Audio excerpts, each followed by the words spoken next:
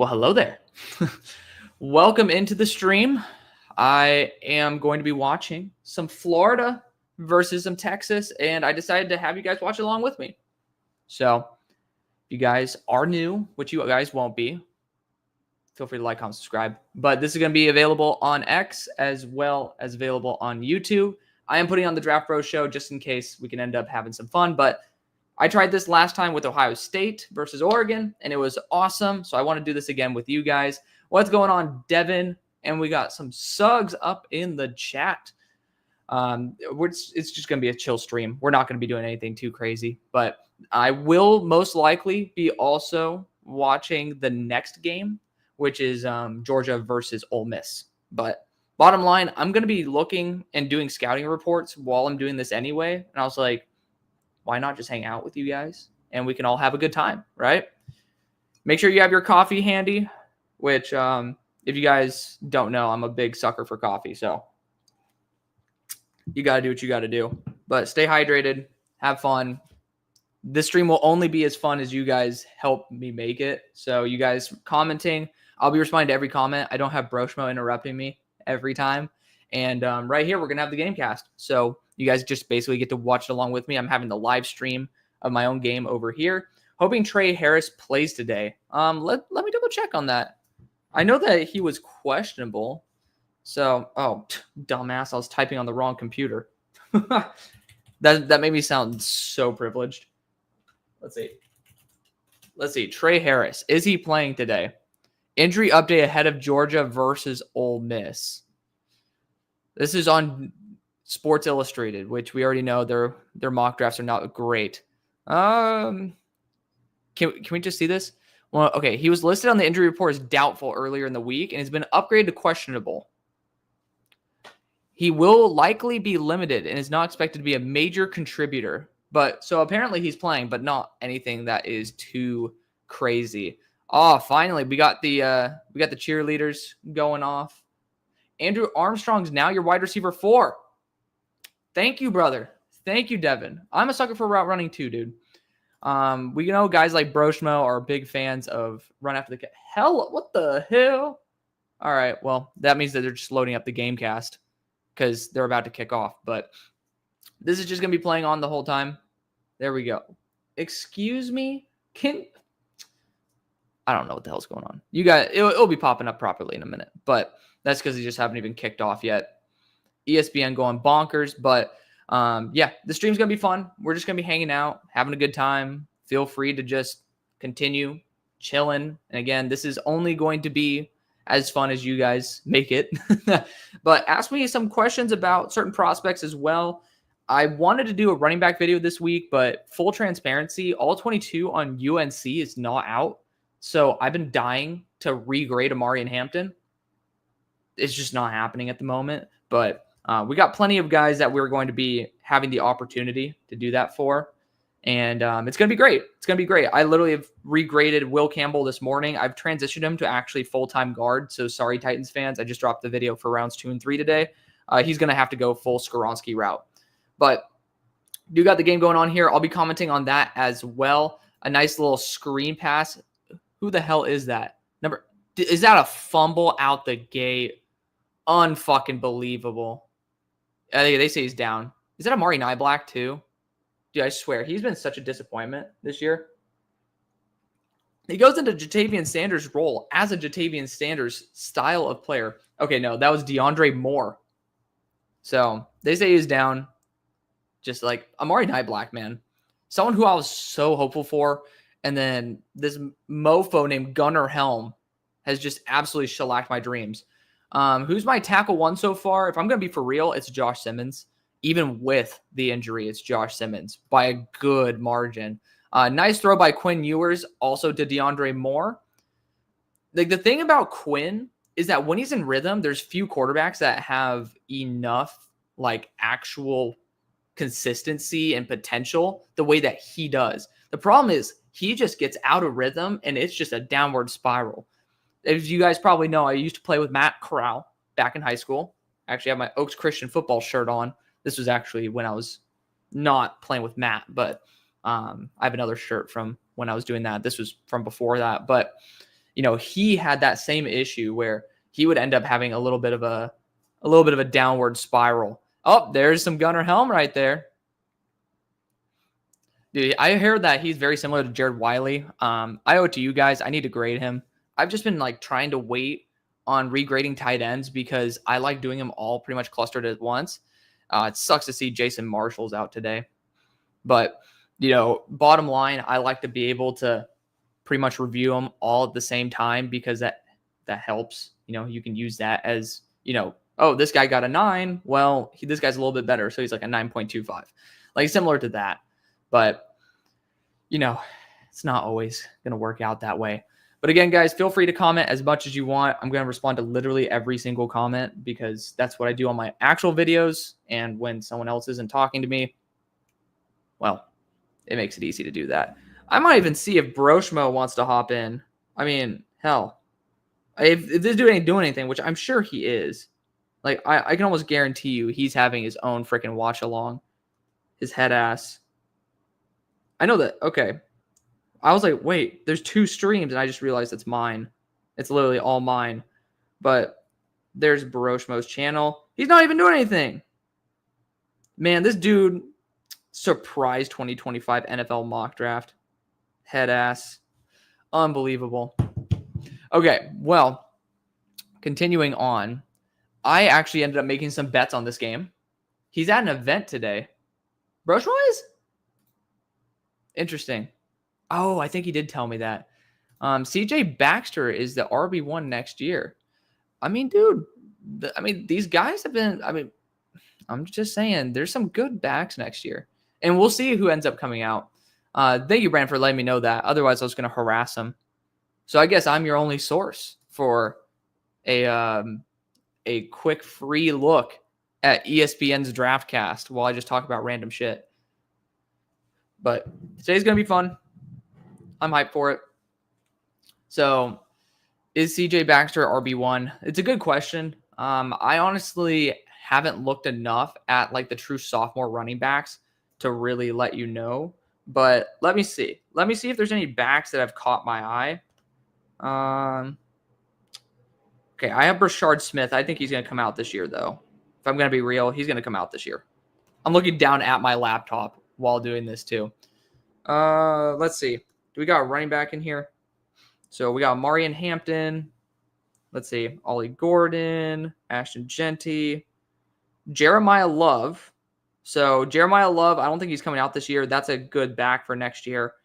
We'll see if Corey Kiner comes out this year. I think he might. Because it's just I don't think he has much eligibility left, if I'm not mistaken. I haven't studied him enough, though. Cade Durham, man, he's a true freshman. He's a monster, though. For 2027, he's going to be RB1. I actually need to click. Brashard Smith is SMU's running back, correct? So this is the question I'm responding to in the first place. But we'll see. Jonah Coleman, I think, pretty sure he can return to school if he wants to. Jeremiah Love was featured twice on this, too. Let's see. Mekhi Hughes from Tulane. Interesting. I don't know enough about him, but he ended up popping up on my list. Kalel Mullings, or Kalen Mullings. Then we got Nate Noel. Nate Noel is so up and down, man. So up and down. Biashul Tootin. A lot of good running backs, man. It just depends on who returns this year. Star Thomas from Duke. Good back. There's a lot of really good backs in the country right now. We're pretty blessed with that. Desmond Claiborne. Interesting. I keep looking at this. I'm like, You got Cam Scatabo. He's going to be coming out. He's going to be a later round pick, most likely. Oh, Tawee Walker. Definitely could see him being in there for the top. Isaac Brown as well. I think Isaac Brown might be a true freshman, though. So, good backs. Good backs. The freshman class has been crazy this year, says Suggs. I absolutely agree. I mean, it's honestly insane watching these guys just consistently produce, even though they've never been in college, including guys who are 17 years old, like Ryan Williams. It's nuts. What round do I see Dylan Gabriel going? Shoot, dude. I mean, so for Dylan, I think that his height's going to extremely cripple his ability to get noticeable draft stock. I'd probably say 7th, Probably a team that just wants to take a shot on him and see what happens. But y'all will know TJ Moore Jr. from Clemson, the true freshman, will be on. I assume that's a running back because you also asked about RB1 for 26. So, I mean, let's see. Let's see, man. But yeah, true tackles, Devin. Actually, what's your real name? It's not Devin. Obviously, I know that. But like looking at it, my real tackle one, because Marcus Bowe's a guard. Emory Jones is a guard. Will Campbell, to me, right now is a guard.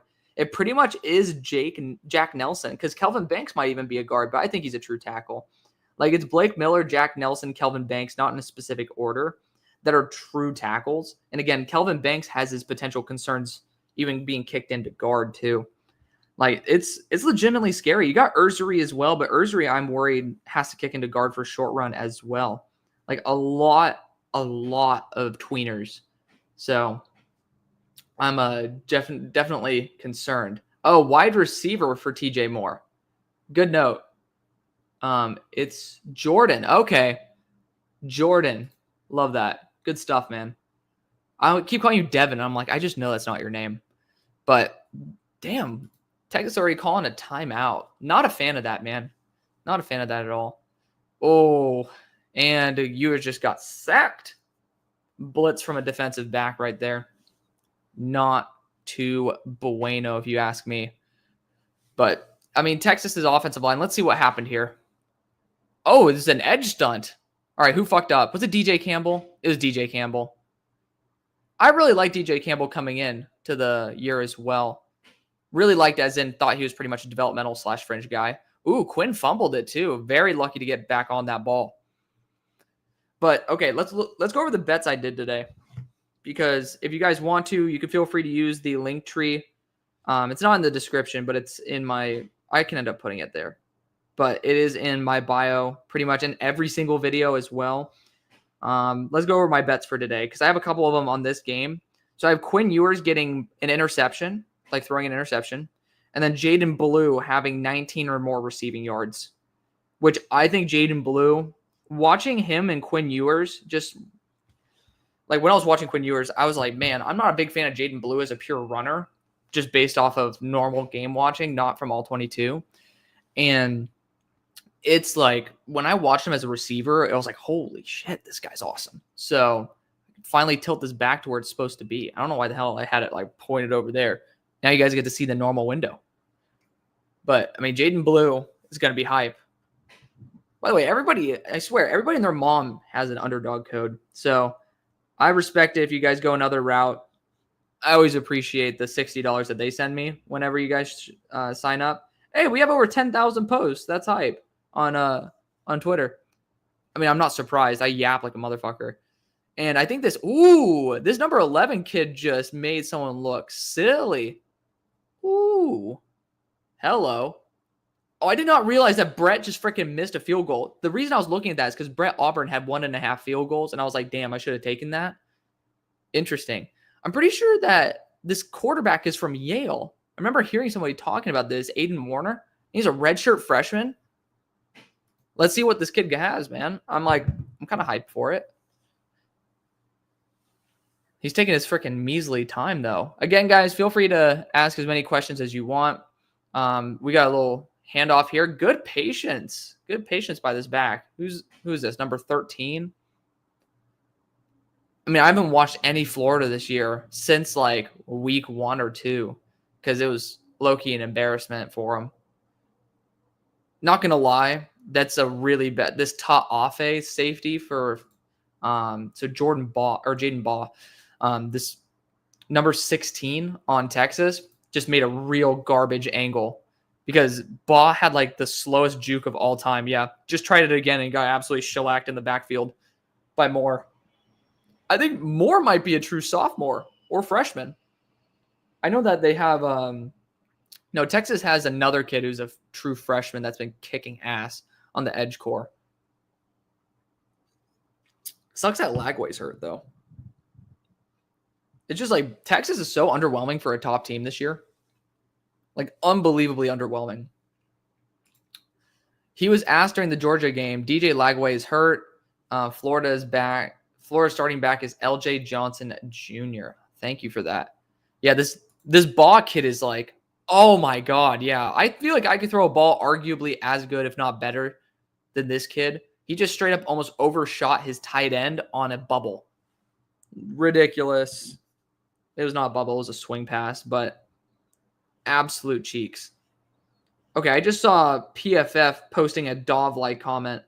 Elijah Arroyo, 6'4", 245. Holy shit, that guy burns.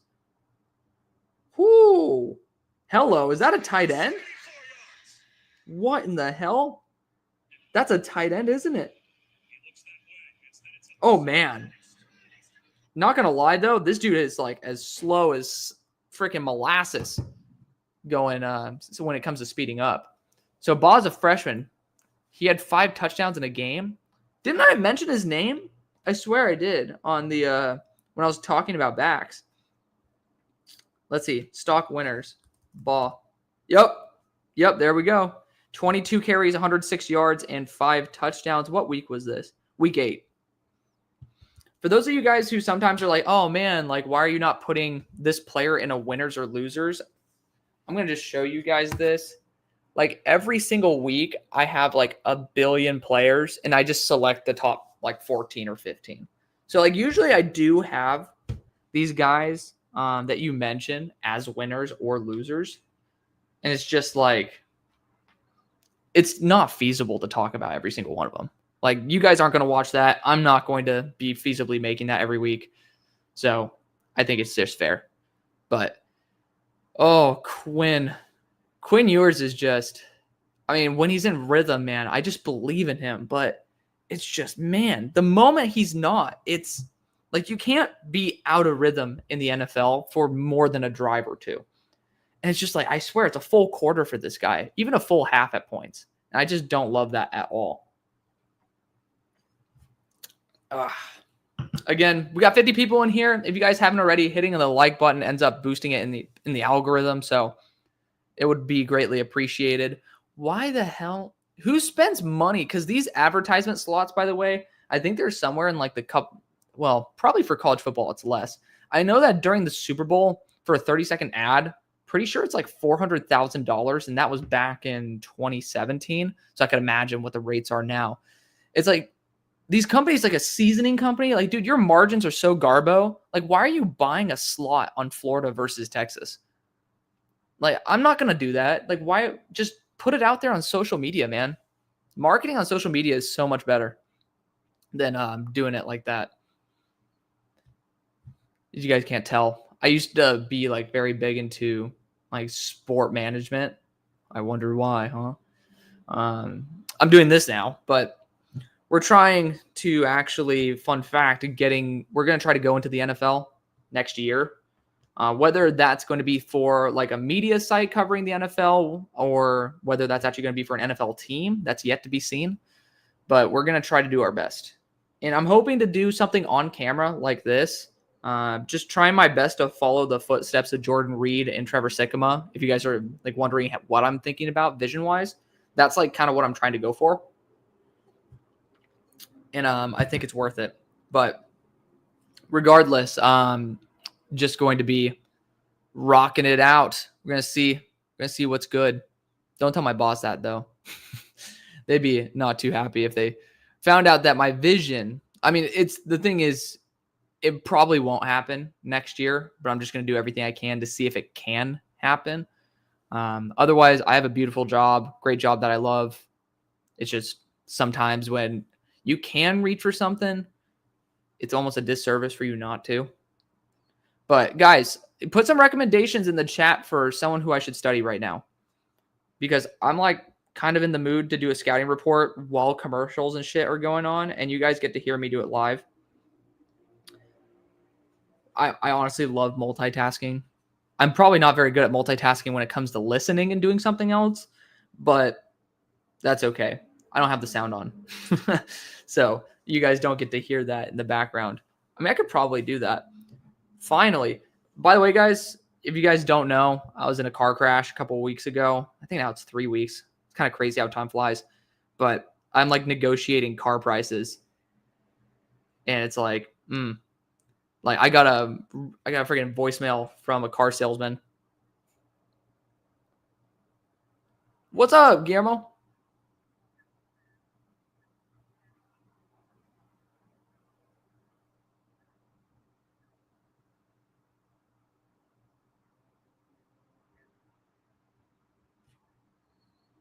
All right. Well, safe to say, I just found out what car I'm getting. By the way, guys, if you guys, Zy Alexander, that's a good suggestion, Suggs. That's a good suggestion. Oh, Quinn just absolutely missed Isaiah Bond. See, this is what I'm talking about. It's like if Quinn's in rhythm, he's pinpoint. Otherwise, he just absolutely sucks, man. Like, what is going on, brother? Oh, he just almost threw an INT right to the linebacker. Oh my God. Dude, this guy needs a transfer. Guys, let me know in the chat if you guys want a guys who should return video, because I'm highly suggesting that Quinn Ewers transfers. What a fucking knob, man. Unbelievable. It was a great ball. He just did not see the freaking linebacker there that just dropped. Like that's going to be like something that easily happens. When you're facing Flores, this dude's going to throw 20 picks. All right, so there's oh my God, he's running into his own offensive lineman. Good attempt to try to scramble for the first. The dude just didn't get it. Man. Yeah, wait, Ewers almost pulled a Jimmy G. Absolutely. God, dude. Let me see if I'm pretty sure Zy Alexander's coming out this year too. Let's see. Yeah, he's draft eligible this year. Oh, I didn't know that he played at Southeastern Louisiana 3 years before coming to LSU. Yeah, no, we need to definitely grade this dude. All right, what was his most... I'm not going to grade him versus Ole Miss. I don't like grading guys the week after an injury. But South Carolina, they have some dogs. Texas A&M, they got some dogs. Arkansas. Let's see Arkansas. I'm very curious about this. Actually, let's see if they even have that tape. I don't think that we have LSU defense this year.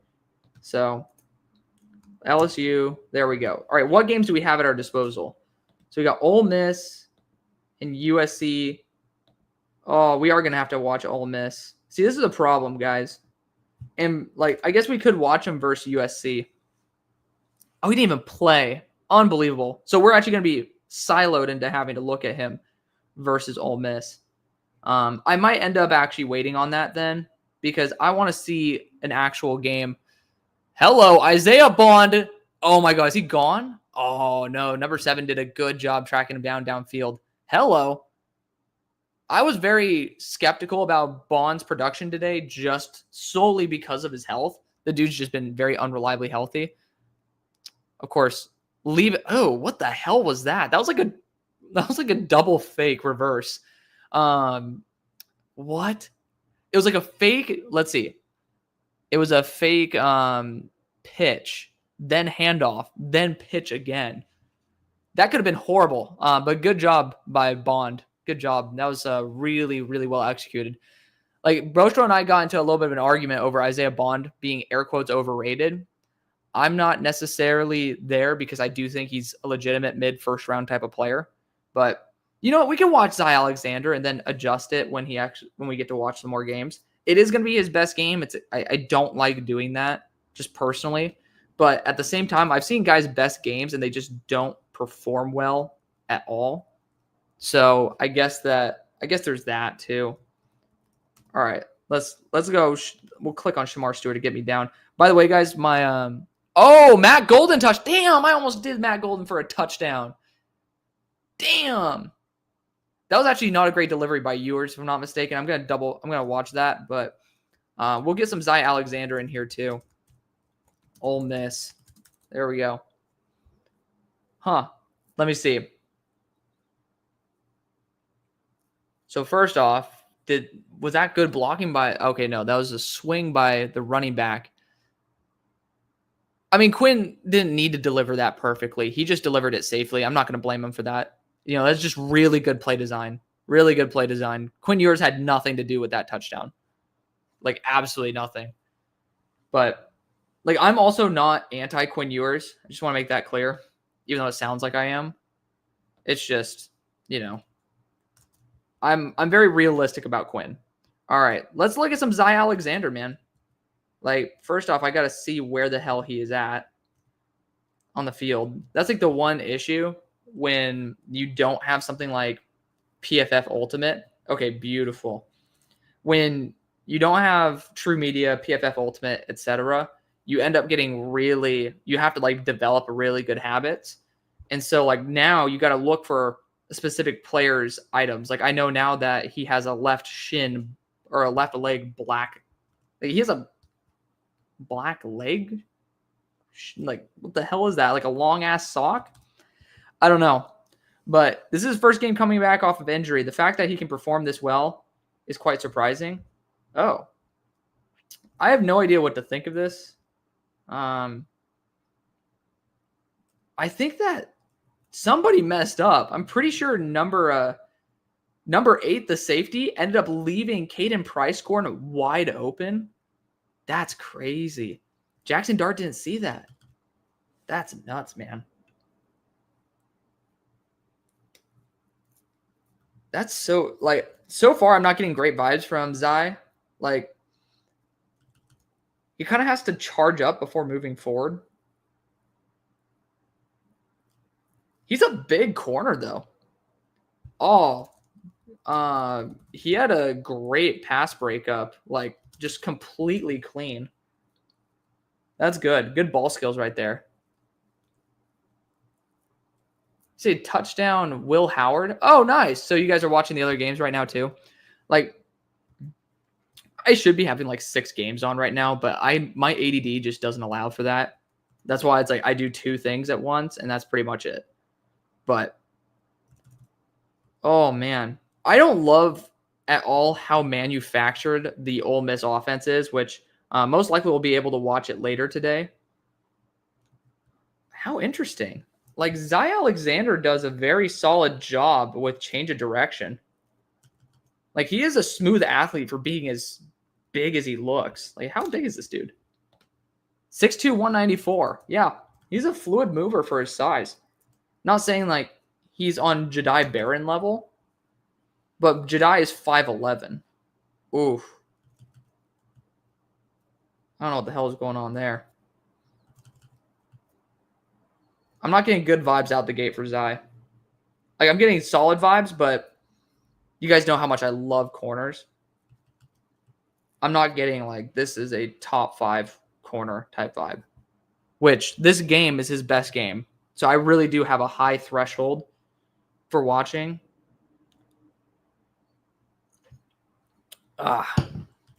There's one rep I really liked so far in this game, though. Oh, he does seal the edge well.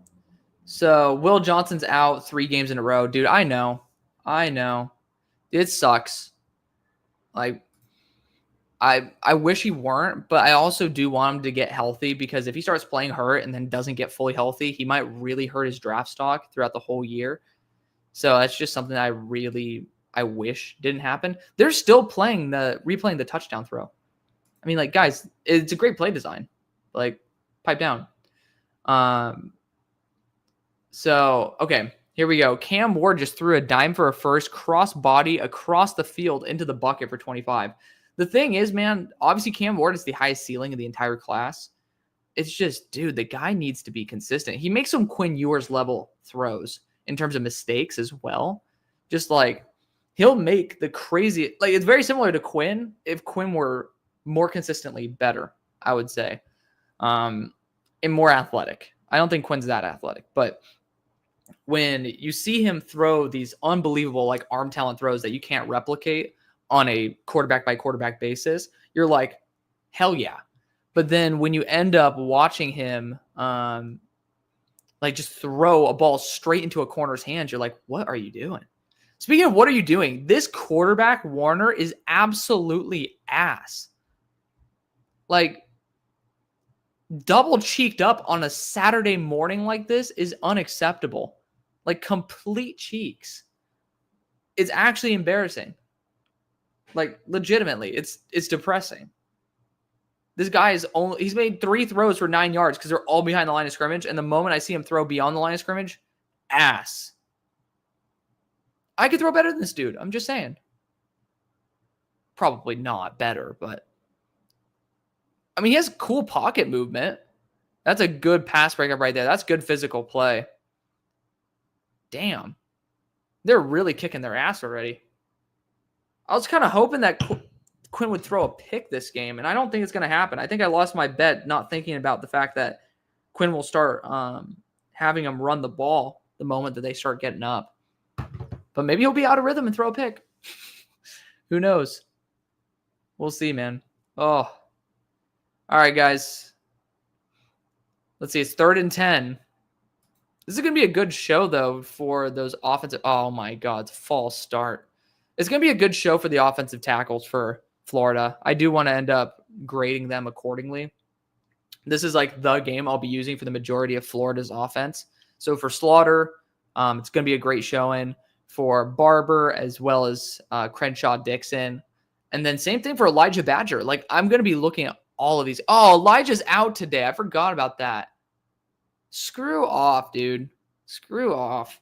First off, I need to look at Elijah Badger because I did a season bet on him to get more than 475 yards. And I'm pretty sure. Did I not spell his name right? Oh, there's an extra H in the Elijah. Receiving. Oh, yeah, he already beat that. Let's go. Let's go. Let's go over my season bets because I already know I lost one of them, which is Jaden Ott getting 1,000 yards. The dude has less than 200 on the year. Unfucking real. Like, talk about pissing me off. That's $12,000 that you might have lost me right there. But I'll still be... Okay, I don't care about your discount token, buddy. And yes, again, feel free to use code Hail Mary when you go and use Underdog Fantasy. I should have used my own code, and I ended up using Bro Schmoes for myself, and I, like, smacked myself in the head. But I still love Schmo. And so I'm happy to give him some support. All right, let's look at my stuff. Account, no. Okay. So, for the year, Trevor Etienne, 751 yards or more. Quinn Ewers, 3,000 or more passing yards. Dylan Gabriel, 3,400 or more passing yards. Tyler Warren, 450 or more receiving yards. I made that on every bet. T-Mac, 1,050 or more yards. Made that. Elijah Badger, 475 or more. Already beat that. Rocket Sanders, 700 or less yards. Not great on that. And then Jaden Ott higher than 975. So what's the payout for this?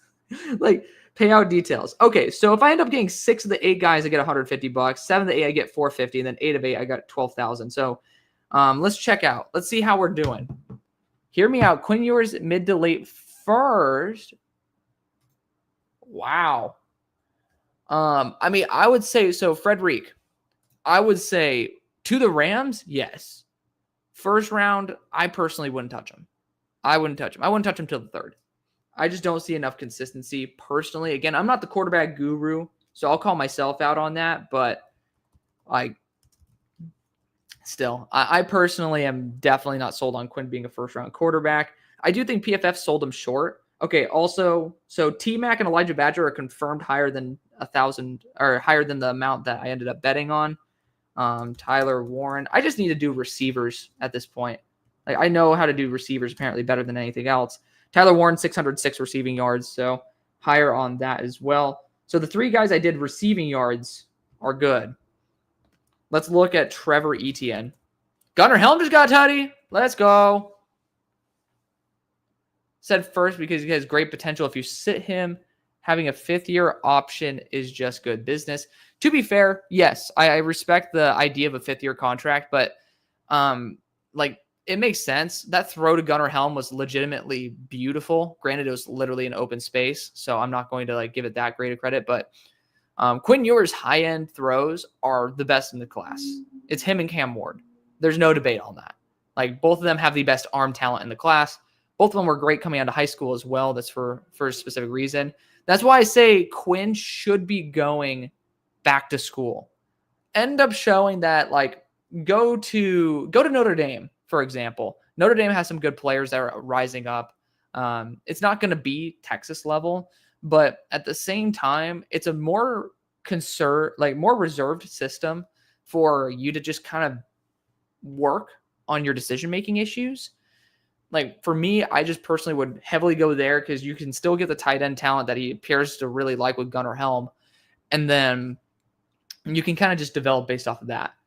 Drew Allar for arm talent is ridiculous. The problem is he just doesn't have the high-end throws that I necessarily see on a consistent basis that Cam Ward as well as Quinn Ewers have. Like they don't jaw drop me the same way. I think they're both great. By the way, I have an ad blocker, so that's probably what's pissing this off. But I would say Drew Allar has the best arm in terms of strength by a good margin in the class. But arm talent consists of the ability to make pinpoint passes and all that, which Allar's been working on. But it really is Quinn Ewers and then Cam Ward and then continuing on. So let's see. Trevor Etienne, how are you doing as a rusher, buddy? Did I do it solely rushing yards? Shit, I did. I did solely rushing yards. So he's at 453 on the year. That easily could end up being beaten for the 750. Like it's not out of the realm of possibility. Granted, 7 carries versus Florida last week was not good. Oh, so they just ended up showing that touchdown for that tight end that is on Miami. I really wish they showed a little bit more highlights, though. Imagine if Ewers transferred to Ohio State. I honestly think that he easily could. What's up, Taylor? What's up?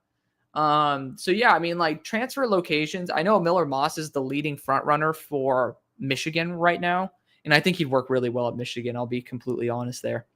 But I mean, Ohio State will need a quarterback. Will Howard's going to be gone. I don't trust what they have behind him. There's a reason that they brought Will Howard in. Is because they don't trust what's behind Will Howard at the moment. I'd personally be very willing to bring him back. And imagine, like, then you can talk about, well, shit, you have all of this elite talent, right? Outside of the tackles, because Fryer's ass, and I think he's still coming out. And then definitely Josh Simmons should be coming out because this class is cheeks. He's still probably the best tackle outside. I mean, I personally think he's better even with the injury than Kelvin Banks, but that's just a me thing. I'll be getting back to Zy Alexander in a second as well. I just want to check on my bets to see how stupid I look. But Raheem Sanders, like this is going to solely depend on his usage because he's had games where he has like 2 yards and then games where he has like 150. He's at 570 right now. So it's possible, very, very possible that he ends up beating out my bet right there and making me look like a fool. And then we got Jaden Ott. Jaden Ott is currently at 169 yards. So he's not making it. He had 14 carries for 23 yards versus Wake. Was that this week? Unfucking believable, dude. Seriously? Unreal. Jaden Ott, man.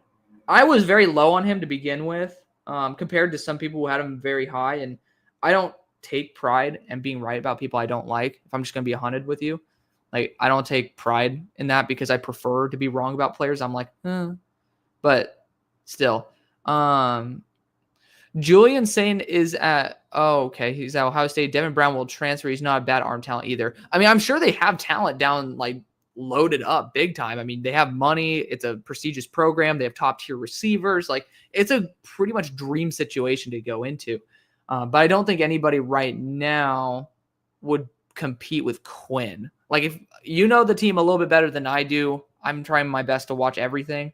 But if you think that Julian is better than Quinn, let me know. Otherwise, I would just say, hey, continue to push for a championship. Drew Allar is probably going to return to school because Penn State guys just don't like coming out before they try to win a championship. But I'm wondering if Connor is going to stay or transfer. Wigman, I assume. So I think Wigman's going to transfer. Marcel Reed hasn't been great, but Marcel Reed also is just a little bit more flashy than he has been. I would say that it's certainly, I would say heavily in favor of him transferring, which again, bring up those two schools again. I don't think at this point Ohio State would be a good location for him, but you could obviously look at, I think Connor Wigman going to Notre Dame would be pretty awesome. That's my personal thought on that. All right, Quinn Ewers, how much has he passed this year?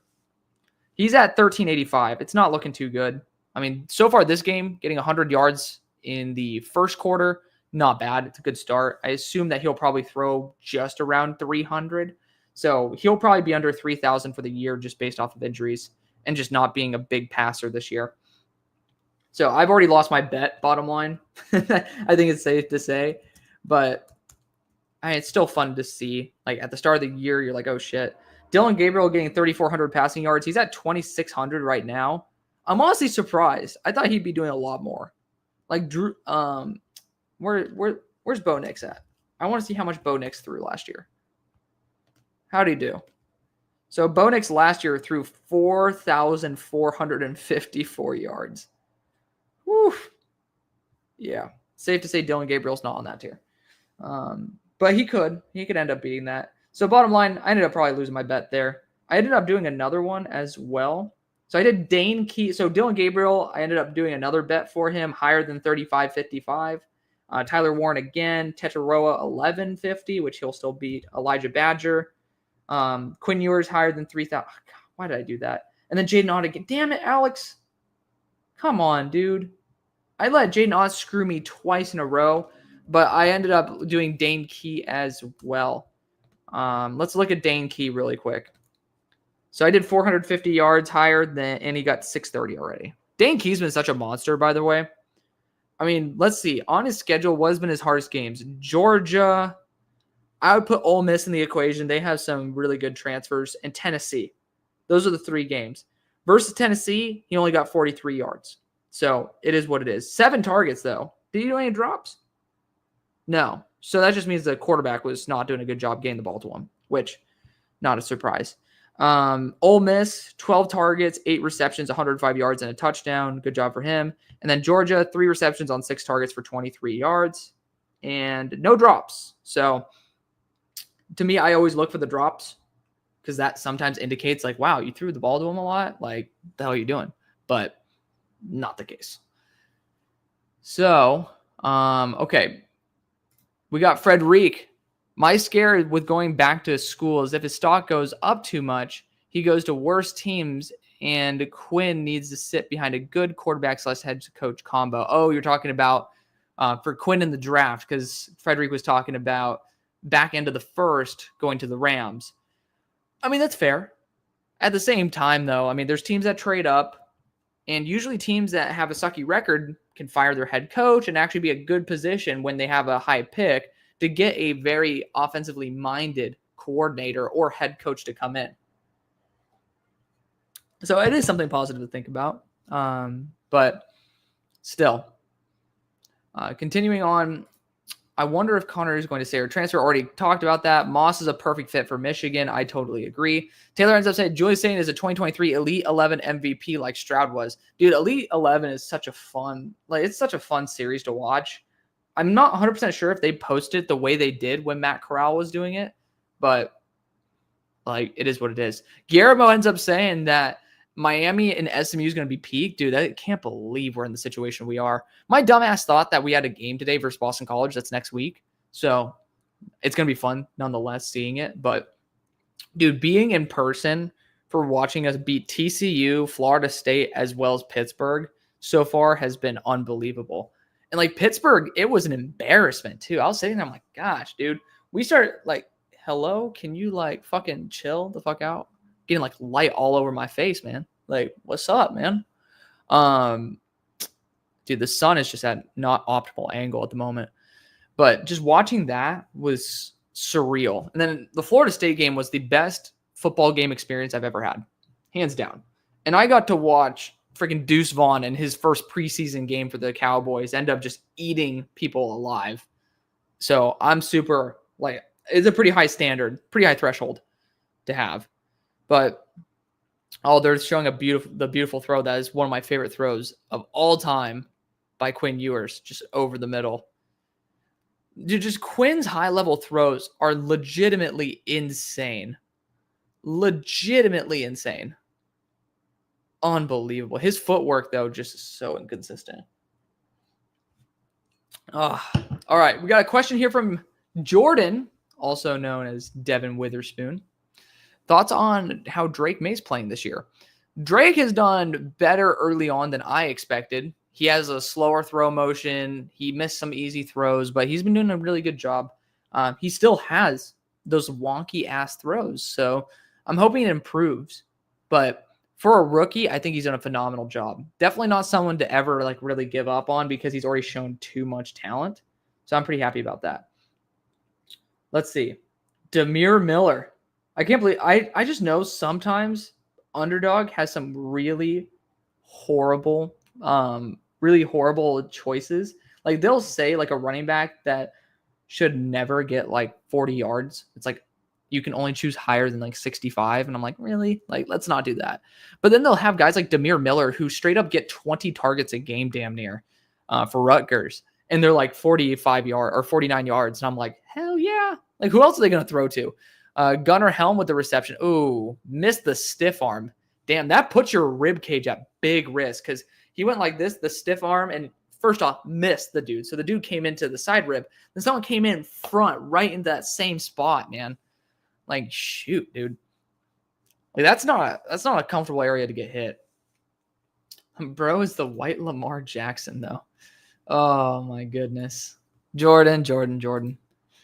You're crazy, dude. Crazy. All right.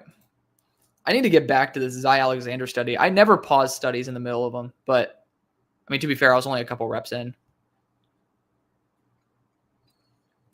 Plus, this is like pretty much a first taste of Zy Alexander, which I need to do. Like, let's get back to it, though. You see that guy in the open field? I didn't see that, but I'm not surprised that Quinn will miss somebody in the open field. Again, Quinn will make the most crazy catches, crazy throws, and then he'll also make the worst possible throws.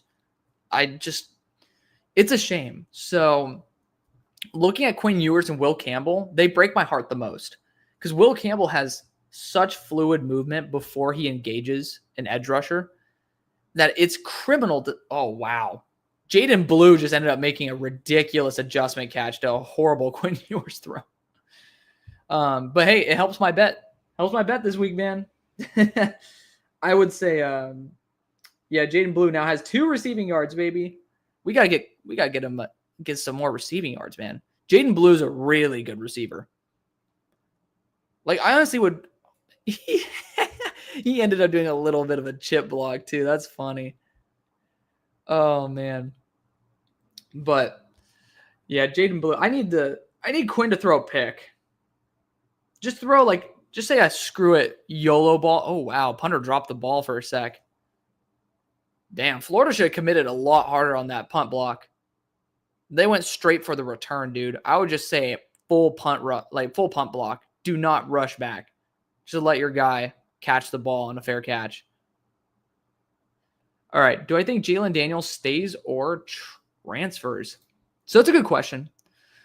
Jalen's been in college, I think, for 5 years now. He was someone who I noted back when I first started studying, I think in 2019. And he was 17 years old starting in college as a quarterback. So he's had enough time. I don't think time is going to help him. I think that he needs to just sit on a roster for 2-3 years, show out during preseason, during practice sessions, and then get some love on like a trade market or else, unfortunately, feast on an injury that happens above him, an injury or two. Taylor is saying he's thinking this, but like Kelvin Banks and Cam Williams might easily return to school to play with Arch. 100%. Both of them are true juniors. Hey, finally a good throw from this Warner kid. On the money. I was waiting to see a flag, but none. I mean, the dude was wide open. I think it's DK is his name. Pretty sure. I remember someone telling me his name is DK as well. This random white dude with number 17. Shamir DK. That's a sick name if that's true. Good delivery too, man. Good delivery. I mean, granted, again, you're a Division I quarterback. You should make an open throw to a guy who's running with nobody around him. But I mean, good job. Good job on his behalf. But 100%, Taylor. The thing is, you also got to make a business decision outside of this, which UT has cash. Could definitely see it. If you were like a guaranteed top 5, top 10 pick, Don't fuck it up. Just go. As much as I want to see like Arch with an elite offensive line, first off, I think Cam Williams will return. I definitely think that. But I'm talking about Kelvin Banks. Like, if you have guaranteed top 10 hype, don't blow it. Don't blow it for, like, air quotes, ego, or just trying to play with Arch. Like, we saw that with Olu Fashanu. It got him a year older, and it just kept him in the top 10. Like, just come out, dude. You're not going to boost it to top 5, top 3, top 1. Like, you could, but at the end of the day, you're also risking injury. You're making yourself a year older. Like, just, if you have the stock, look at the opportunity cost. If you get hurt, you'd fall to the second. And then, well, that sucks. All that to play with Arch Manning over being a top 5, top 10 pick. So, especially in this class, if this were last year, like let's just say we had the Amarius Mims of the world and, Troy Fontenot and all those guys. I'm not even talking about the top ones, but talking about those guys, the late first, Tyler Guyton. I would say screw it. Just return to school, man, because you right now, they might be saying, oh, do I like this guy or this guy? And when you're 6'4", certainly could end up being a deciding factor between the two. But this year, you just don't have that, right? I'm talking about a guy who's out for the entire year with a leg injury as a guaranteed true tackle one for me right now. And unfortunately, I just dropped Will Campbell to being a pure guard.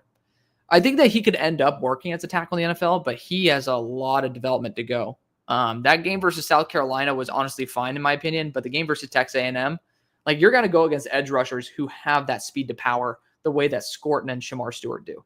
So again, just got to float that out there. I definitely think it's probable for Cam Williams, who's having some struggles this year, but for Kelvin, I would say it's a dream for Arch, but I would highly advise against it for Kelvin if they end up saying, hey, your stock is top 10 guaranteed. And this is the class. This is the class for it. So just don't blow it, man. Don't do it. Pause. Okay, back to Zy Alexander, by the way. So you guys will be able to see pretty much how I end up scouting. Ooh. One thing I really don't like is when corners have that delayed reaction and a receiver breaks on a 45 to cut in. So you think about slants, for example, especially on the goal line. This is super key. And the receiver gets a quick, easy step on you inside. In the NFL, they're throwing the ball before that guy cuts, right? So right there, you have that step, you have that separation. The only guy so far in this class that I've seen outside maybe Will Johnson consistently lock that down, you could say Travis Hunter as well, which I'm trying to remember. Travis Hunter's more of a zone beast, but it's Azariah Thomas. And he got flagged for it because the dude grabbed the shoulder a little too early. But, I mean, I just saw it with Zy. He just let up way too easy on the inside. And I do like the fact so far that Zy has been able to be like physical and then he's always dominant. And he ends up like there's a specific play I'm watching right now where he has no right being deep. He does not have a deep zone. And he ended up bailing because there was nobody on his side and he just ended up covering for somebody else. So that's what I'm writing right now. If you guys can't tell, I literally have my laptop right here and I'm doing a scouting report on this dude because you guys asked.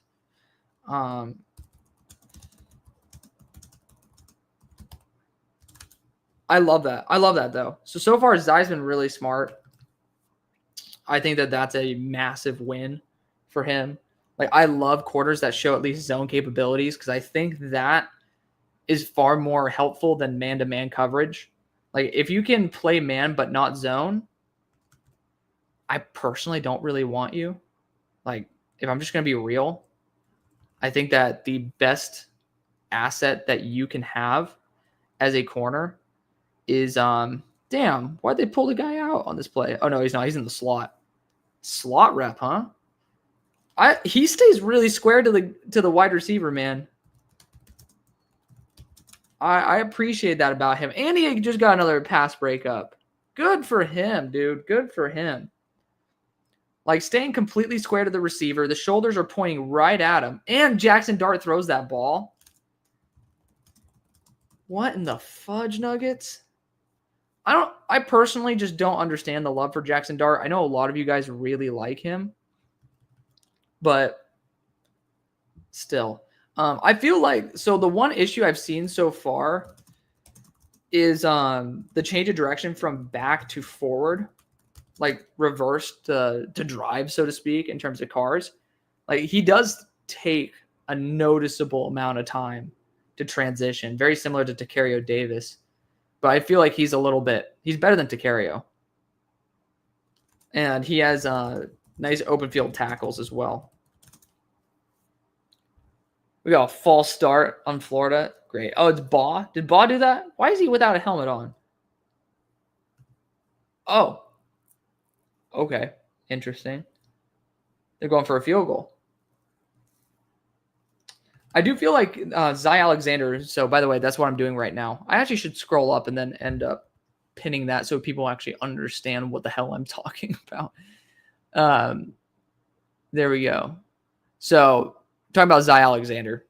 Unbelievable. They just shank another field goal. Why are the kickers missing field goals, man? This is like beautiful conditions. Unreal. Unbelievable. Yeah, Zy Alexander is like, he's a pretty heavy stepper. Like you can tell there's certain cornerbacks that just basically float on the ground. And then there's some where you really see the step. Like,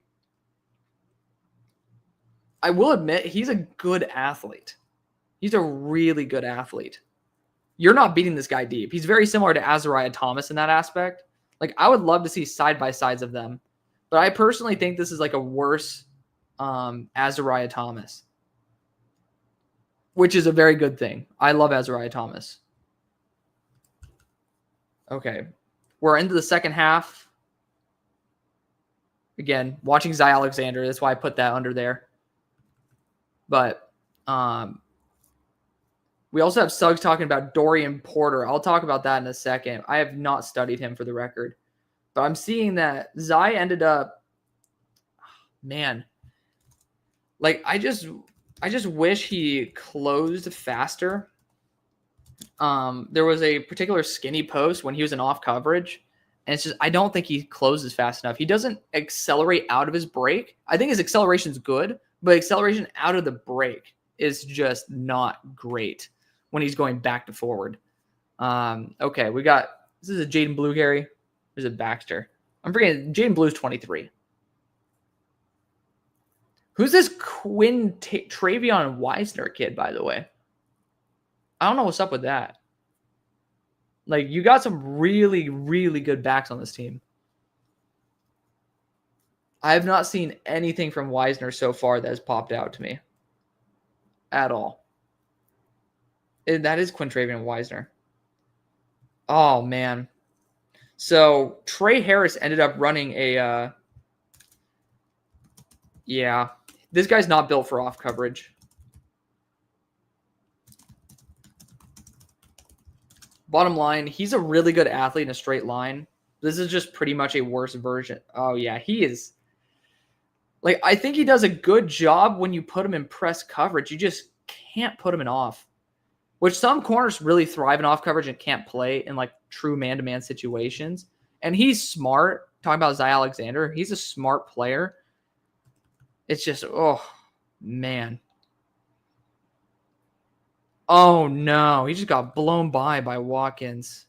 Something I don't like about him, he does miss his, like, when he tries to press.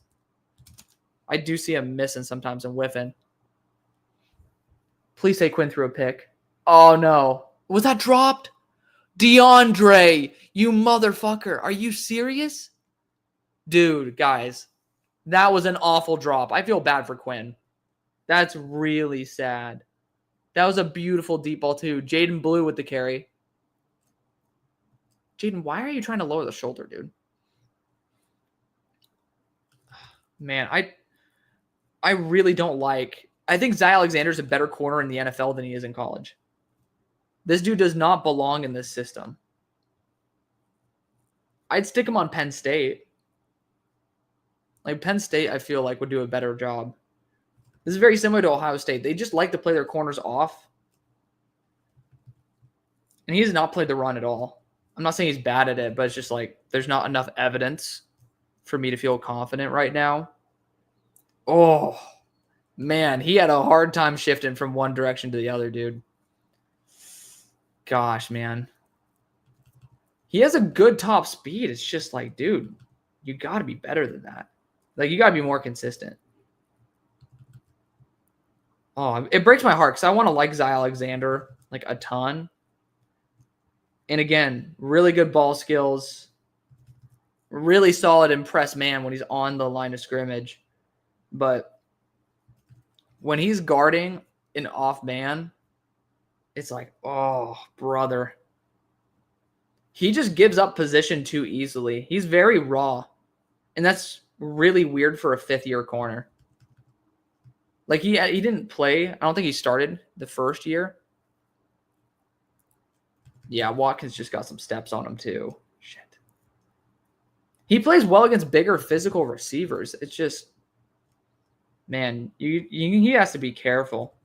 In the NFL, he could get toasted a lot just by being a little bit. Oh, man, Dart just missed an absolute touchdown.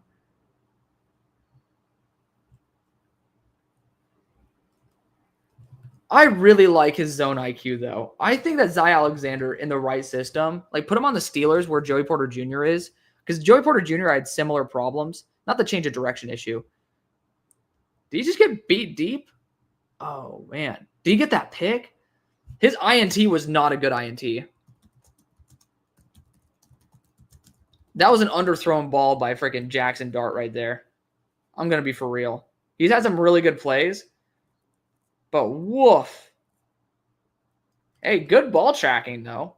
Dude looked back for the ball and freaking caught it. That's a great pick for him. But he's just really big and bulky. It's so weird seeing a big, bulky player that is good at zone coverage. Could end up being a good safety, if I'm going to be for real. Like, you have someone who's so smart, who has great ball tracking and like just super high IQ. Like, I could easily see this guy being a dominant defensive back. Someone who can be super flexible like a Swiss Army knife. I'd be totally down for that. It's just at higher speeds, he can't change directions very well. But, oh man, that's why they're targeting him so much. Guys are getting a good step on him at the line of scrimmage every time.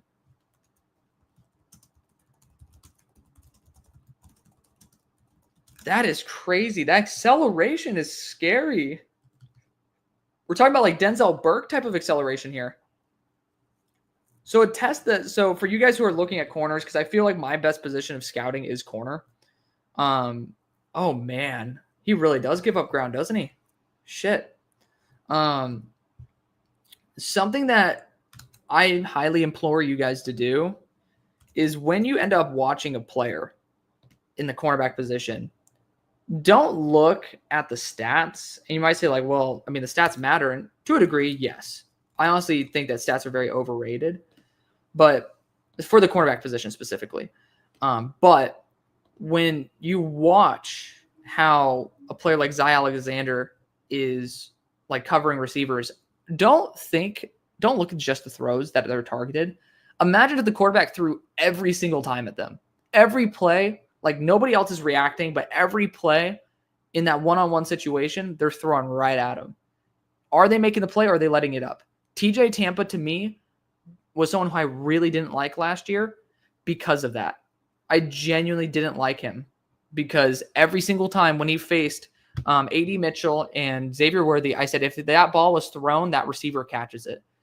I'm not saying that's Zy Alexander, but I'm saying that's a lot of the reps. So I'm going to go and give him an initial grade. So where the hell do I have Zy on here? There we go. Zy Alexander. I'm going to put him in. I think I have him.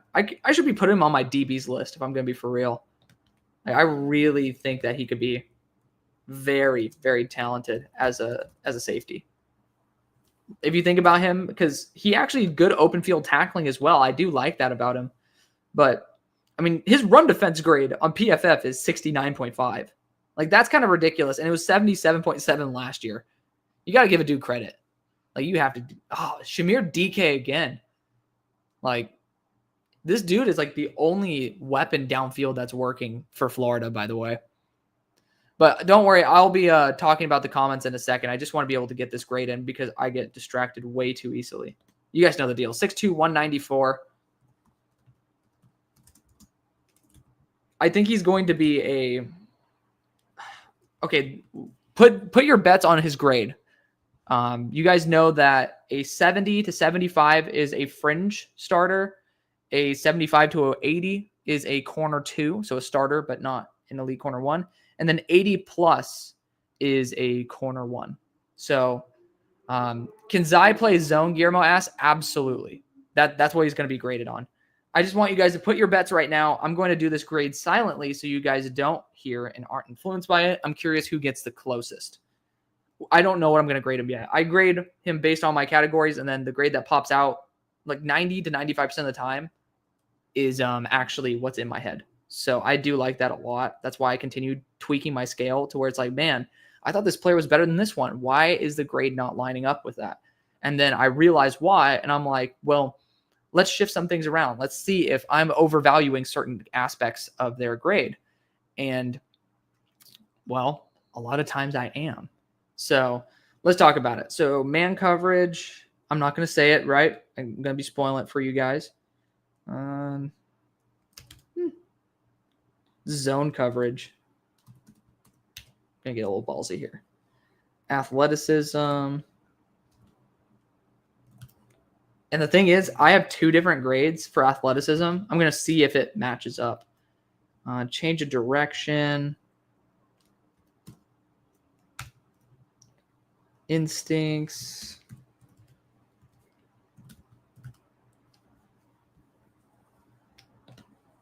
Press and physicality.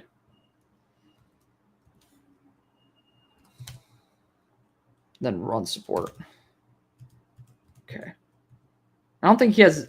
Well, actually, he does have an it factor. I like the fact that he has good ball skills. Top end speed. Acceleration. Oh, wow. Never mind. His athleticism was noticeably worse. But he is a... So Guillermo's close. I want to see. What do you guys think the grade is?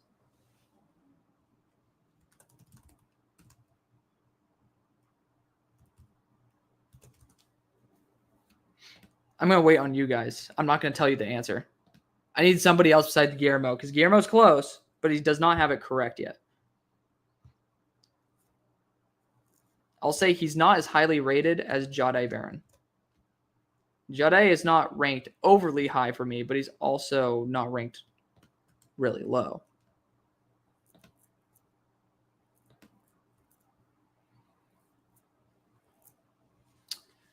Okay, Frederic says 64. Guillermo says 69. We need one more. One more. We got 69. We got 64. Who has the guts to put it all on the line? Running back touchdown. Nice. So let's see. Was this just a... Yeah, it was just a play by the running back. Good job, Weisner. 66.5. The answer is 70.5. I actually really think that he's an okay corner because of that zone instinct. I think in particular zone coverages, he can actually work. But let's grade him as a defensive back as well because I haven't done one of those in a while. Let's see. Zai Alexander. I don't know why the hell I didn't just copy and paste this from where I'm at here. Boom. Shakalaka, baby. Okay. So, man coverage for a safety. If he were a safety, I think it's a little bit different than what he is as a corner. Like zone coverage wise, I'm going to be pretty ballsy on this one. Not too crazy though, but I think that he'll be solid in deep zone. IQ wise, I honestly saw him being pretty damn solid. I honestly really liked him. Run support, I don't think he's going to be elite for a safety, but I think he's solid. Athleticism, it's not insane. Probably go like a 13 out of 20 on that. Like nothing crazy. Aubrey Burks level. I think Makuba level is perfectly reasonable. Change of direction. For a safety, it's not that good. I'll maybe give it a 6. Debating giving it a 5. Ball production, give him a 4 for that category. Pursuit angles. I actually never had an issue with his pursuit angles, but I'm not going to give him too high because it wasn't perfect. Strength, I'd probably go like a 2.75. He's not very strong for a safety. Mentality, he worked his ass off. I'm going to give him a 4.5 on that. So let's see. How did it stack up for my guy right here? And he's a fringe. There we go. There we go. He graded a 72 as a safety. Fun fact, I like being able to give players like the highest graded position. I end up putting that as their board score. So keep that in mind as well. For a safety that is a fringe, what do I knock him down? 1.5 points? I do. So his board score, actually, he's a 73. He's a 71.5 on my board. So we'll be adding him there. He is at the same level as like Malachi Moore, which I honestly think is perfectly fine. So there we go. You guys got a little sneak peek on a corner I really like now. It's just, again, you gotta keep it reasonable. But all right, let's go back to my most recent comment that I was missing. Arch Manning will enter a 2026 draft after starting 1 year. Absolutely. Because he had a couple games that he started this year. So it's not like he's only starting that year. And he did a great job this year. And he's a number 1 pick. Again, look at the opportunity cost. Tear your ACL, you might not be the number 1 pick. It depends on you could just say, well, I'm going to go back to school if, say the Panthers again are the number 1 team. It's like, I don't really want to play for them. Like, you could end up saying that. But that's the only instance where I say no. Darian Porter, we could probably do it on this stream too, because I just looked at a corner. But let's see. I'm curious what games I could watch of Darian Porter before I end up saying yes to him. Iowa State. So there's Baylor's defense versus them. No. Iowa's defense. No. Oh, wow. Iowa State defense actually ended up being something that got populated. We could watch every game of them. Sick. I'll do my initial taste test first. UCF would be a really good game, though, to watch because you got like Hudson there. You got a couple other really good players. Let's see. Darian Porter. Did he perform well against them? If he did, I'm like, he did. He didn't do like unbelievable, but I mean, dude still balled out. He's allowed 31 yards on the year. He allowed 23 yards week 1 and then 8 yards for the rest of the freaking year. What? And 19 of those 23 in week 1 were after the catch? Whose man's? Okay, guys, I think we might have found someone I might be falling in love with. Good shout out by Suggs. We might be watching him. I'm going to star that comment in case we could bounce back to him. Warner actually threw a pass for more than 3 yards. Nice. All right, I got to watch the game a little bit, right? Got to watch the game a little bit. This game's so boring. Okay, let's get back to the comments. This is going to be a little more fun than just some standard forced runs that don't have very good design. Do I think Sebastian Castro can rise? Because sometimes I watch him and I see like Trent McDuffie potential. 100%. So this is actually a great double question about Dalen Everett. I'll answer the Sebastian Castro part first, and we'll talk about Dalen Everett.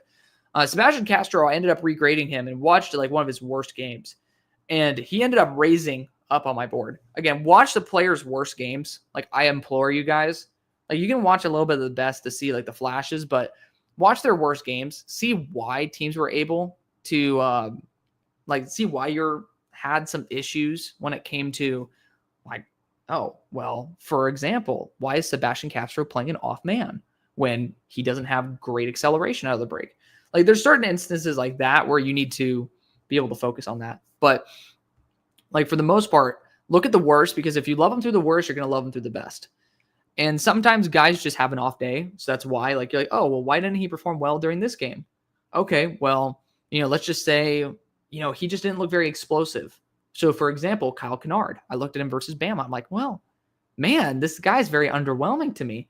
And I'm like, well, let's check out versus another group of tackles that I really like. Why did he have success? Or, well, actually, it was a worse graded game. But regardless, I ended up looking at it and I'm like, Well, this player was playing hurt. That's why he was so much more explosive, even in a worse graded game. So Sebastian Castro, I end up watching his worst games and I still love him. So he's still bouncing up for me. I absolutely can see a Trent McDuffie style of performance, but it's a little bit rich because Trent McDuffie, let me see. How did he test in the combine? I think he was in the 4.4s. Trent McDuffie combine. Let's see. Combine and draft profile. 4.44. Yeah. I don't think that we're going to be seeing that. And a 1.58 10-yard. Like I don't think that we're going to see it to that level. So that's why. Dalen Everett. I feel like he took a jump this year. Haven't regraded Dalen Everett to be completely transparent. But if I'm going to be real, the one issue I had with Dalen, because he was part of my top corners video that was in preseason, and actually my revised corner list where I ended up doing, I think, 27 of them. I would say for Dalen, his issue is not looking back at the ball. He's not a great athlete. And then when he plays the ball, he doesn't actually look back. So it's like, dude, please look at the ball for the love of God. Good run here. Is that by Baugh? That's a powerful run. Or is that Jacoby? No, it's not Jacoby. It is Jacoby. Huh. Good job. Florida's testing out a lot of different backs. It's good to see that, though. Good vision and burst, man. That was a good job. Jake Slaughter helped open up that hole, though. I love Jake Slaughter, man. Great center. Very underrated center. But yeah, I'll let you know about Dalen Everett. We could probably, during this time period as well, be able to take a peek at him. But let's see. Talking about another corner, Ephesians Prysock, still a top cornerback. No. So I end up regrading him. It's why you don't see him on my board anymore. And that's why I keep my board so readily available for you guys to see, because I want you guys to realize, like when I rewatch players, sometimes they do drop. But looking at it, he is not corner 14, but he'll be probably a bit lower than that. He ended up grading as a fringe player for me. Like, I just don't think that he has the top tier athleticism necessary, but he's a smart player in zone. Honestly, if I'm going to be real, very similar to Zy Alexander. Very similar. I actually think that's a better comp than saying he's a worse version of Azariah Thomas. So, interesting note there. But, yeah, Ephesians Prysock, he's big. He has long arms. Certainly would be interesting. Who do I think should draft Marcus Bowe? A team that's needing a right guard. Some people ended up asking me if he's willing to play center. And he said he's willing to try. He's never played it before. So he's one of the people who I still talk to on a relatively week-by-week basis. So shout out to him for being actually pretty chill. And, certain people, they kind of go Hollywood. Like the moment they start building up draft hype, they just don't really respond to text very much. But, shout out to Marcus Bowe, Marshawn Nealand. Like, those guys actually still respond. So shout out to them for being actually true guys. I mean, you guys know who I'm probably talking about, but we had some people who were friends on the show, got popular, got extremely hot, and then not necessarily going to be the long-term friend that we were hoping for. But can he play left tackle? I don't think so. Bottom line, he said he had over 30-inch arms you can go back to the interview. And I was like, man, like they're questioning whether you can play tackle. Like, is you measured your arm length? Like, where's it at? And he said like over 30 inches. And it's like, well, the baseline is 33, right? And you look at the movement skills and like the hand technique, and you're like, wow, I mean, like this guy certainly has the it factor in terms of that. But like last year, he had a more dominant performance. And I think that's because there was less of an emphasis on actual pure pass plays, like pass protection plays. And that's because they had Tyrone Tracy. Tyrone Tracy's a stud. And I ended up realizing that at the start of the year. That's why I drafted him in one of my dynasty leagues, and I am very grateful for that.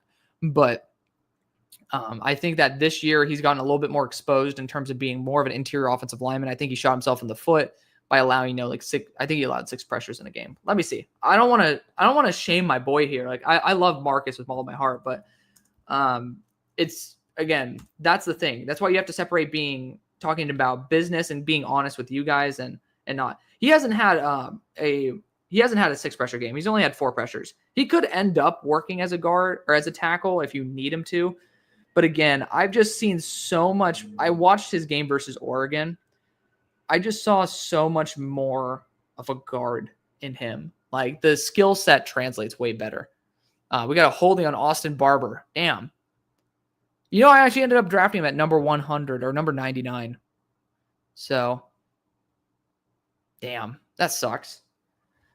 I mean, I'm certainly interested to see if Austin Barber. Speaking of, let's check out Austin Barber. That's how you pronounce my last name, by the way. It's the same thing as a regular. He's only allowed 7 pressures on the year.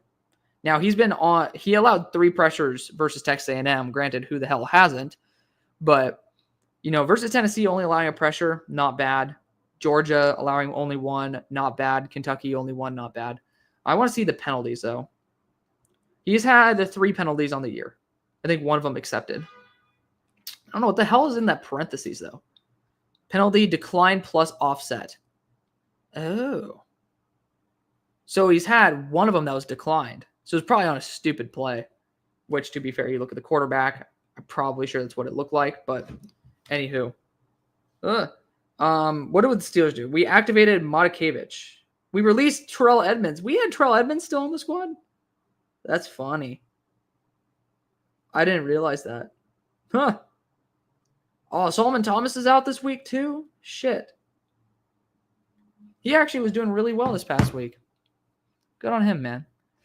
But yeah, guys, feel free to continue commenting. Like, the stream's only as good as you guys make it. I try my best, but you guys are actually the ones that really help me in terms of guiding the content to what you guys actually want. So we could watch some Darian Porter, though. He didn't start versus UCF. That fucking sucks. He only had 14 reps that game as in coverage. He played majority run defense. What the hell? Guys, listen to this split. He's had 113 run defense reps and 128 pass coverage reps in the entire year. Darian Porter. That is weird. He's allowed a 0 NFL passer grade. That's nutty. That is nutty. I don't know. He could end up trying to stay to school if that's going to be the case. He ended up starting versus Texas Tech. His run defense grade got cheeked up versus Tech, though. Tech's not a bad game to look at, especially for that case. But I do want to look at UCF. Let's look at UCF. Just because he says it doesn't start doesn't mean he still had 34 reps that game. Let's see. Who do I have winning between Bama and LSU? I'd probably go LSU. I think Caden Durham and the offensive line is just a little bit superior to Bama.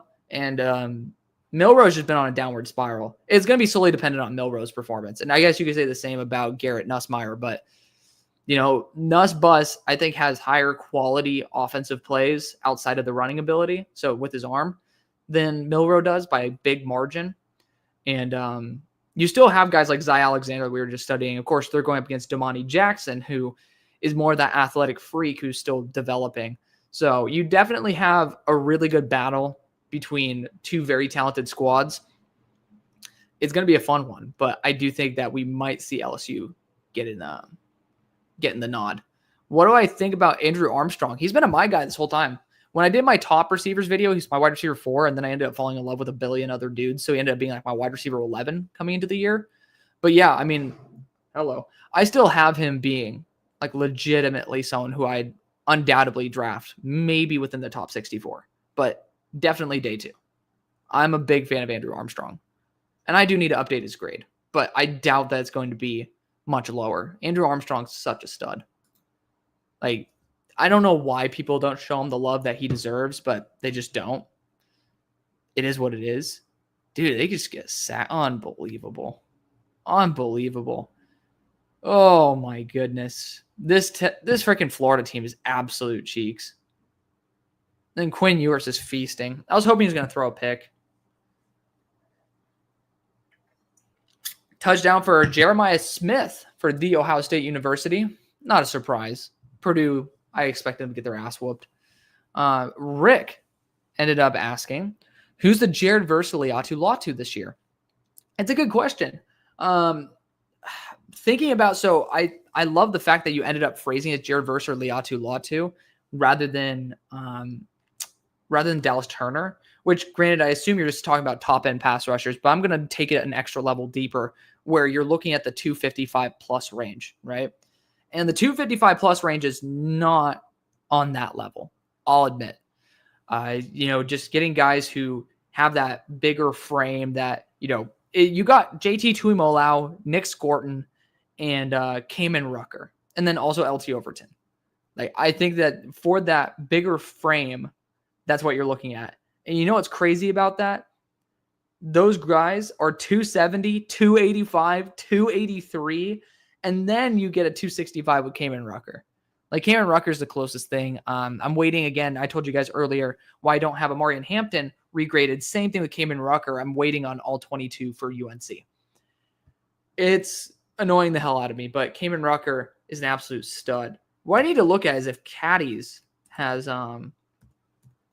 I got to see if Caddies has anything for Cayman Rucker at this point, because maybe they have a little bit of they have definitely an overlap. It's pretty obvious they get the film from the same person, but like, oh my God, they don't even have Cayman Rucker's name in here.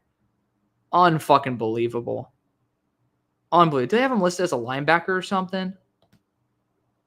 I feel like they would be the type to do that. Let's the Cayman. No. Do they have him on D-line? No. Unbelievable. I mean, it makes sense, though. I mean, if Source A doesn't have it, Caddies definitely doesn't have it. They have it sometimes, but I would say the Jared Verse or Liatu Latu, that 255 to 265 range this year would be Cayman Rucker. And I don't think he's on that tier as much as I love him. Oh, Jaden Blue with a nasty move. And is he going to get the tutty? Well, he just ended up winning that part of the bet for me. I doubt that Quinn Ewers is going to throw a pick.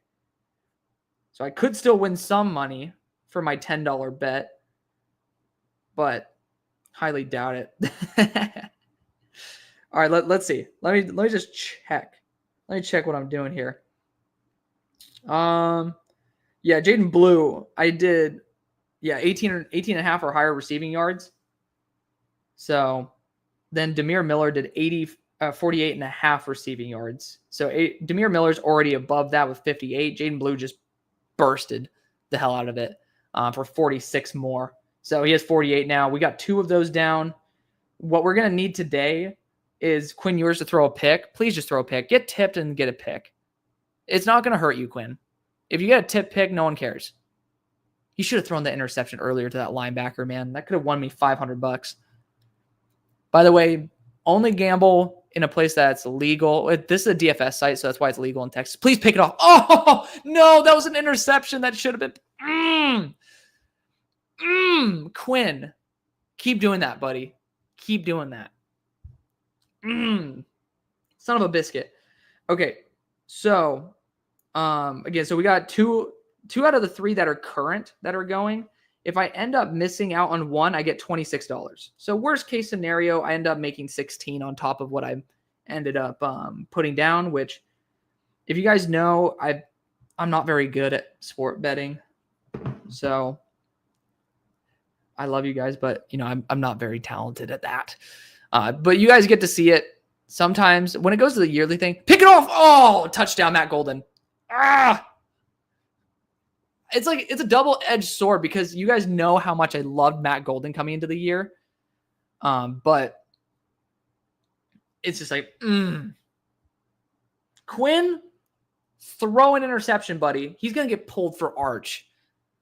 All right, well, we're going to have to just hope that the rest of the board works out for us. I was kind of hoping that Quinn would do it, but that's okay. You know what? Like, again, just, oh, son of a biscuit. Yeah, I know. Florida is way too injured, but he's thrown 2 turnover-worthy plays so far. He threw it into the hands of a linebacker, and then on that drive, a safety was coming over and should have picked it off. That's $500 right there. Quinn. Apparently, so one of my friends, she just graduated from UT, but she used to go out and like drink with Quinn at bars. I don't know. Like, I wish that SMU had that kind of culture. We don't. UT, I mean, in Austin, I'm going to be for real. If you guys are in the city, the only thing really to do is eat and drink, which I guess is fair of most cities. But Like you got to be willing to go outside of Austin, like just slightly, to go on like this river walk, and there's some like mountains and shit that are a little bit north. So I get why SMU is a little bit more like the city's designed to be still kind of like working class rather than college. So I get it, but killer game from Matt Golden today. And honestly, it's really just play design that has gotten Matt Golden both of his touchdowns, I believe. And it's not great placement by Quinn Ewers on that throw, if I'm going to be for real. That cornerback was just slow on recognizing that he fucked up. Are they trying to show if he crossed the goal line? Huh? Oh, I was like, what? That was so weird for a sec.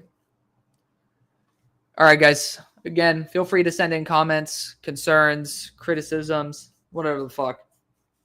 Let's get some Darian Porter tape on. I think that's deserving. But Rick ended up saying, do I think it's a better class than last year? In terms of edge, maybe. I don't think it has the top end talent, right? Like, I think that I really loved Dallas Turner last year. I really love James Pierce this year. I like Dallas Turner more than James Pierce. But I still love James Pierce. And my comp for James Pierce, spoiler alert, is Dallas Turner. So you have that. Abdul Carter's a stud. He's a similar grade to Jared Verse for me coming out last year. But Jared Verse was graded that. What was Jared? Hold on. I need to look this shit up. I need to make sure that I'm telling you guys the exact 2024. Let's look at my big board. Let's look at this shit. Not my big board. Because that I should have been more like this year. Actually, the exact same grade as Jared Verse. The exact same grade. Look at that. Sick. So same grade as Jared Verse. Then you got Jalen Walker, who we don't even know if he's going to be a pure edge. Then you got JT Tuimoloau. I'm going to say it's not as good.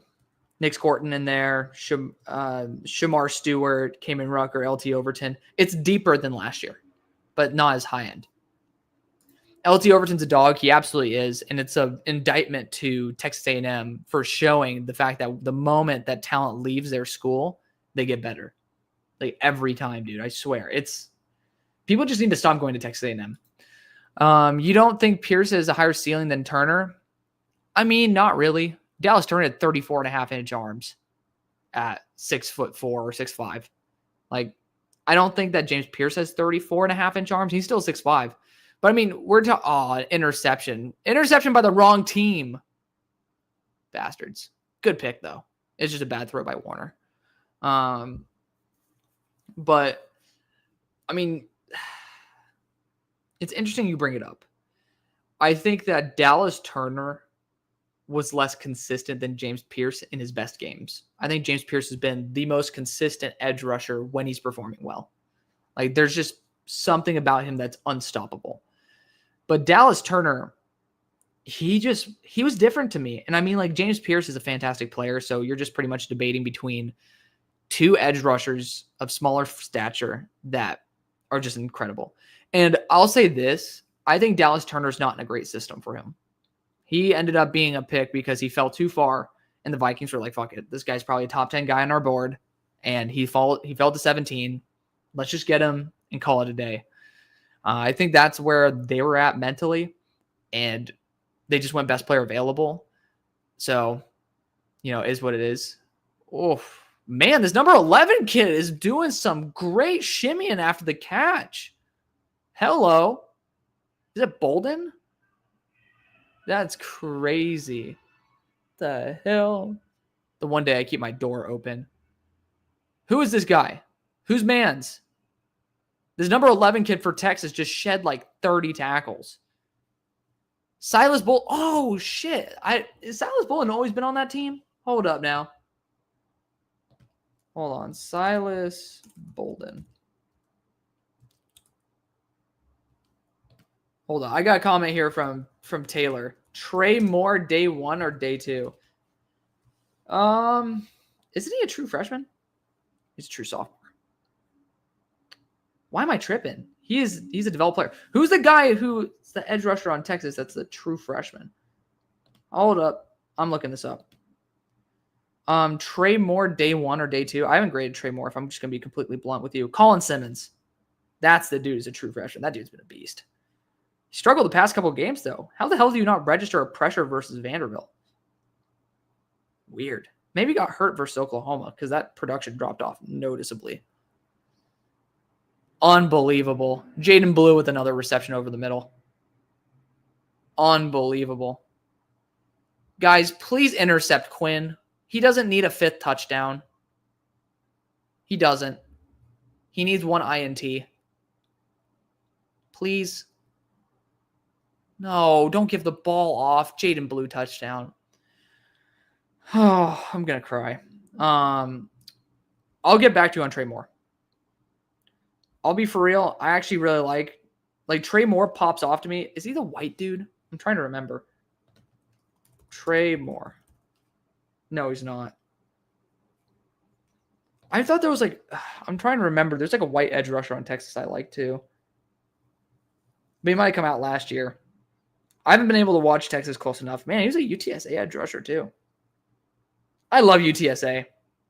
Talk about a baller-ass school. But regardless, we'll see about that. I don't think day 1, though. There's too many edge rushers in this class, man. Ethan Burke, thank you for that. Poor Sunbelt Billy. Rick's ended up asking, I ask it like Latu because he was the only guy who had a more polished technique. Well, technique-wise, if I'm just going to go purely off of my mechanics grade, I think James Pierce is the top guy. Just in terms of being consistently polished, it's going to be him. If you look at somebody, if they consistently continue to improve the way they have this year at the application of their technique, I honestly think Nick Scorton could get up there, really high. So I'm super excited for him for that regard. We'll see what happens. His defensive line reps where he's on the line of scrimmage, shaded inside, like a straight up 3-tech, he looks bad, like Nick Scorton. But the moment he starts lining up as even a wide 9, he actually has really good wide 9 reps. He looks like a legitimate stud. So he's going to be boosting up the board. But we'll check out Trey Moore. Got a lot of dudes that we got to do today, though. So Darian Porter. Let's look at him versus UCF because I haven't been able to see Hudson either. Iowa State defense just got populated. So I'm excited to see some UCF as well. What number is Darian? Oh, I'm tripping. He's number 10. They say he didn't start the game, so he's not out here. That's the thing. You got to start sniping these dudes. By the way, this Iowa State defense in all black looks fucking beautiful. Absolutely gorgeous. First off, this number 3 guy, not looking too shabby. I love Iowa State, though. Still not out on the field. He just didn't come out on the first drive, did he? No, did he? No, did he at all? Oh, that was a good drive. That was also that Jackson guy. That Jackson guy is a good player. All right, let's see. Now he's out. Okay. Oh, wow. He's a lanky motherfucker. Really 200 pounds? He's 6'4". Dude, his legs look like toothpicks. Darian Porter. Hold on. I gotta end up going back and putting that as the comment. There we go. Suggs with the okay, before we do that, Emilio says, what's up with the narrative that Pierce is horrible against the run? I think people who say that are absolutely misinformed. I'm just gonna be for real. If you actually watch him play and actually legitimately watch him play, yeah, it's a stupid comment. I'm just gonna be for real. I don't think people who have actually made that comment have legitimately watched the player. And I'll leave it there. Maybe they watch some highlights, but they don't actually dig into it. Donovan Zirwaku has that Latu technique. He's done a fantastic job this year for sure. I ended up grading him. I'll comment on this before we get into Darian Porter, but he ended up grading as a fringe developmental guy for me. And mechanically speaking, let me see. Let me just go back to his grade. I shouldn't be doing this because this is for the Edge video, but let's see.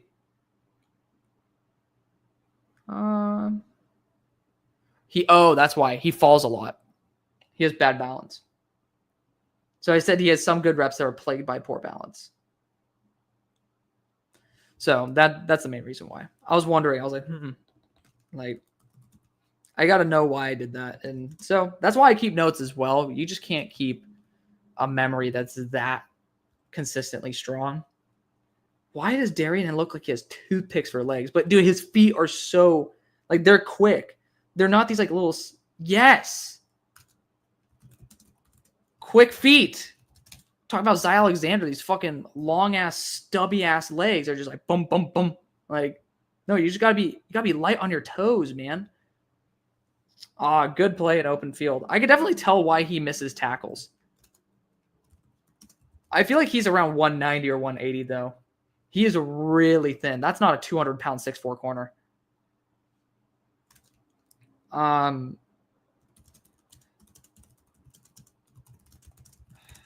going to tell you guys what I'm about to write here because it's I want to be able to write it out correctly because I always mistype when I'm talking to you, but I love you.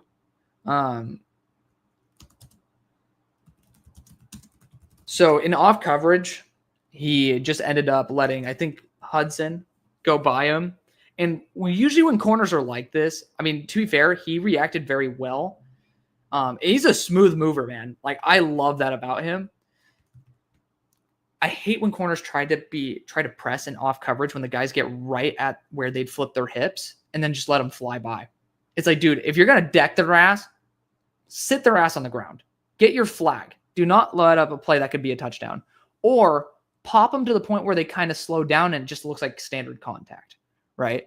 And this is something that elite cornerbacks actually master. So this is not an actual indictment on him. Just, again, I'm already seeing the type of corner that I would say is a top 15 player on my board.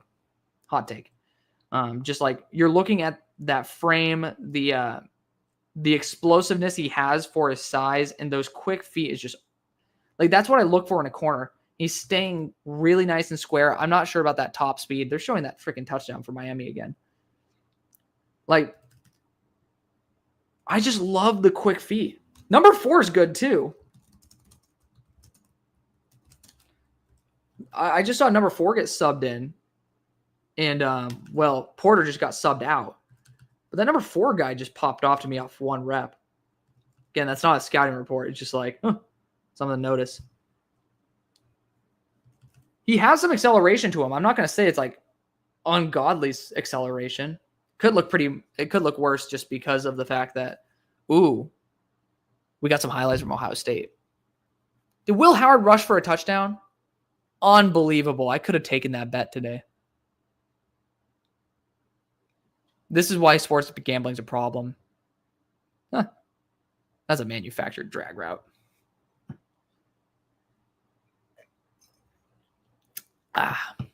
Oh, yeah, that Jeremiah Smith. Man, he threw 2 drag routes for touchdowns and then ran for another one. That's a pussy way to get 3 touchdowns, if I'm going to be 100% honest. Oh, my goodness. SMU is 1 spot out. We are 1 spot out of the playoff. Guys, 1 spot out. We're at 13. Boise State's at 12. We need them to lose. I would cry. If SMU makes a playoff, I mean, again, we'd end up having the ACC championship before that, so we'd have to beat Miami to like legitimately earn our claim. Because if you lose in Miami and you're at 12, I assume another team will be moving up above if it's not a great loss. Dude, Curtis Rourke Curtis Rourke, I gotta grade this dude. Indiana offense, just got added yesterday from my source, so I'm super hyped for that. There's another reason why I didn't grade Curtis Rourke. But let's look at some more Darian Porter here. He opens his hips so well. And he looked for the ball. Oh, hell yes.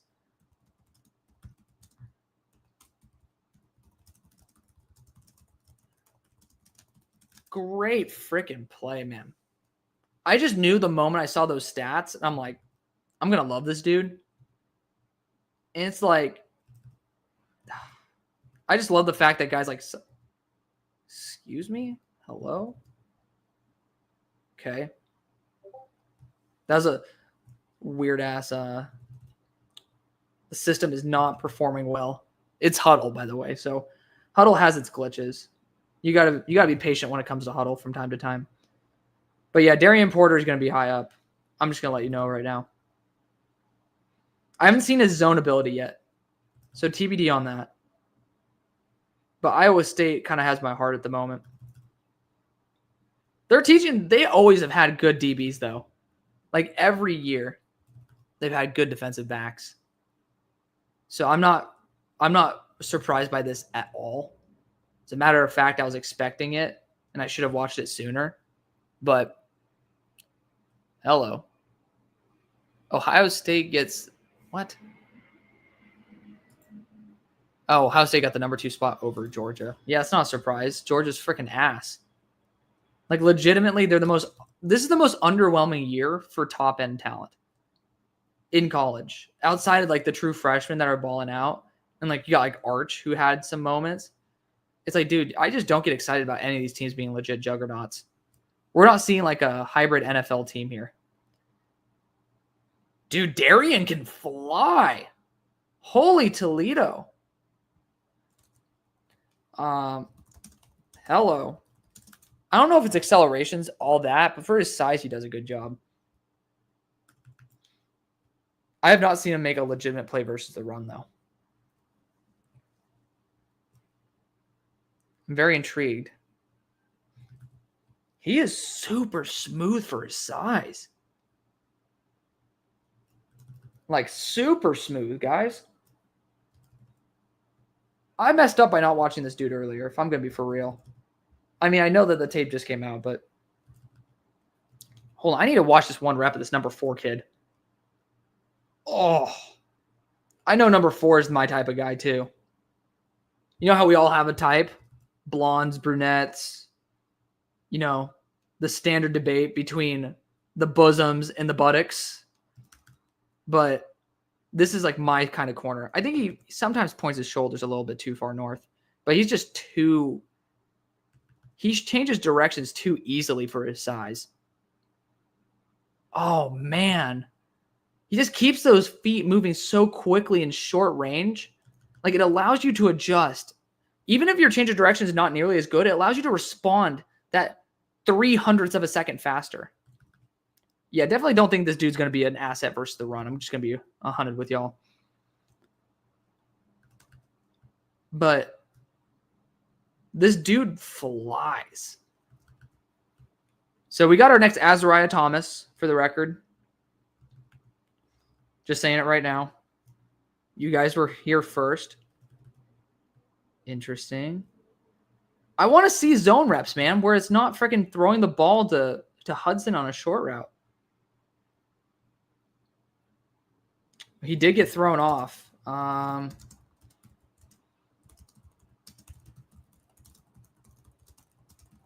feel like that's such an easy fix that he's done such a good job at for the most part. He sometimes can over pursue the receiver, and even Quinion Mitchell did that at the Senior Bowl. Like, I feel like that's just something that's pretty standard fare for corners in college. They don't want to get burnt deep. Ooh, double move got him.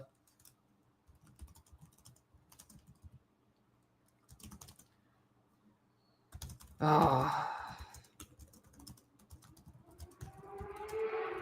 don't know if you guys hear the freaking car just punching it on the highway near my apartment, but people think that this is like a racetrack, and it's not. Okay. Anyone who lives in Dallas and you're flying on DNT, I will personally sue your guts. But besides that, Darian Porter, first taste, really solid. Really solid. And again, this is a game where he wasn't even starting. He has 1, 2, 3 technically starts on the year, and only 2 games with over 40 reps. Just keep that in mind. Like 2 games with over 40 reps. Like, this is really, really solid performance. And definitely for how raw he is, needs to get a lot more respect. So he's 6'4", 200 pounds. You guys know how much I love it. I think his man-to-man ability is pretty awesome. There's not enough zone coverage reps for me to give him like a definitive grade, but we'll still put one in there for the time being and adjust it as we see more and more. Like, I feel like his man coverage is up there with some of the best in the class. Like, it is pretty awesome. I'll give him a 16 out of 20. Put your bets, by the way, for Darian Porter's grade. We've got 7 new comments as well. We'll be discussing those in a second. But like, I normally go for a 6 out of 10 or a 12 out of 20 for a standard for zone coverage, so I'll leave it there.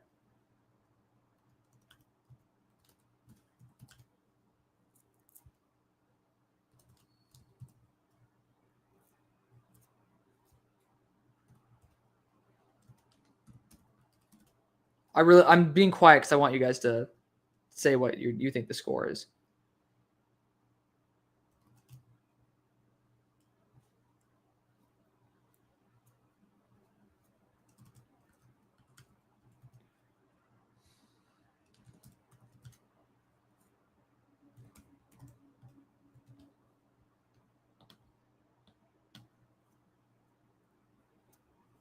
I'm not going to give them an it or an ain't factor as well. So keep that in mind. All right. I'm going to start looking at the comments.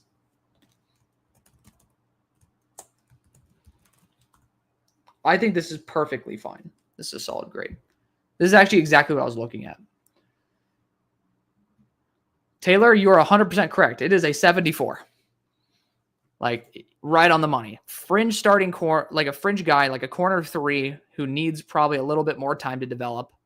Yeah, I'm actually very happy with how that ended up turning out. Very happy. It makes a ton of sense too. Like, he fit that narrative, like, of that guy who he has that height, has the length, needs to develop the zone coverage ability, but so far in pretty much every other facet of the game, besides being run defense, I think he did a really, really good job. So let's go back and let's talk about some of these comments. So I see Tyler Warren as an elite tight end. I agree. I need to regrade Tyler Warren as well. But I'm going to do that when I start getting more tight ends in there. I just know that he's going to be where he's at. What do I think about Jared Ivey and the Ole Miss D-line? Ole Miss D-line's been going off. Jared Ivey's been a really good contributor. I would say he is behind Umamielen and Walter Nolan in that respect. But that dude's been an absolute beast. Yeah, you got me name listing. Oh, my goodness. Oh, man. So Jared Ivey, though, he's a good player. He's been solid. I think he was on Georgia Tech. Was he on Georgia Tech? I think he's a former Georgia Tech edge rusher. Jared Ivey. Or am I thinking of somebody else? Was he GT? He was. Yeah, he's Georgia Tech. Yeah, no, he's a solid edge rusher, though. 27 pressures on 246 pass rush attempts. Not bad. Could be better. Could be a lot worse. But I don't know why he ended up not starting this past week and only got 13 reps. Did he get hurt?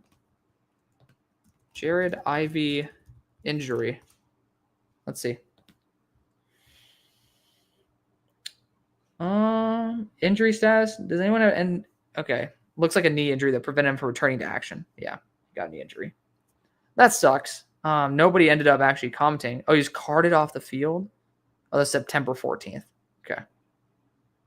Well, the comment I ended up talking about from Rivals.com was from 5 days ago, so it looks like he ended up getting a smidge bit hurt, but that explains why he ended up dropping in production.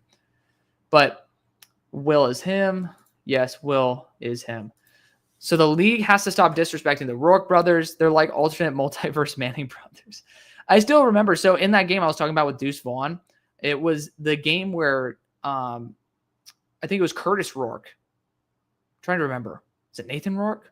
Who's the one who's like right now in college? The brother of the one that's in college. The one that's in the NFL. Nathan Rourke.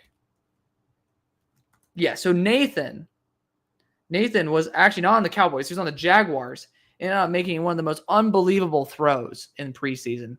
And I just was like, unbelievable. Like, I already had a little bit of the good stuff because I had a Cowboy margarita. These are $20, by the way, but you know, they're actually low-key worth it. But it was just one of the most crazy experiences. And I have a ton of faith in the kid too. His quarterback coach is on Instagram and he posts all types of stuff with Nathan Rourke. And I'm sure he coaches Curtis as well, if I'm not mistaken. So definitely someone who you guys should be looking at. But it's great. It ended up teaching me a lot of things about overall looking at what am I trying to say? Looking at quarterback mechanics. Jesus. I need to drink my coffee and finish this shit off. Goddamn. But yeah, the Rourke brothers are really solid players. Now that I have Indiana offense, I'm super stoked to watch it. Very stoked. But we got 92 people in here. Love you guys for that. If you guys are on YouTube, hitting the thumbs up button does help. And then if you guys are on X and don't follow me over on YouTube, what are you doing? You guys can end up doing that for absolutely free. And I post draft content there all the time, including my day 2 that was supposed to be uploaded last night. But I actually owed my girlfriend a big date night. So ended up actually forgetting to hit upload. Love that. But yeah, I ended up uploading it at like 9:30, and I'm like, well, people can just end up watching this tomorrow morning. So we'll just put it there. But yeah, ended up deciding to do a stream. We're already 2 hours in. We're raw dogging a 2-hour stream. I was not planning on doing this. I was just like, I'm going to watch players. So I might as well just hang out with you guys while I do it. And then apparently Broshmo's at an event, so it all worked out. So you guys ended up having somebody to watch a game with. It is what it is, though. Let's see. Damn. I'm surprised that Ohio State's not up by more. I'm going to be for real. Like I do think that they should be up a little bit higher. Let's put on the Gamecast for them. Let's do that. I feel like let's go. Whoa, Georgia Tech's up. Hold up. No, fuck that. We're going to look at the Georgia Tech game on this Gamecast. Oh, they're at halftime. I'm so stupid. All right, we'll go back to this. I'm like, what? Oh, jeepers. Okay, well, we'll look at the Gamecast for this since it's going on right now, and I have the game over here to be able to look at. But yes, guys, feel free to be able to like, comment, subscribe. You guys know how to do this shit. But commenting right now is the best way to keep the stream lively. I probably want to get a drink anyways, so I'll be back in like 15 seconds. But we ball, okay? We're going to ball. And you guys get to end up watching that Carnell Tate is going off. Carnell Tate is such a stud. I ended up watching him versus Jabbar Muhammad, and I'm like, dude, I ended up boosting Jabbar Muhammad based on his performance versus these guys, who I still loved. It shows you that you don't have to be able to, or you don't have to, be like, you can end up loving both the receiver and the corner in a game. So let's get it on. All right, I'm going to get a drink. It's literally 15 seconds. You guys can end up listening to music, do whatever the fuck you want.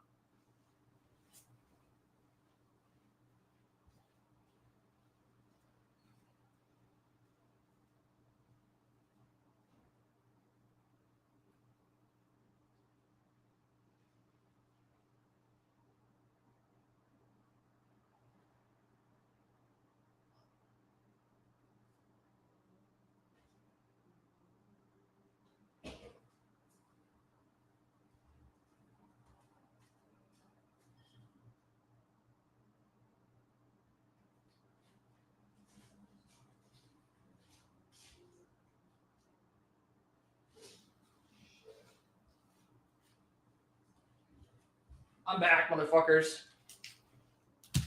Okay, first off, protein. This is the GOAT. Technically, the Core Power one with 40 grams is actually even better, but don't at me. I can get this shit from Costco. I can't get that one from Costco. The one that's like a 40 grammer.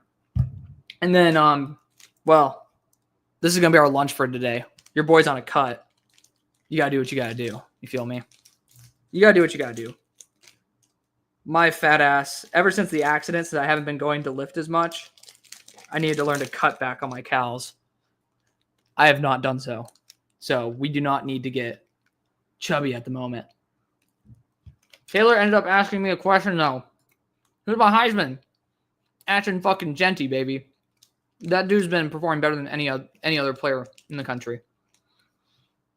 I know running back, not super flashy. You can end up talking about Travis Hunter, but there's just been, apart from Saquon Barkley, you can't really find a comparable running back. So I got to roll the dice with him. Like, he's been doing phenomenally well. Keep it coming, though, guys. Also, it has started. There we go. Got kickoff going in, baby. I don't know what the hell is up with these like little 0-second videos as well, but who gives a shit? Hey, what's up, Aiden? Aiden's a true G. Comments on everything, too. We got some real G's in the YouTube chat. I love you guys for that. We do have 91 people on X. Again, if you want to support me monetarily, you can watch it over on YouTube as well. If not, I still love you guys. Just make sure you're subbed to the YouTube channel because I post majority of my content there. Even though it's technically a lie because I apparently have 10,000 posts on Twitter. That's fucking ridiculous, isn't it? You look at that, you're like, damn, I really have no life. That's actually so depressing, but I love it. I gotta repost the fact that we gotta boost this out there even more. Okay. Is Arch out there right now? That's my question. Are they going to put Arch out for an entire half? I think they should. Biased, I don't think they should because I want, viewers to throw a pick. Oh, I'm so stupid.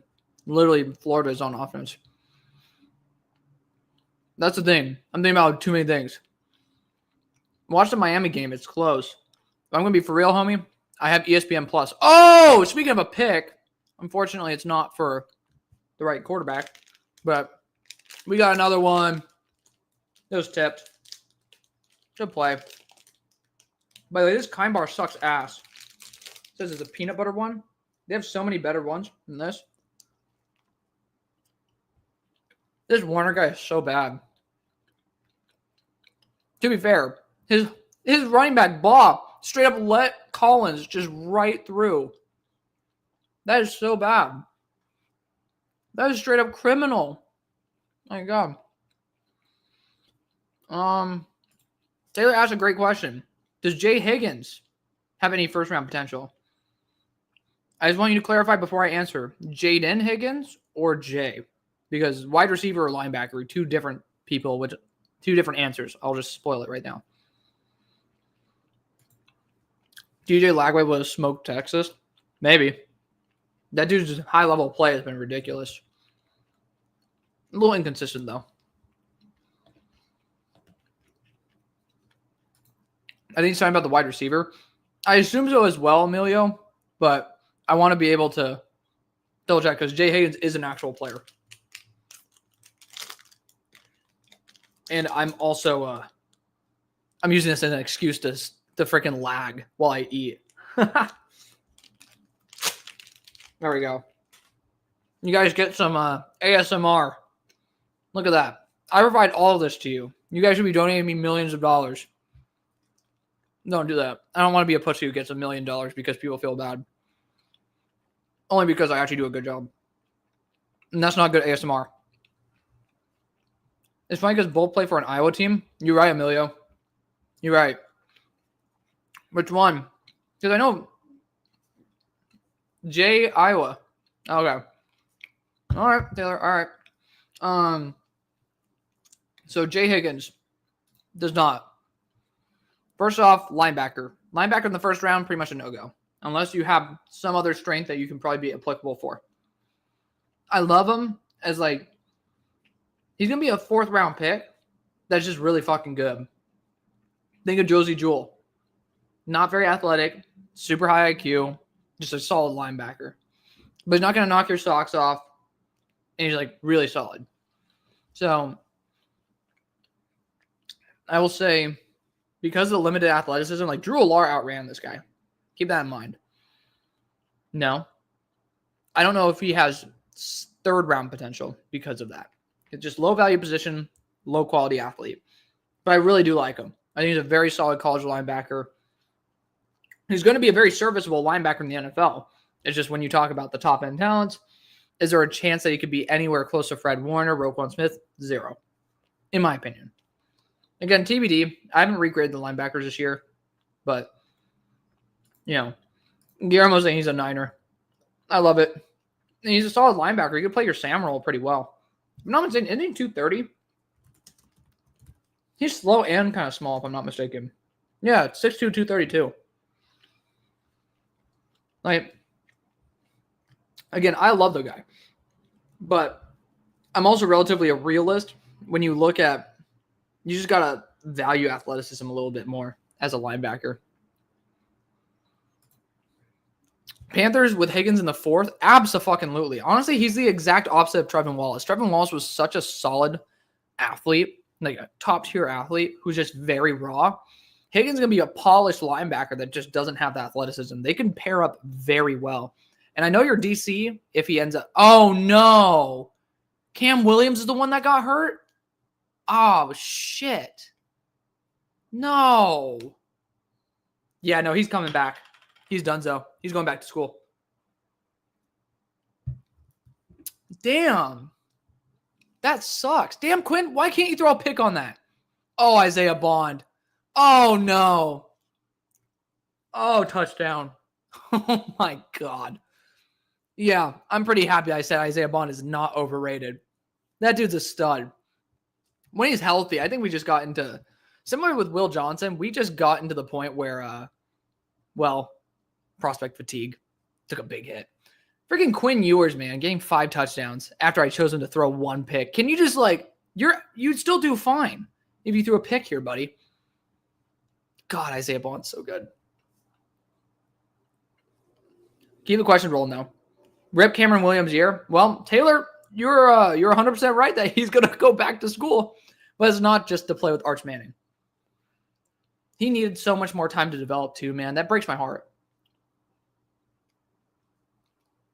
That breaks my heart. Oh, it sucks.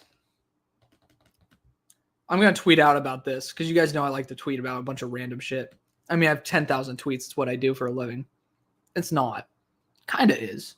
It's like my side gig, but I want this to be my main gig, guys. Let's make it happen. Breaks my heart to see Cam Williams go down with what looks like a season ender.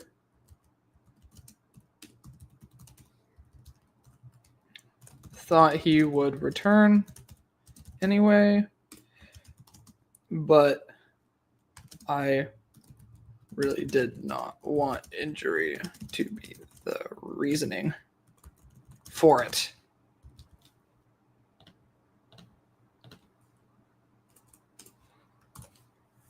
Damn. Damn, that sucks, dude. That just hurts. That really hurts, man. That's a guy who I had a ton of potential, like a ton of excitement for going into the draft. I wonder if Bond is going to stay or declare. He's going to declare. He's going to declare. That dude is in a very weak wide receiver class. Easily could be wide receiver 1 if a team just doesn't want a Mike Evans type. But he's the most draftable dude on the Florida roster. Jake Slaughter. That's my gut reaction. Thinking more about it, probably going to stick with that. It's very weird to say this, but the center and the tackles are the most draftable players right now. Elijah Badger, if healthy, definitely would be on that list as well. Jason Marshall as well, if healthy. But currently, Jake Slaughter is my number 1 player from Florida. And if Bryce doesn't work out, imagine the duo of Drew Allard and Tyler Warren. That'd be pretty nasty, but I doubt they're going to be. I just don't think that Allard's going to come out. I want him to. But, I mean, for his sake, he's 20 years old. I think he should transfer. Hot take. I think he should transfer. I love Penn State to death, but they just have done him so dirty. And the offensive line's not nearly as good as it was last year. The weapons are not nearly as good. Like Julian Fleming's ass. You got Tyler Warren who's going to be leaving because he's probably going to be a first-round pick. And then they have pretty much nothing else that's really working for him. I know there's like one receiver that does a good job and he's like number 1 or something. But besides that, like it's slim pickings, to say the least. And the defense, I mean, every single year, somebody just rises up and does a phenomenal job and then they leave. And I don't really see too many guys down the barrel, so to speak, that have that talent level the way that the edge rushers right now, Denis Dennis Sutton as well as Abdul Carter have. So I'm a little bit concerned. I think Drew Allard should transfer. He should transfer to Ohio State. How ballsy would that be? That'd be fucking hilarious. But, I mean, it's a good question, Guillermo. Like, where should he transfer to? Again, I always love to bring up Notre Dame. They always have a consistent run game, a good offense, like just great line. Like, this is probably where I would end up saying if you had to transfer, go there. But there's a plethora of schools that could use an upgrade, like a noticeable number of schools if you want to get out of the Big Ten. It's just, man, I just don't like seeing quarterbacks that are stuck in shitty situations if I end up watching a quarterback and my biggest takeaway is that the offensive coordinator cannot do anything to help out the quarterback to save his life, I'm probably going to be like, dude, get the hell out of there, right? But that's the way I felt about Drew Lohr. People try to say like, oh, well, he's not good because he doesn't perform well versus Ohio State. Like, if you watch it, the offensive coordinator and the weapons themselves did him extremely dirty. Drew Lohr will transfer to the New York Giants. I think that would be such a good fit, Taylor. That would be such a good fit. If they end up keeping Dable. That's a big if, though. Big if. Aiden says Michigan will get Drew Lohr if he hits the portal. Right now, it looks like they're getting Miller Moss. So, maybe. We'll see. That'd be an interesting battle. I don't think that Drew Lohr would go in conference, though. I think that would be kind of a dick move. I know that technically Miller Moss is doing that, but Miller Moss has a right for vengeance. He's not trying to just solely seek an upgrade. Mama Moss has not confirmed it as well. I ended up, fun fact, Miller Moss's mom does follow Hail Mary Sports, and we have conversed. I'm just going to leave it there. But, yeah, she is not confirmed or denied that Michigan's the target. I'll just put it that way. Keep it rolling, guys. Hey, we got 117 people in here. Much love, my friends. W Mama Moss. Absolutely. We love Mama Moss. Mama Moss is the GOAT. We also had Domani Jackson's dad follow the show yesterday as well, after I made a relatively mixed comment about his son. So that's kind of sick. I got to see if he's still following me, though. Because I'm like looking, I'm like, is he still there? It's like, hello? Let's see. Yeah. Yep, Domani's dad. So we might try to get Domani on the show. That'd be kind of fun. I've yet to ever leverage someone's parent to get him on the show. I feel like it's kind of like bad business, but still. I feel like it's hilarious that the Big Ten is so large that USC can't block Miller Moss from going to Michigan. I know. Well, I mean, it's nuts. It's nuts. Wow. Taylor was a fan. Miller Moss would be the best QB of the class for him personally. Miller Moss ended up being QB4 even after all the blunders this year. So I agree, man. He was a guy who I really loved. And I think he's going to be very underrated as like a QB2 or 3 next year. Unless Taylor Green. I think Taylor Green's a sophomore right now. Unless Taylor Green could take a big step up. I'm double checking. Taylor Green's available this year. Why am I tripping, man? Oh, I forgot. It's his first year at Arkansas. Man, he's been a Boise State quarterback. Taylor Green, man, such an up and down career. What if Drew Lohr goes to Ole Miss? Holy shit. That'd be insane. I honestly think, if I'm going to be for real, that Miller Moss would work better in Ole Miss, and Drew Lohr might work better at Michigan. Like, Drew Lohr to Ole Miss would be nuts, though. That'd be kind of crazy. Then he'd have real weapons. Like, that'd be fun. But, yeah. I can't believe that Texas is actually, like, straight up zero burgering, shutting them out. I mean, I can believe it. Unbelievable. This dude forces every pass to DK. Great pass breakup by Jedi Barron. They keep showing DJ Lagway every time that there's an incompletion. I know. Don't rub it in Florida's fans' face. Did Miller Moss get benched? Yes, he did. I think it's complete bullshit. Bottom line, the USC did not lose because of Miller Moss. It's a bad look on the organization, too. Like, in my opinion. And that's, like, yeah, you could say I'm biased about Miller Moss.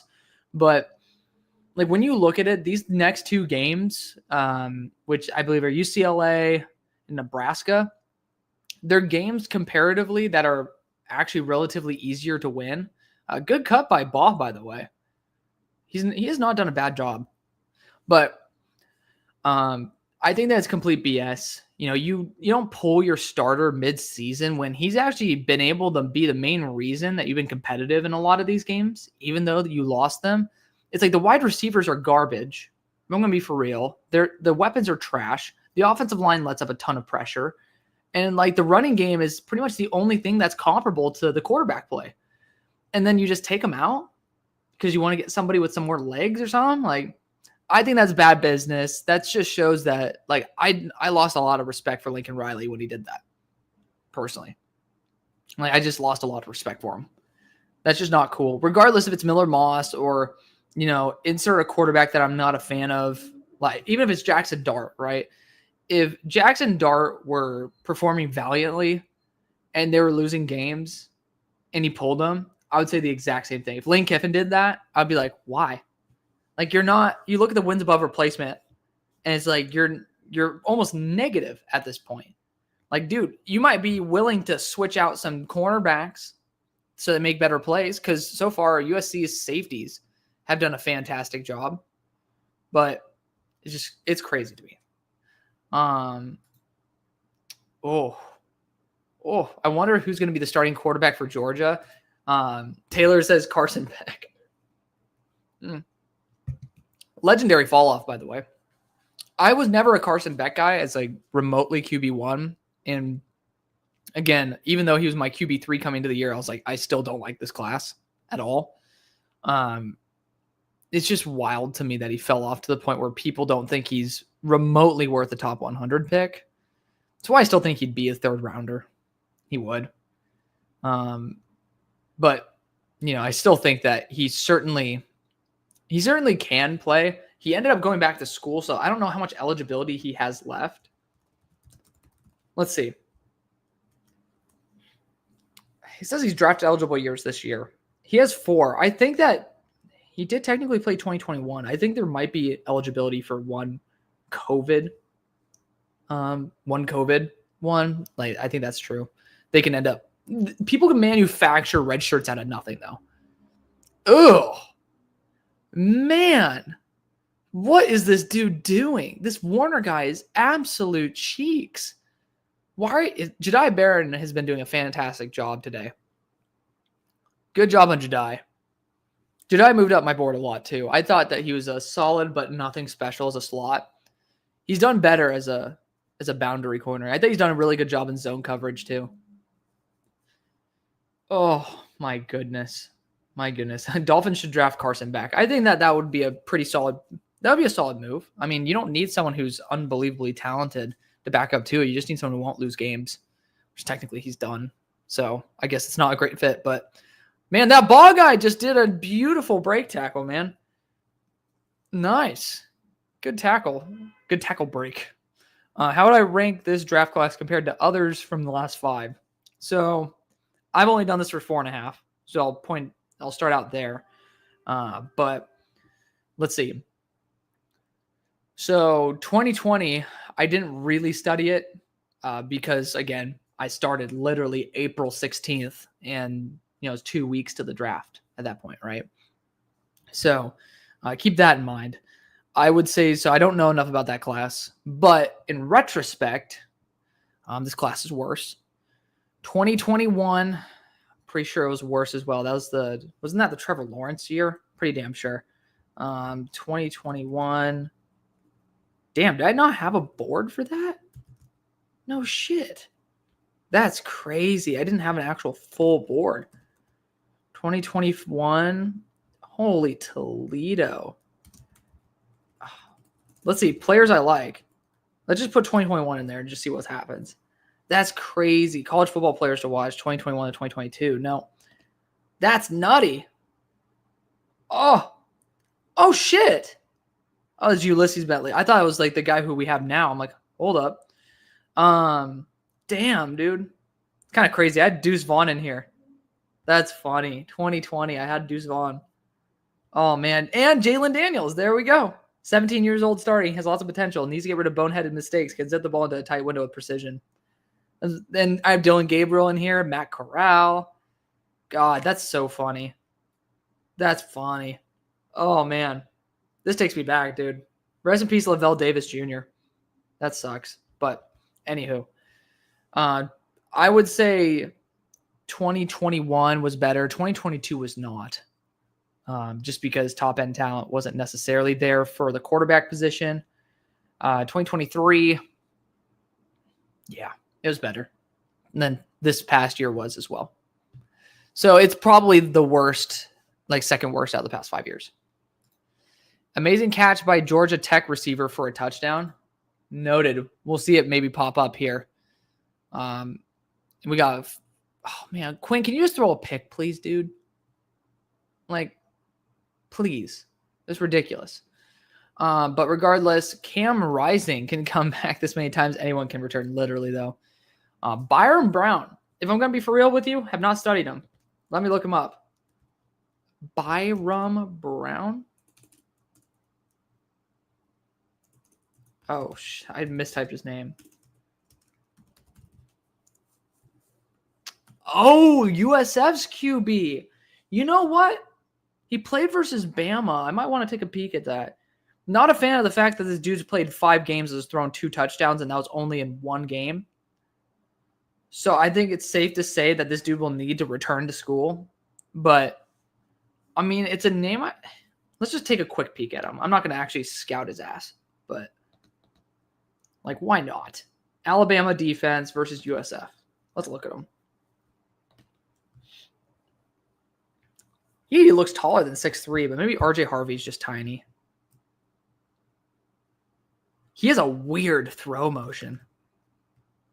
That is so weird. Ugh. I don't like that. I don't like his throw motion, if I'm going to be for real. He just bailed out of a clean pocket, too, for no reason.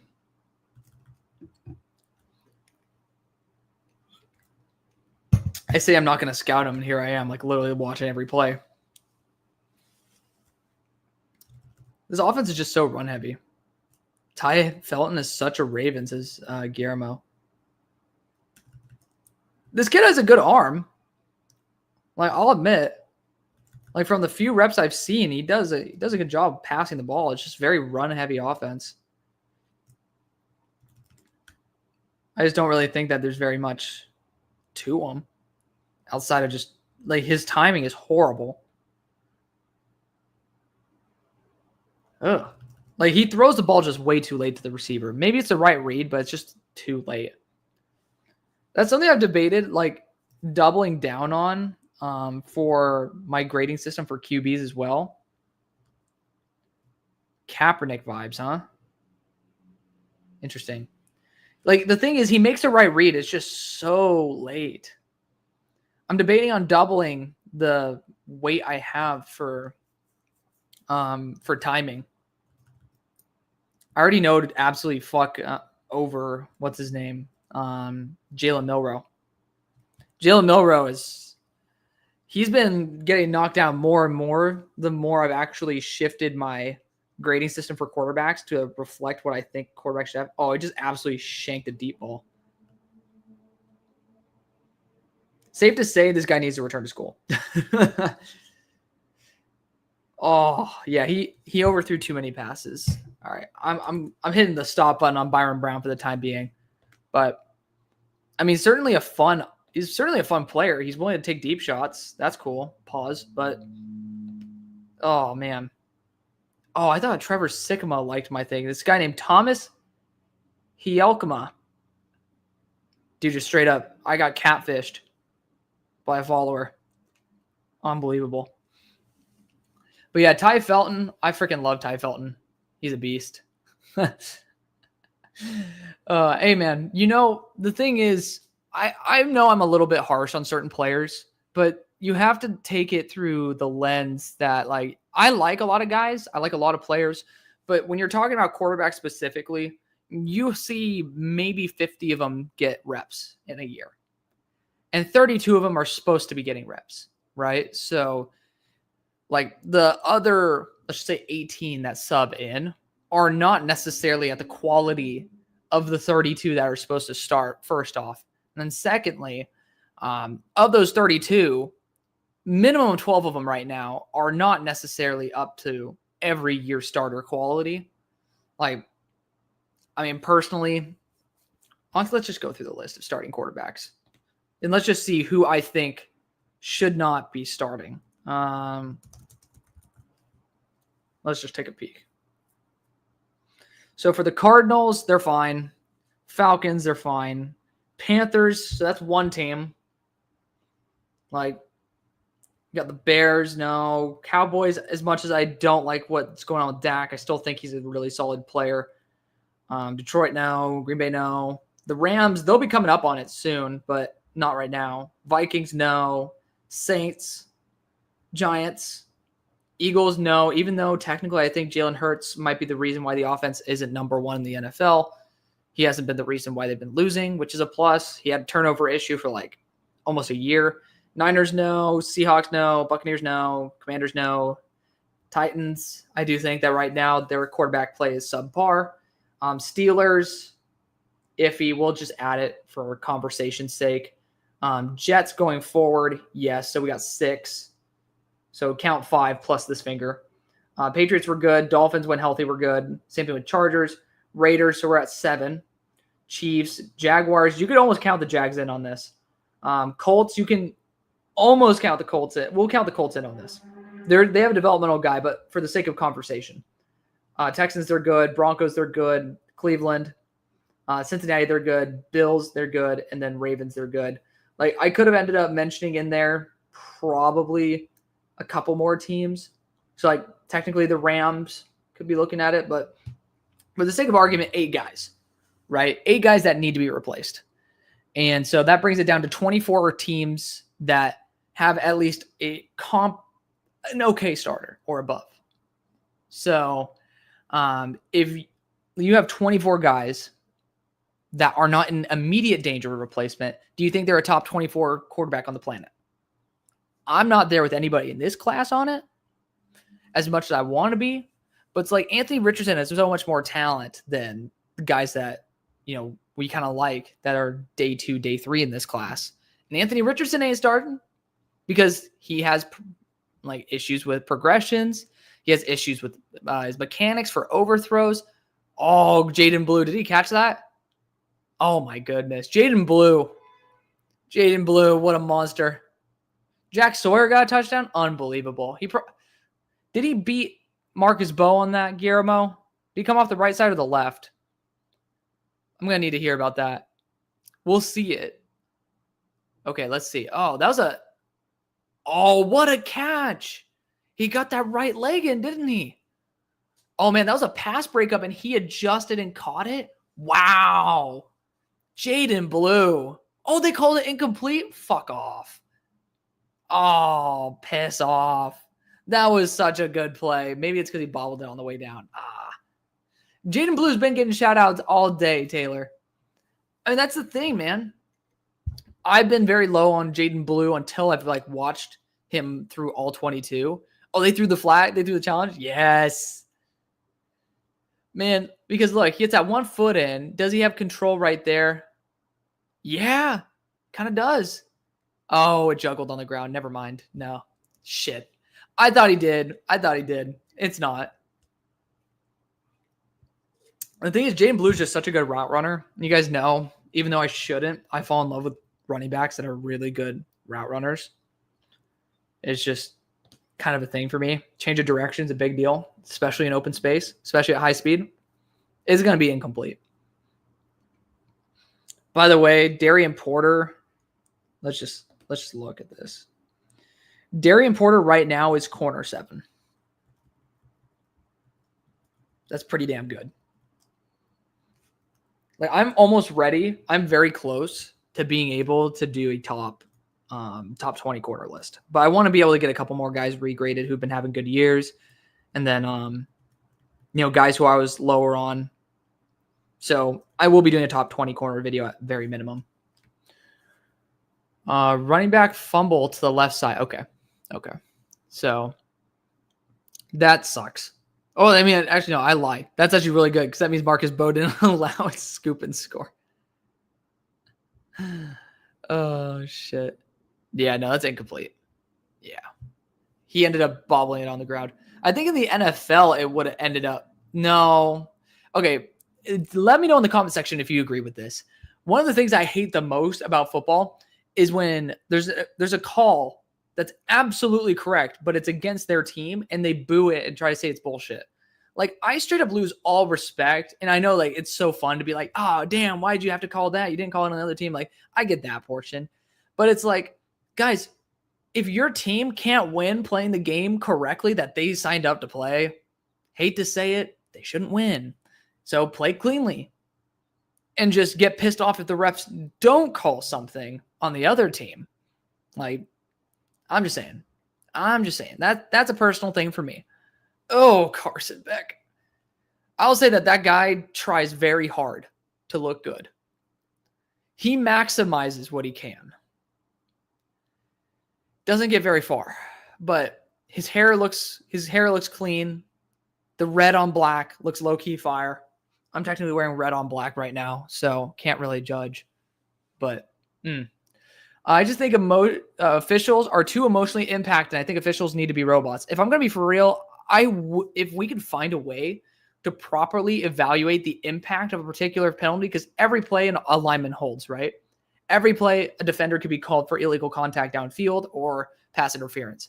If there was a way for the threshold to be like, okay, well, if it impacted the play by 15% or more, then we call it. If there was a way to quantify that, because we have all this like next gen stats, so it should be in there. You could absolutely convince me that we could do it.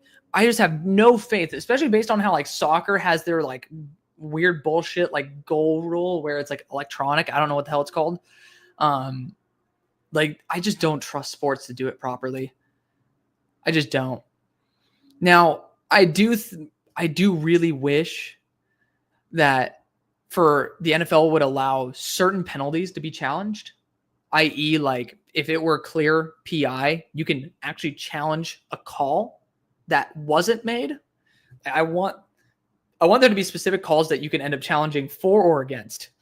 And I think that would allow it to at least be a little bit of a level playing field. Like holding too common, too gray area. But for PI, especially blatant ones, I feel like that needs to be challengeable, and it needs to be not reviewed by the refs, but reviewed by New York. Like it needs to be reviewed by the office. That's how I would handle that situation. So, like roughing the passer, that needs to be reviewed. I think, is it not? I think it's reviewed now, but I'm not sure.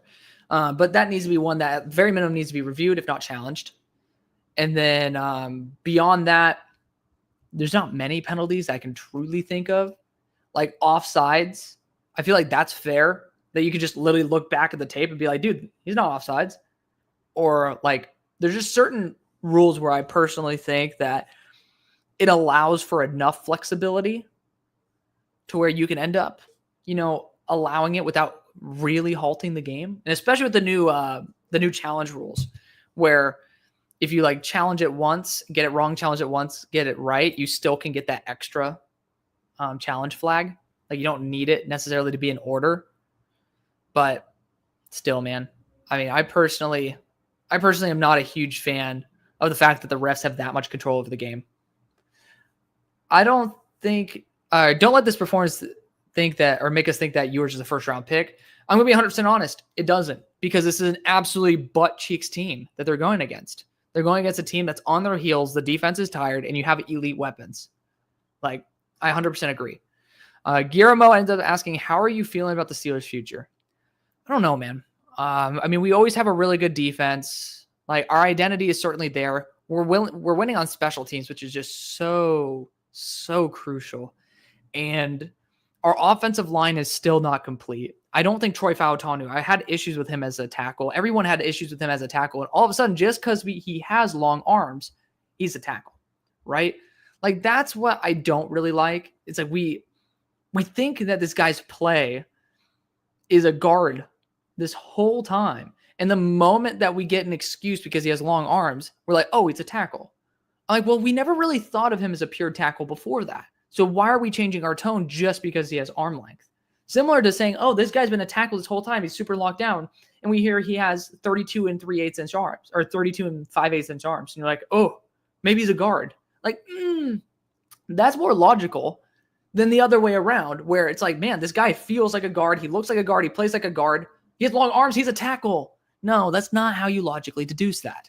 How you logically deduce it is saying, okay, well, this guy, if you're thinking this way, it's like, man, I think he's a guard because we think he has short arms, but he can play tackle. And then you find out he has tackle length arms. Like, okay, we're going to still classify him as that. With Fautanu, there was dissension between the community. I personally thought he was a guard. I thought he would be a better guard than he would be a tackle.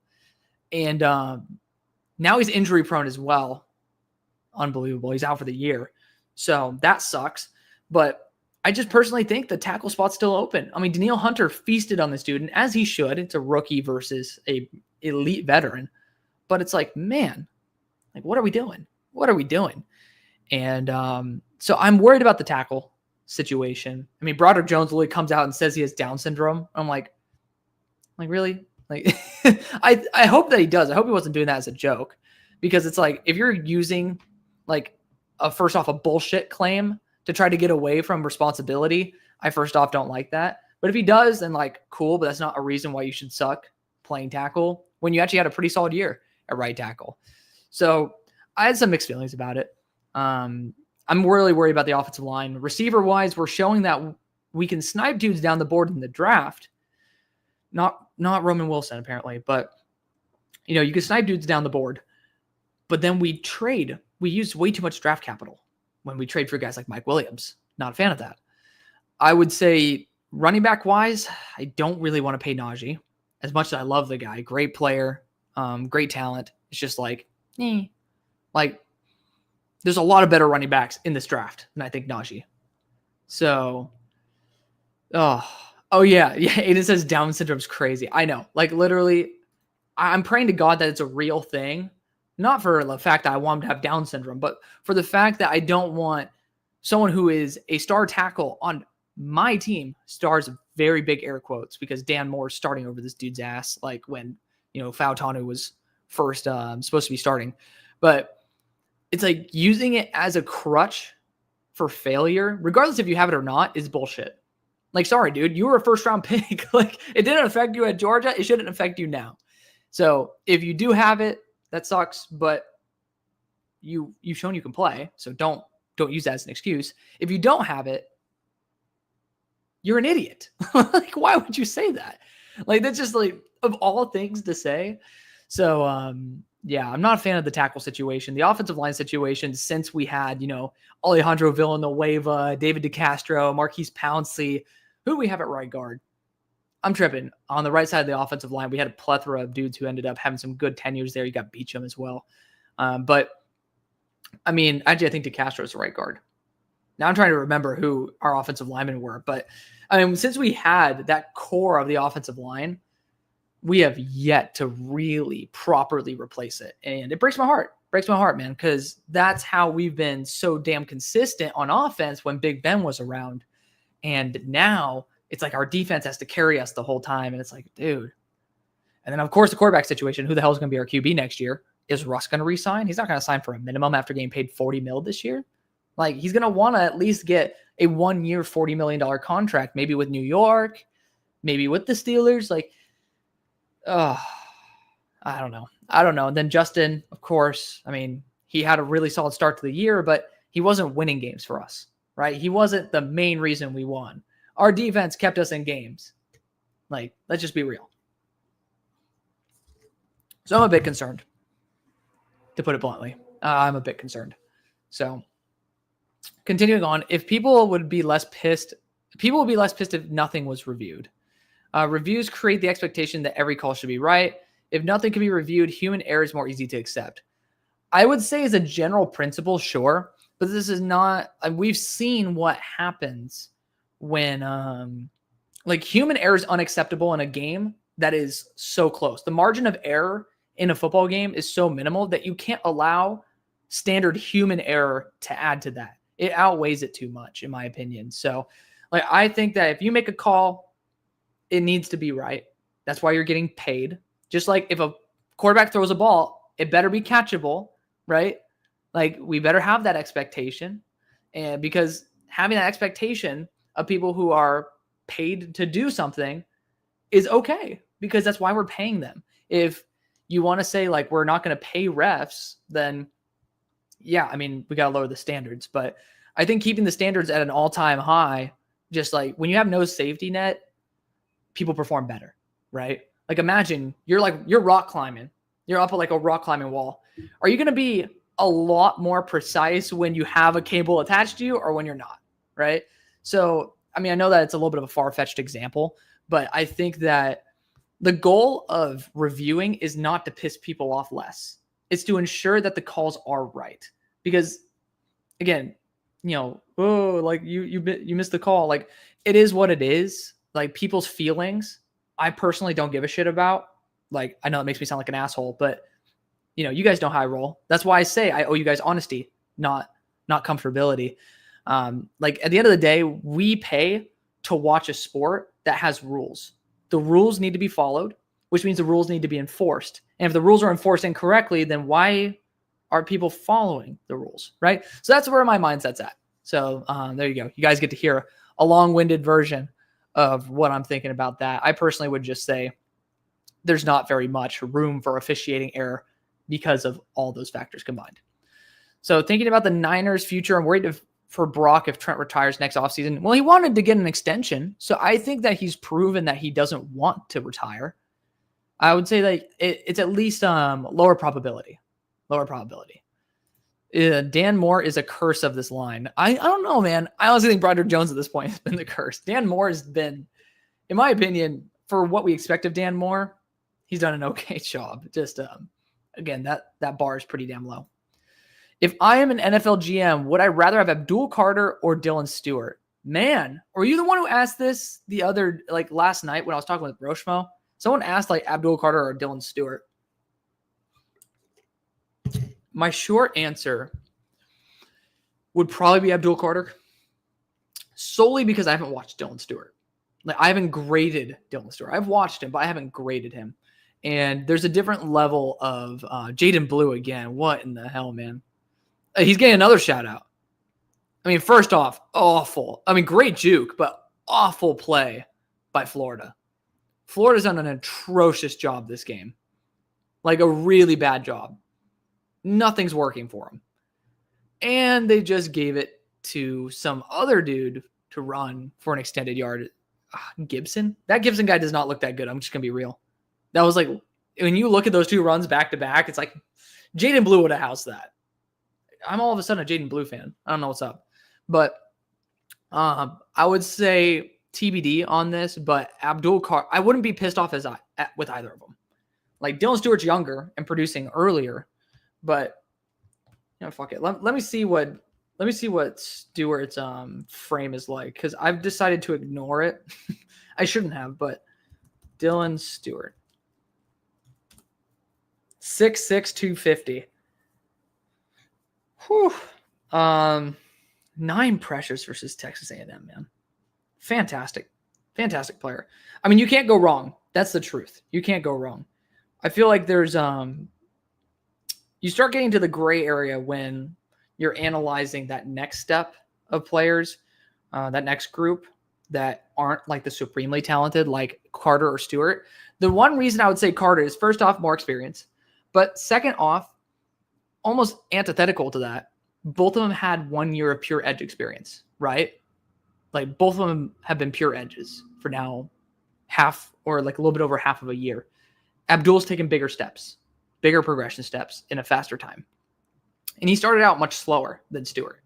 So I love seeing the progression. Of course, Dylan Stewart started at the top, and it's kind of hard to get up much from there. But, I mean, just looking at the stats right now, I'll compare the two. So Abdul Carter. So we got 29 pressures to 27 pressures. In text, so Dylan Stewart beats him on the pressure rate. Granted, again, I also want to emphasize, started out really slow, and then he's heated up big time. Dylan Stewart started out hot and is kind of tapered off, and then he got really hot again.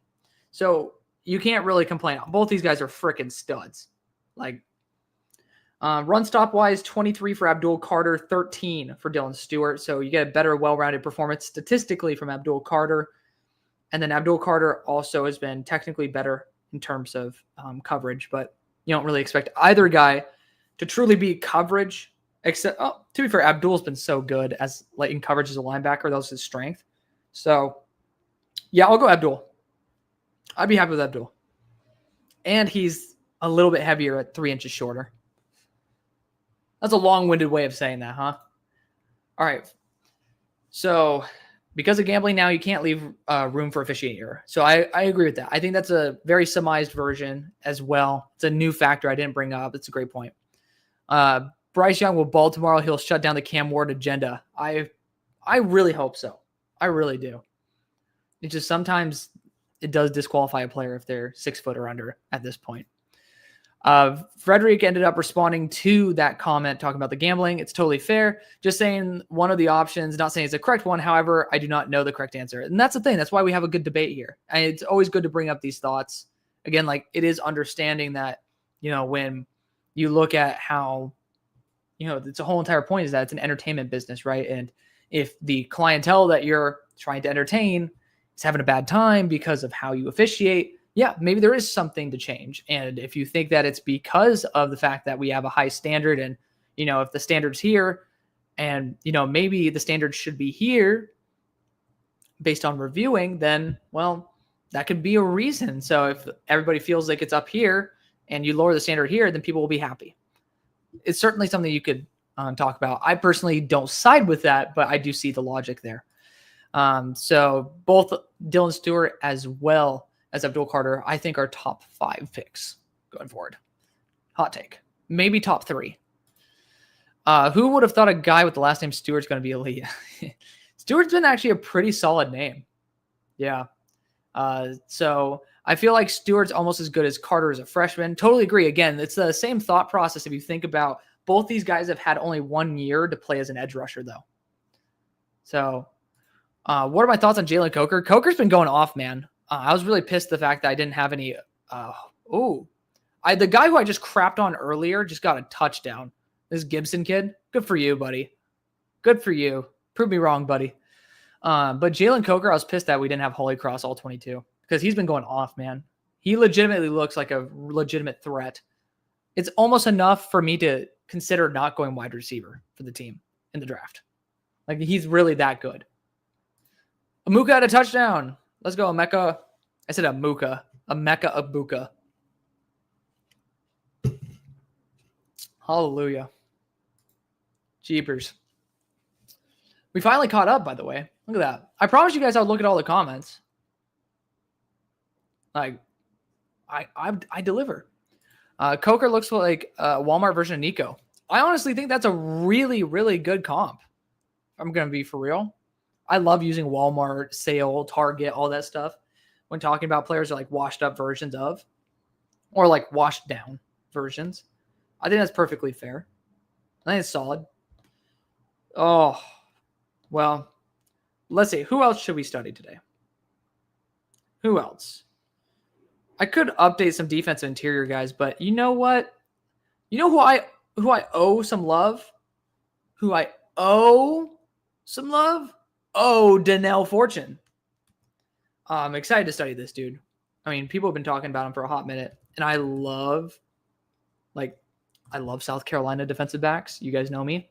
So, yeah, it was crazy that Coker went undrafted. I'm going to be for real. Like, the fact that he didn't have a supreme, 20 or 40-yard dash, like, who gives a shit?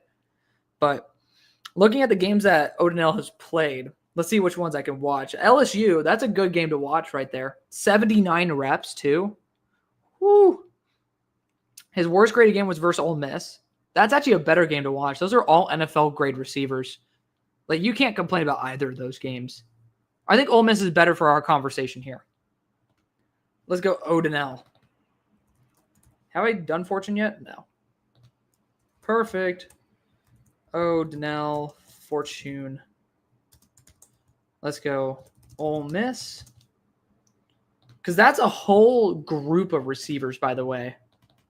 Like, that's a perfect team to look at. So let's go Ole Miss offense versus South Carolina. Okay. O'Donnell has been great this year. Have fun with that tape. Well, you're going to have fun with me. That's the whole entire point I'm doing this. Like, obviously this game is an absolute blowout. It looks like garbage for Florida. Apart from the running backs, they've been doing well. But apart from Baugh and Jackson having good games, like that's why I wanted to kind of hybrid it with being able to study tape, because that's kind of what I was going to do today anyway. It's like, well, let's look at this while that. So wonder if Nick Eamon-Warry is going to stay or declare. I don't think there's a very bright future, if I'm going to be for real, with South Carolina's offense. So I think they're going to declare. So Spider Gang ends up saying the whole defense is going to declare. I absolutely agree. It's going to just leave freaking Dylan Stewart on his own. Personally, I'd just say Dylan Stewart, like, transfer. Like, at this point, unless you know that a lot of the young guys are going to be balling out, you owe them nothing. You're a stud. So I personally would say that you could do that. Sellers has potential. Yeah. It's just so run heavy. I don't think he's going to develop enough as a passer. I'm happy to be proven wrong. But I mean, like, his passing is just too inconsistent. But I mean, he's a fun player to watch. Don't get me wrong. It's just like, I have my doubts. I'll put it that way. Is Odinell number 3? He is. Perfect. Let's watch him. Odinell Fortune. Hold up. What if he just transfers? He has top 10 potential. I mean, the problem is safety is just so undervalued. If he's graded as a second round or higher this year, just take it. I personally would advise that. Safeties are just so...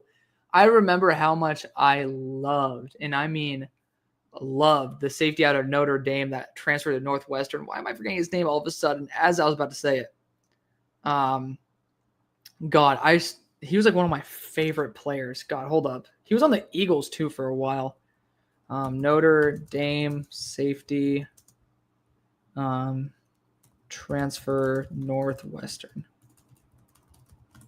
Let me see. No. Veteran safety. That's Rod Hurd. No. Brandon Joseph. I freaking love Brandon Joseph. He was like a top 10 player for me, and then he just transferred. I'm like, you suck. And he went UDFA too. I'm like, what the fuck?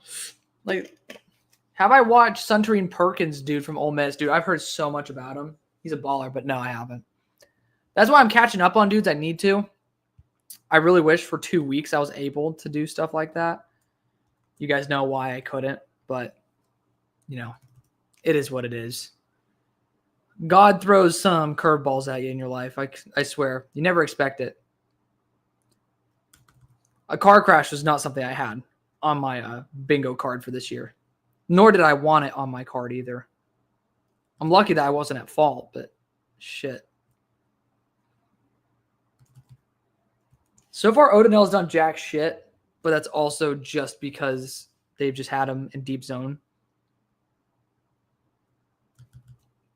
Like, he really has had zero responsibility this whole time. I'm 13 plays in. I can't blame him. Like, when nothing's going on, it's not your fault. Oh, I forgot. I got to be able to put up some Odinell Fortune. Where the hell? There we go. So, Odinell. If I'm going to just be for real, he's done nothing this first drive.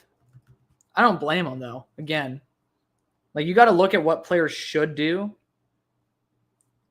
Oh, he almost got a nice pass breakup versus Trey Harris.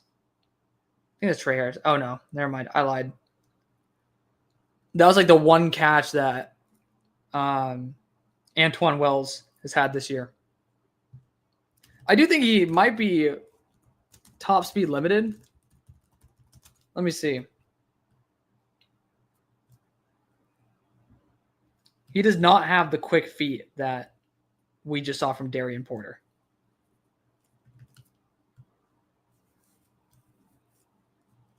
Like this, I'm 27 plays in. I've seen one rep where he was in off coverage and just ended up, trying to make a play on the ball. There's literally been no test of this guy. Oh. He just kind of got shit. Oof. That's not good. He whiffed on Harris at the goal line. He's very lucky that was not a throw. It was a throw to the other side, too. Jeez, man. I'm going to be honest. I'm very underwhelmed so far. Again, he hasn't had very many opportunities to show anything, but it's like, oh, he punched the ball out. Cool.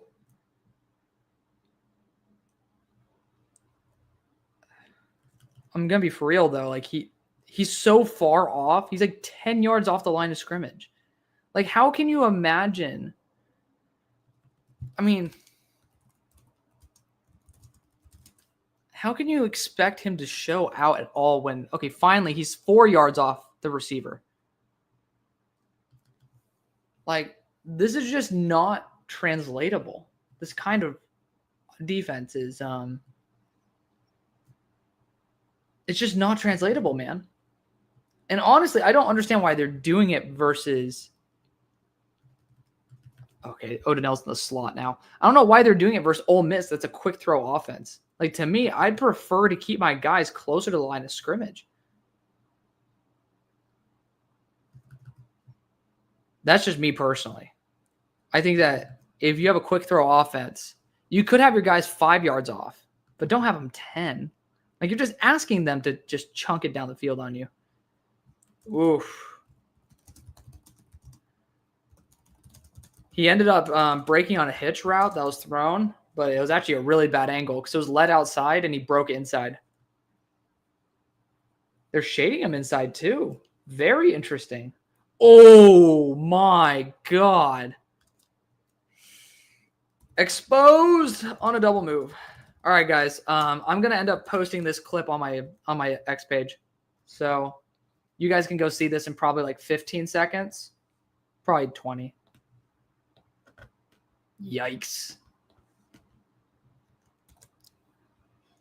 I'm actually recording it right now.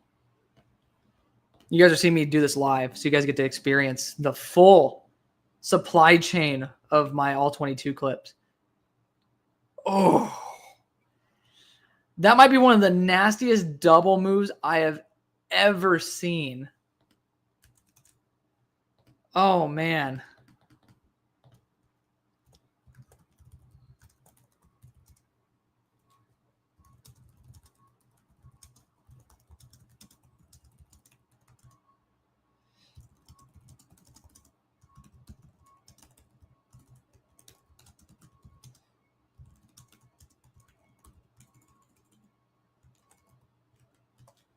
Damn, I think Trey Harris.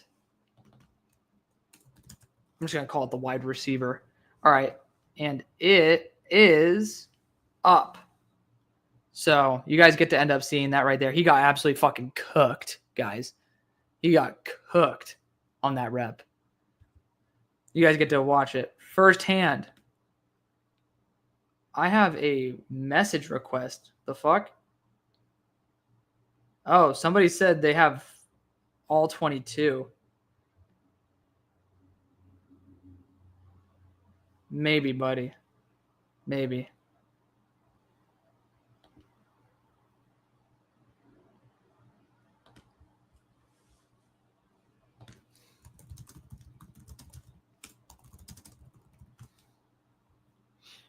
All right, Chicago.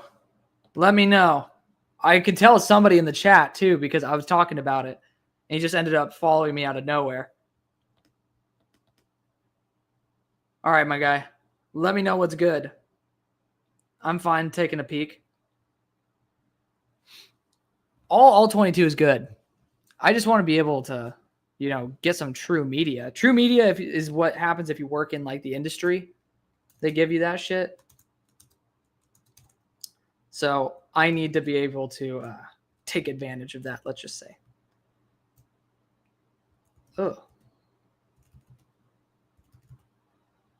Sir? All right, there we go. Now let's continue watching Odinell. See how he bounces back. It's super key as well, guys. Guys make mistakes. Like biting on a double move, it happens. But you also got to see how they bounce back. And right now, he just covered a slant route very well just by holding his ground. Like, I think that's fair. That's good. But let's just see. His change of direction is not great. Remember when I was talking about those heavier feet? Like, There's just guys who float. He just did have a really good break on the wall, though. On a real note.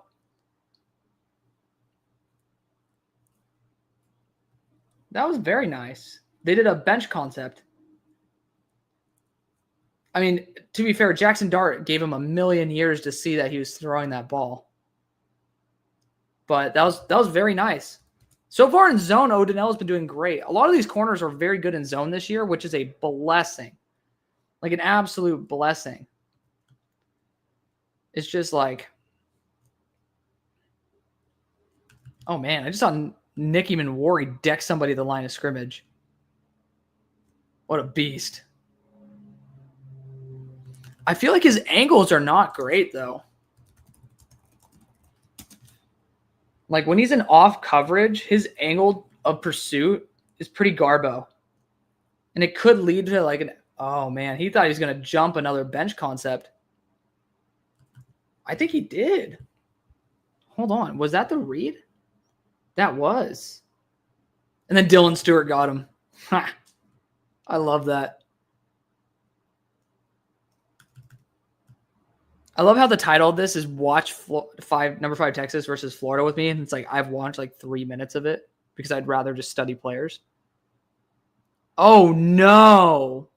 He let up another one. Oh. Oh, shit. He's playing inside shade. I think this is man coverage too, right? Oh, man. He got fucking exposed, y'all. You cannot put this man in off-man coverage. So the slant was like this, and like it was pretty much a slant fade, and he was lined up inside. So here's the receiver, here's him. The receiver runs like this, and he goes down, and the receiver goes like that, and then he could not recover. That's not a good look. And Jackson Dart didn't even put it in a good spot. But again, similar to what Quinn Ewers did when Matt Golden was wide open, I personally am fine with that. Like, you know, do your thing. Oh, geez, man. I got a yawn going in. Where's O'Donnell Fortune on this play? Is that him? Yeah. Like, I want to like him more, guys. I really do. Like, he's had some really good reps. But it's like, dude, let it pretty much 2 touchdown-worthy plays. That's something I really would. Oh, actually, that's not even him. Did he get subbed out? There's no fucking way. He got subbed out? Oh, no. Is he back? Dude, I think he got subbed out. Oh, that's embarrassing. Then this number 6 guy got fucking toasted as well. I wonder if they put O'Donnell in after that. No. Did he get hurt? I mean, he didn't play a full 70 reps, so I could see how he probably got hurt. Or maybe he just got yanked. Because that's 2 touchdown-worthy plays. We should have big-time throws also on the corner. I'm just saying this right now. All right, all right, guys, put your bets for what I'm going to be grading O'Donnell Fortune in the chat. Again, I have no reference at the moment. I don't know what it's going to be. He's only 185 pounds. Jesus, dude. Can he go back to school? He's a 5th year. Shit. All right. Warner finally got over 100 yards, baby. Fun fact, I went to, in the first year, Jared Goff's rookie year. First year they were in LA, I think. Or maybe it was just the first year Jared Goff was in LA. They're playing against the Cardinals. And I remember the whole stadium cheered when Jared Goff got over 100 passing yards. Real talk.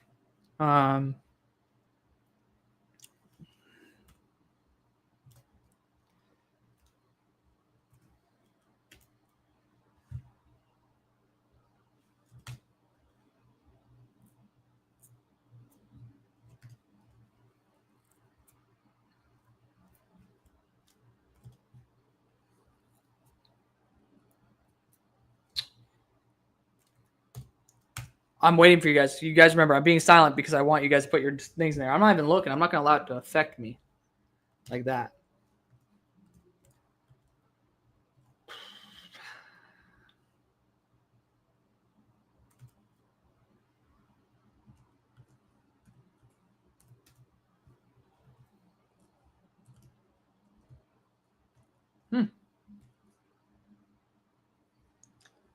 All right.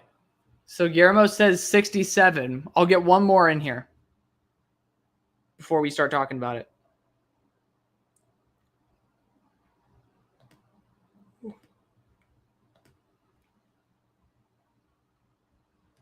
$71. Y'all aren't gonna like this. It's 61.5. It was a really, really bad performance. Simply put, do not shade this guy inside. I just don't like the fact that he's 6'1", 185, does not have a legitimate base of physicality. I know, Taylor. I know. It hurts me, dude. I want this guy to be like a top 5 guy for me. I'm just not a fan of him. Yeah, not a fan. You got 71 and 70, yeah. I told you guys I'm going to am I going to watch the A&M tape? Yeah. You know what? Fuck it. We can watch that too. Because O'Donnell was that bad, let's watch his most recent game.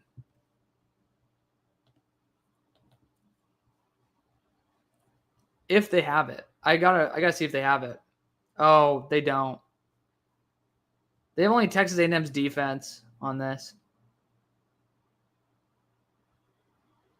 Yeah, they don't have it. That's so annoying too. Yeah, so unfortunately, we'll not be doing that. When there's more tape out there, because I can always guarantee you Texas A&M offensive tape is going to pop up. We'll let you know. Watch LSU then. All right. Pipe down. We got somebody really fighting, going for it here, huh? All right. I respect it. We'll watch him versus LSU. LSU was a respectable game as well. He allowed a touchdown in this, but hey, man, let's try it.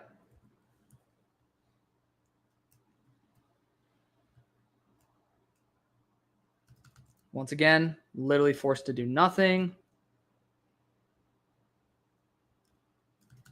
He just looks like he has such a hard time changing directions. Like when he flips his hips, it's like it's not bad in any degree, but it's almost like it's an uncontrolled flailing of his body.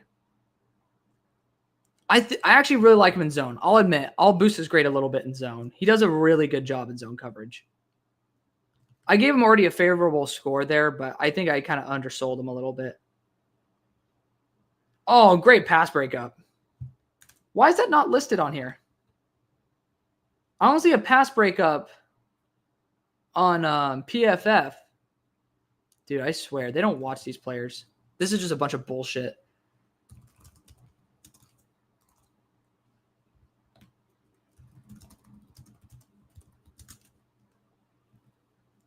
Oh, jeepers, guys.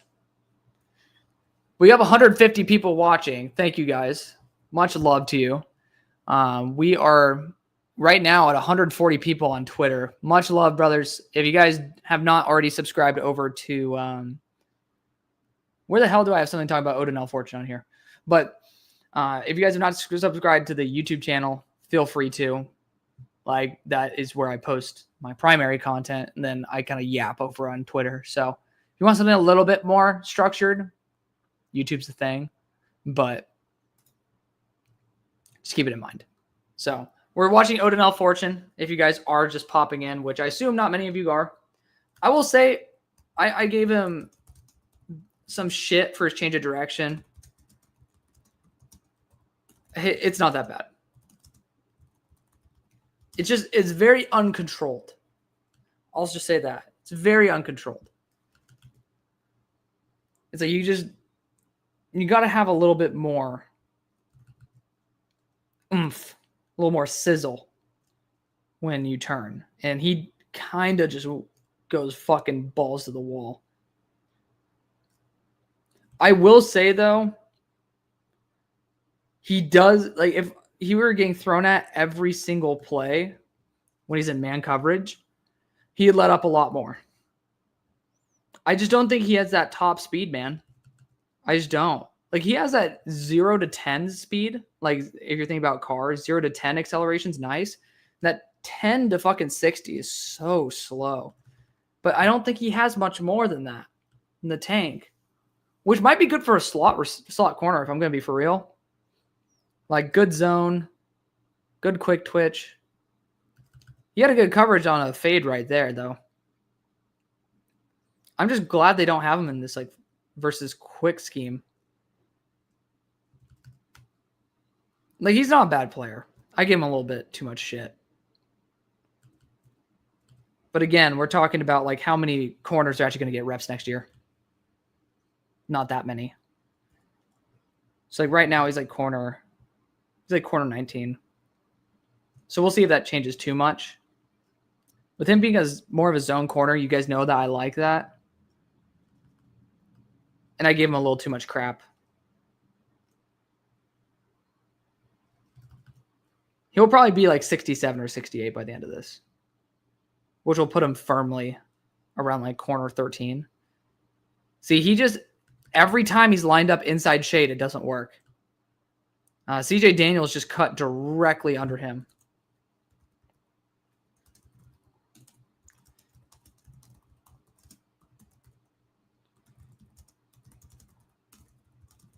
Like, it's so weird. Most corners I know, like that I watch, I prefer them shaded inside, not Odinell Fortune. He just missed a tackle on Cade Durham. Oh, we got another touchdown for Florida. That's good. Not like he's going to do shit, but that's good. Yeah, man, when CJ Daniels is running away from you, I do have concerns over your top speed. CJ Daniels is not that fast.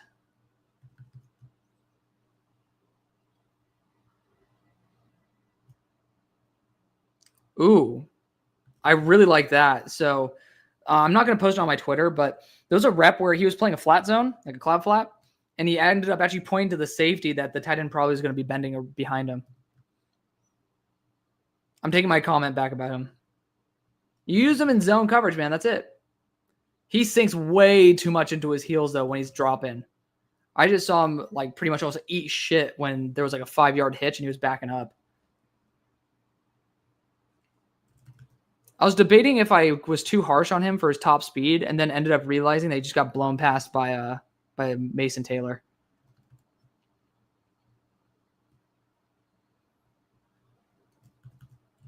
For 185, like that's a big asterisk.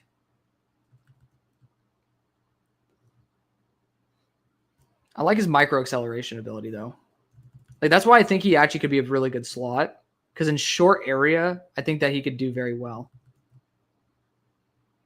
This is a far better game, I will admit. Good job to Spider for emphasizing us to watch the LSU game.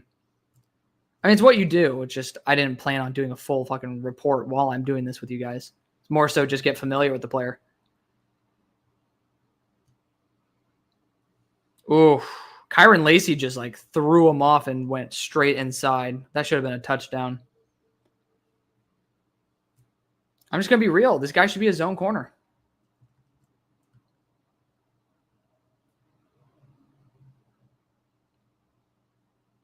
I wonder if he was playing hurt, though, when he was playing against Ole Miss.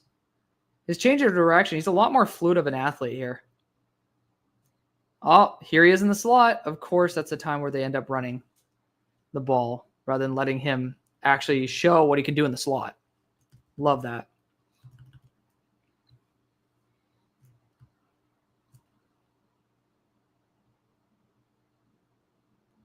I kind of have shit on his speed a little too much. Come to think of it. Oof.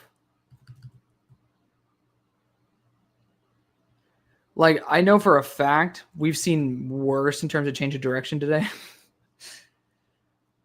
Like, Zy Alexander has some troubles. Speaking of LSU, Zy does have some troubles when it comes to change of direction.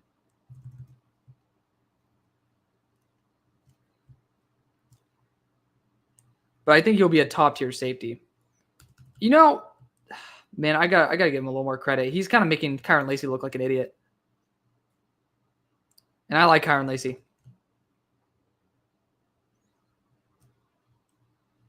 Oh, broke way too early on the ball. That should be a flag though, but he got kind of saved. Interesting. They had Nick Eamon-Wari for a minute out at boundary.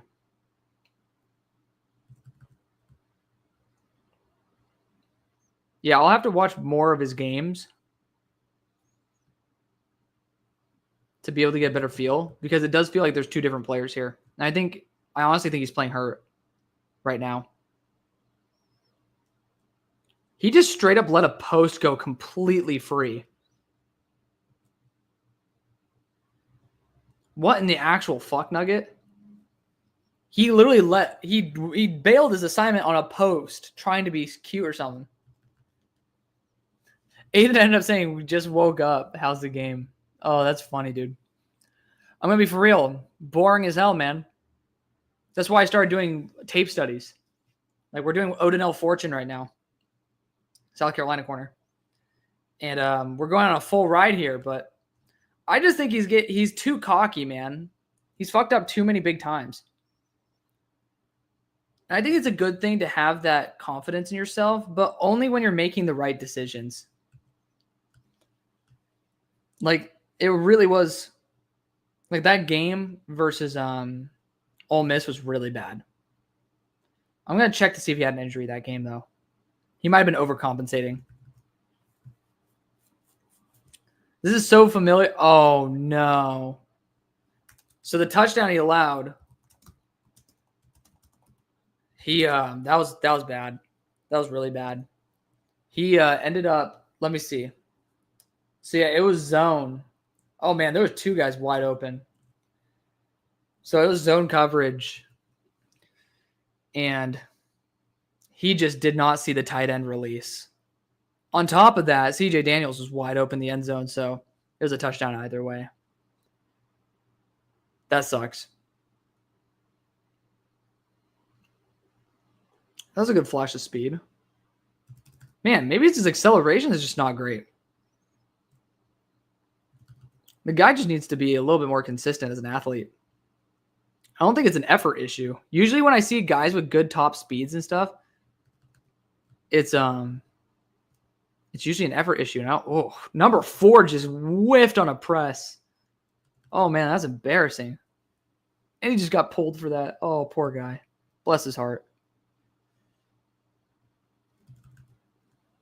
I think Odinell actually does a good job at super large turns. Like when he has to turn like a full 270 type shit, it's like he actually does a really good job. But I will just say going north to south is not necessarily the most beautiful plays. Man, I got myself yawning all day. They have him in the zone. They had him in a safety role for a second. That's interesting. I wouldn't look at this guy as a safety. It's not like a Kalen Bullock type. Oh, there's the Nick Eamon-Wari pick 6 that was taken away because Kyle Kennard ended up decking Garrett Nussmeier. Oh, that pissed me off so much. It's like, dude, he was like, it wasn't that bad. Oh, he just slipped a tackle. Bollocks. I gave him a pretty high run defense grade, if I'm going to be for real.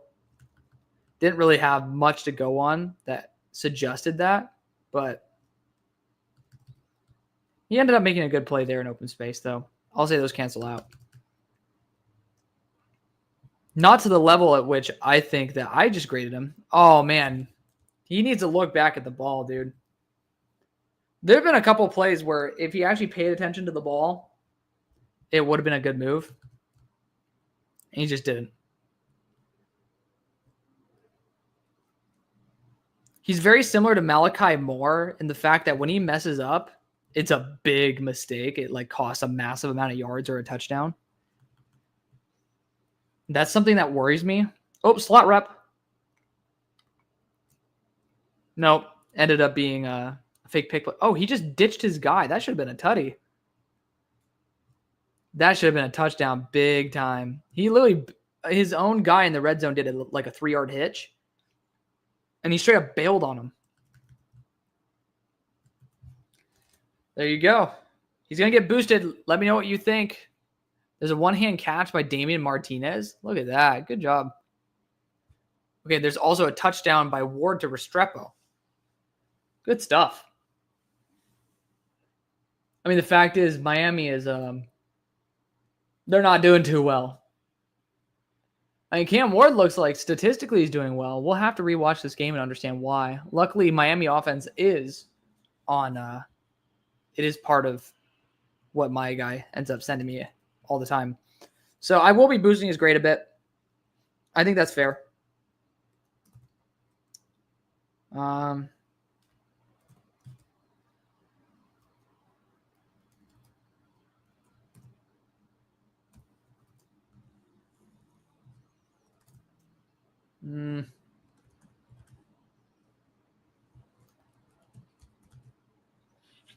You guys are going to be very close with your initial grades.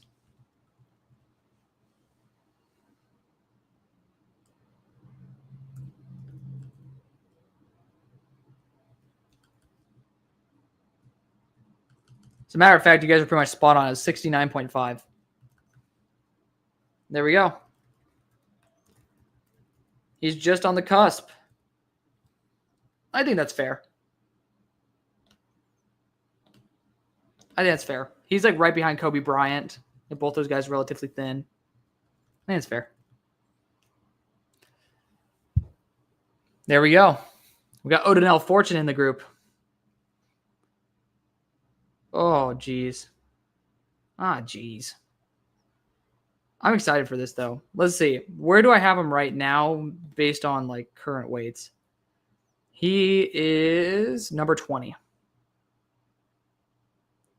Which I think is fair. But, of course, I also have some guys above him that I won't be including with the next one. A la Gentry Williams. And I have Siobhan Ravel as well as Jason Marshall above him. Both of those guys will not be included in the video because they're out for the year. God, dude, Jason Marshall. I really like Jason Marshall, but he has a lot of work to do. A lot of work. Let's see. Whew. Okay. My guy has a list of the games he has. Okay, let's see.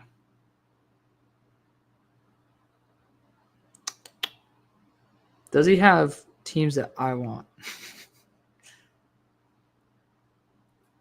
So, what were we looking at here? South Carolina defense.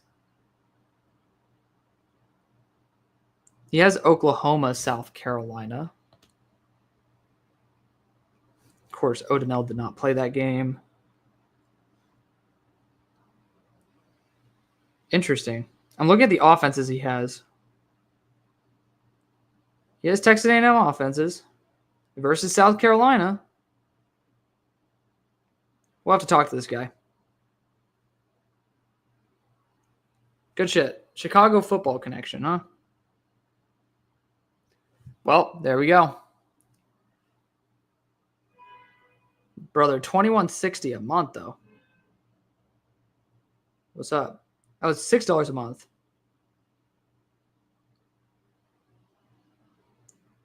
If you refer a friend, you get a free request. Okay.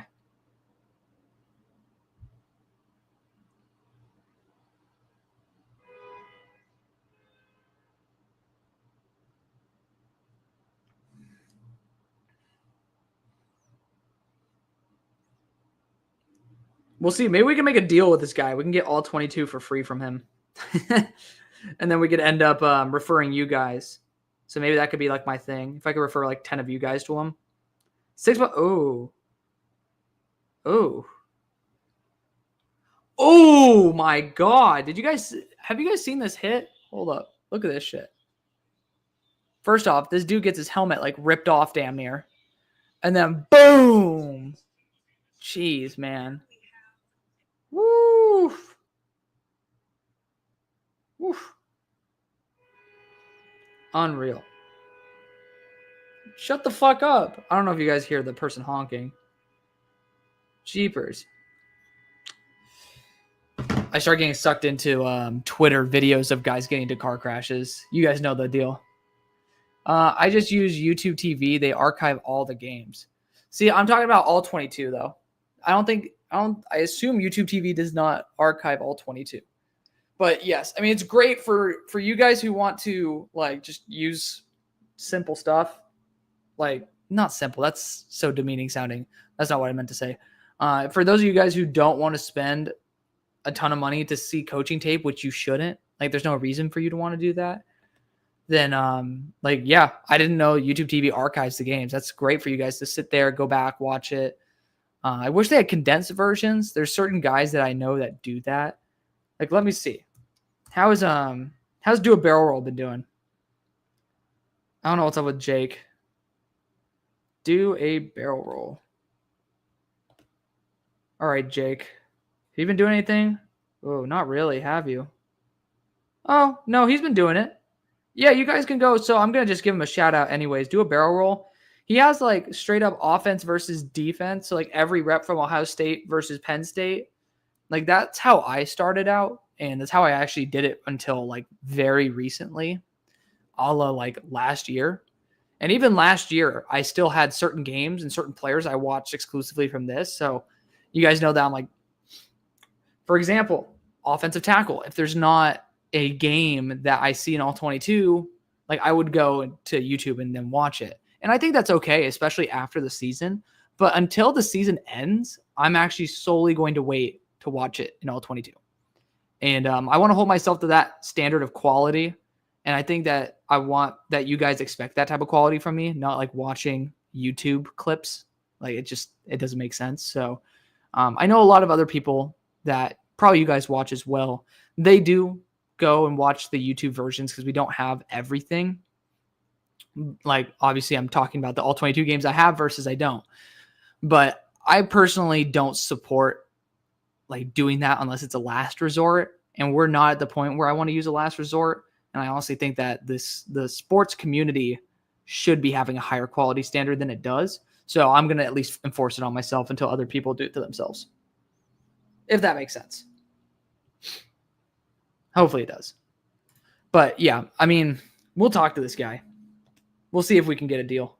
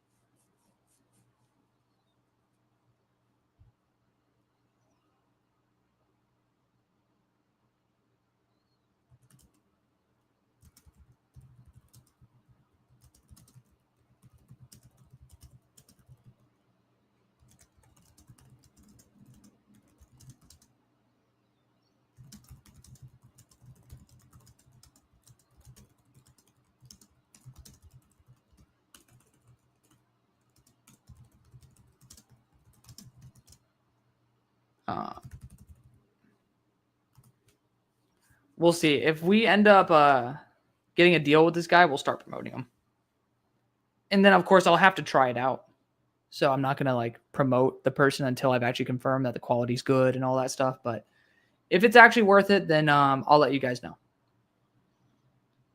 Apparently, Donovan Azurewaku is like kicking Syracuse's ass.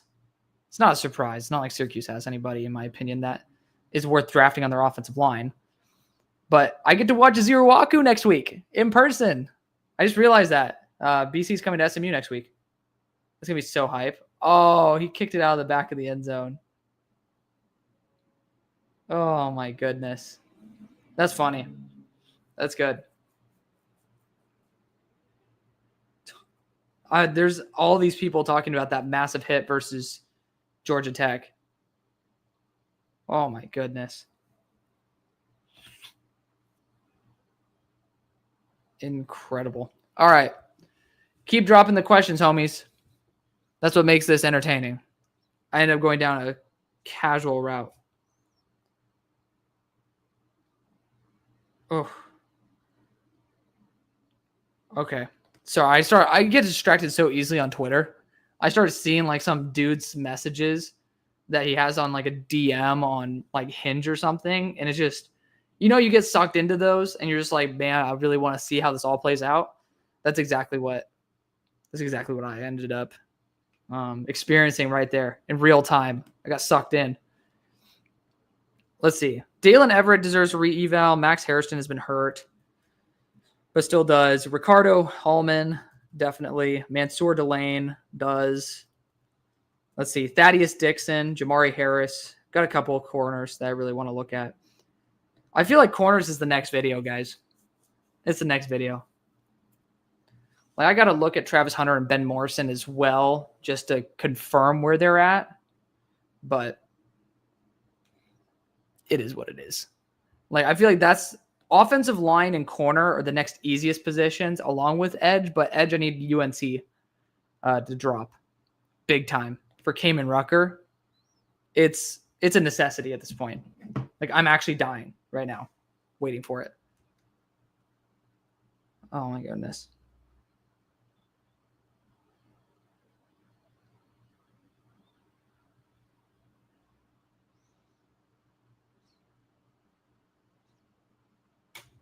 All right. Well, I think we're actually closing in. Oh, I totally forgot, by the way. The Florida versus Texas game has ended. Can I end up like adjusting the title from here? Guys, why don't we just like start following Georgia? Like, is it not the time? It says 2:30 p.m. It's 2:30. All right, let's go. Number 3, Georgia. Let me see. Can I do this on the fly? Oh, fuck off. I feel like I can do this over I'm I'm using the wrong keyboard. I'm like clicking on my own laptop. I'm like, why is this not deleting? Number 3, Georgia versus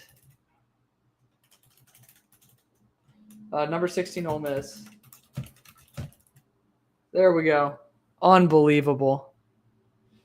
Save those changes. Stream must be scheduled in the future and within 1 year. Okay. Why don't I just... Can it not be for now? The fuck? I just want to change the title, dog. All right. Well, screw that. I'm just going to change it on YouTube if this thing can't change it. It is. We are going to be continuing on. We're going to watch the other game. Oh, bollocks. Bollocks. All right. Let's go. We're going to pop that up. Brother, I only have access to one stream, homie. Like, why are you asking which stream I want to watch? Watch number 3, Georgia. Hold up, guys. My thing is all the way over here. Versus number 16, Ole Miss. Huh. Also features number 5, Texas versus Florida watchalong. There we go. Now that's up to date. Sir, shut the fuck up. All right. Whew. All right. Well, we still got all these people that I love. Let me see. Can I just edit it right here? Like, I think I can. I can edit it on Twitter. And I have to edit on YouTube for YouTube. This is brilliant. It's not really brilliant. It's actually fucking annoying, but we ball.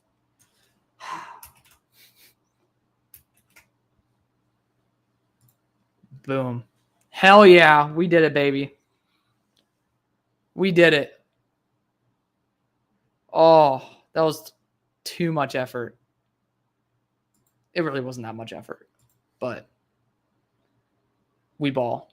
I'm just going to end up retweeting on my phone so you guys know. We're just continuing on the stream. We're raw dogging it. I got to go lift, so it's probably not going to be the whole time. You guys know we got to get the health up. I told you guys about cutting on calories. I can't cut on the workouts. Huh? I don't know what's up, but ew. Let's see. We're going to end up hitting that retweet button. Continuing for part of UGA versus Ole Miss. You know why? Because I do not give a fuck. There we go. You guys are experiencing real time what it is to be behind the camera. Not really. I make it sound so cool, and it's just like normal. It's normal human being shit. Why is it 10 minutes until the game? All right, let's pop this up. This Gamecast. This is a. Are they able to? It's 3rd and 8. Timeout Miami. Okay, we're gonna just pop this up so you guys get to see this. We're gonna watch this together. Not really. I can't watch it live, but we're gonna watch the reactions live. I can't believe that Georgia Tech is a 99.9% chance to win. And it's 3rd and 8. It's not like it can't be that high. It should be like a 99%. The 0.9 essentially means they have the ball in their hands and it's over. Like it's not. Kneel down by. Oh shit. Okay, never mind. That's why it was 9 because it wasn't updated. I thought it was 3rd and 8. Well, shit. Oh well. Well, that sucks. Do you have any other games going on? There we go. We'll Gamecast this for the meantime. Oh, hold up. This is going to be way better because it didn't just start. So far, we have Jalen Daniels doing an excellent job through the air for 0 yards. And then we have Neal for 14. What the hell happened? Let's look at the drive. So it was a run for 14, incomplete, run, punt. Love that. So we have to look at this Rocco Becht kid, by the way.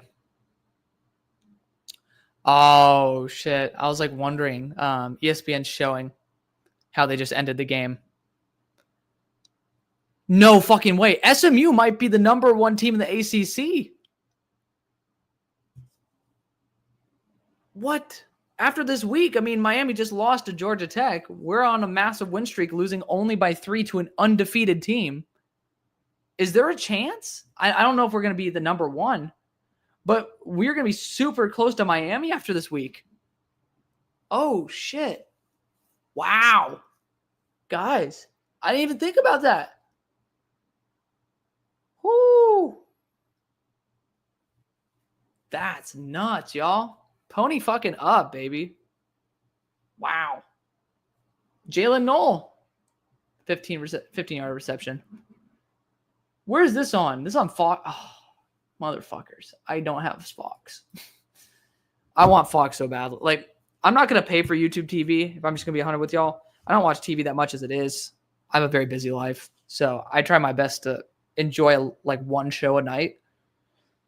I mean, I have a full-time job than this, so you guys know the deal. But it's like, I really, what the hell? Passing complete deep left to Jaden Higgins. Jaden thrown to 35, penalty, pass interference. Oh, Kobe got a PI. Oh, shit. Yeah, why are you putting Kobe Bryant versus Jaden Higgins? You put a stick versus a beast. Unbelievable. All right, because there is 6 minutes left, I'm going to take a piss. Y'all know the deal. I also want water, so we ball.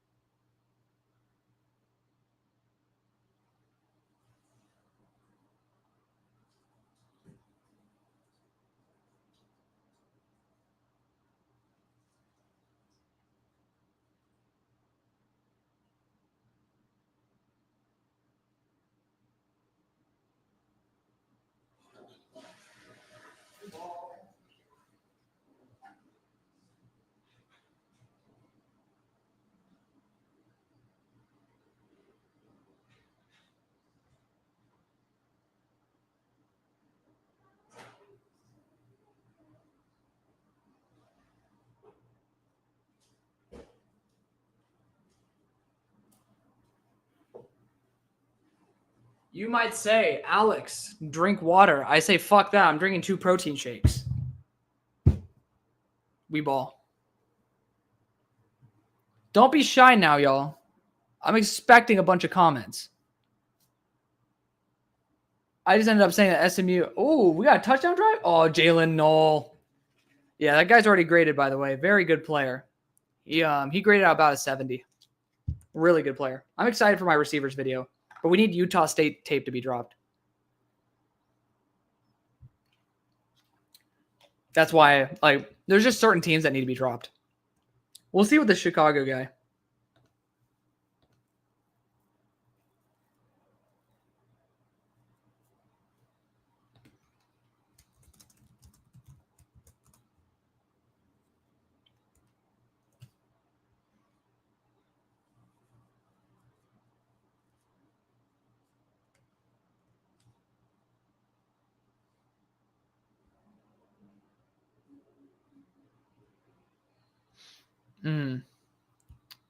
We might be getting a deal done, everybody.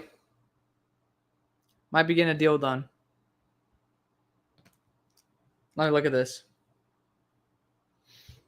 Do we have Utah State? We do have one game. Utah State on here.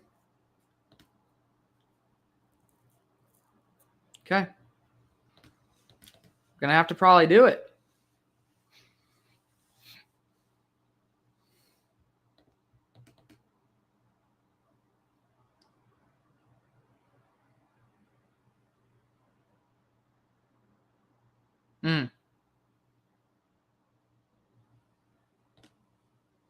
That's crazy, y'all.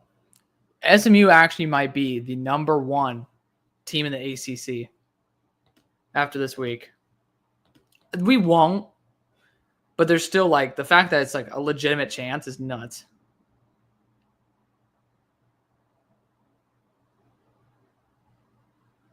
Huh?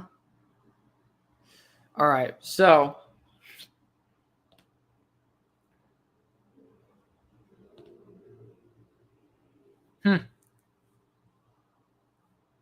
I got William and Mary tape too, huh?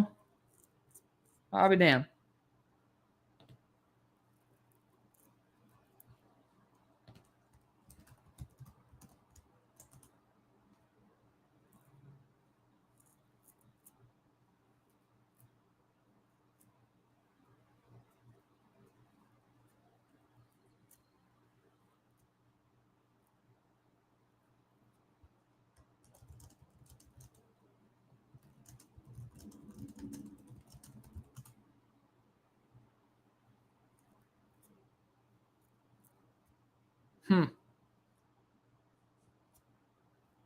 All right, so Ole Miss game is starting.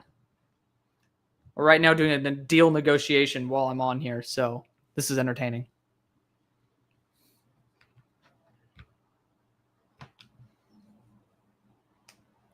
Huh, Richard's in the chat.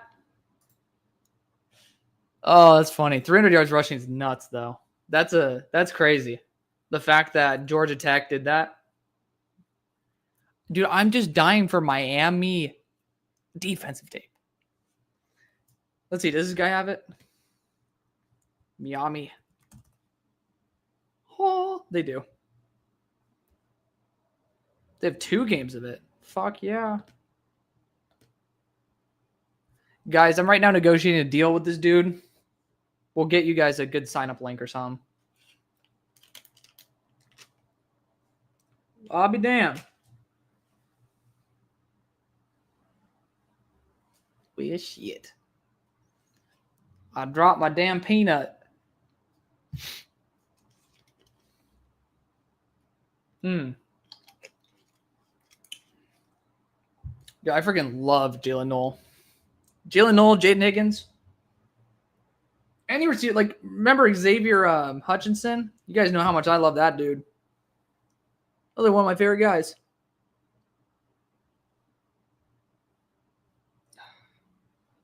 This guy's taking too long to respond.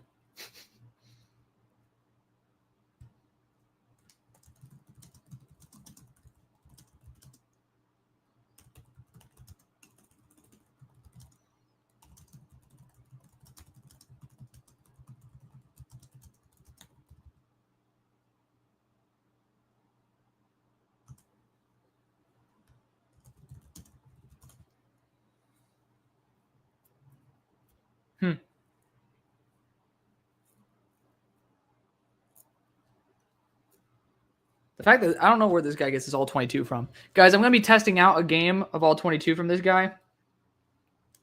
And then if it's good, I'm going to push you his way. Because it's actually relatively affordable as well. Like $6 a month is not bad. Like taking a peek at it. I don't know why I said 2160. But his one membership is $6 a month.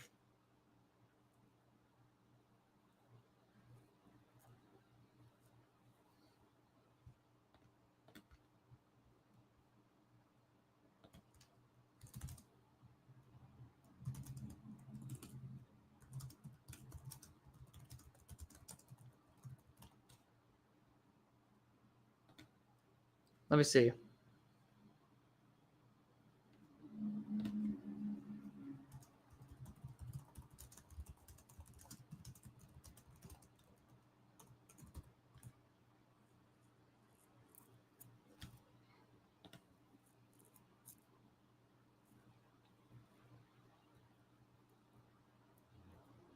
Interesting. This guy it's $6 a month, but he charges for the games that he sends you. Let me see.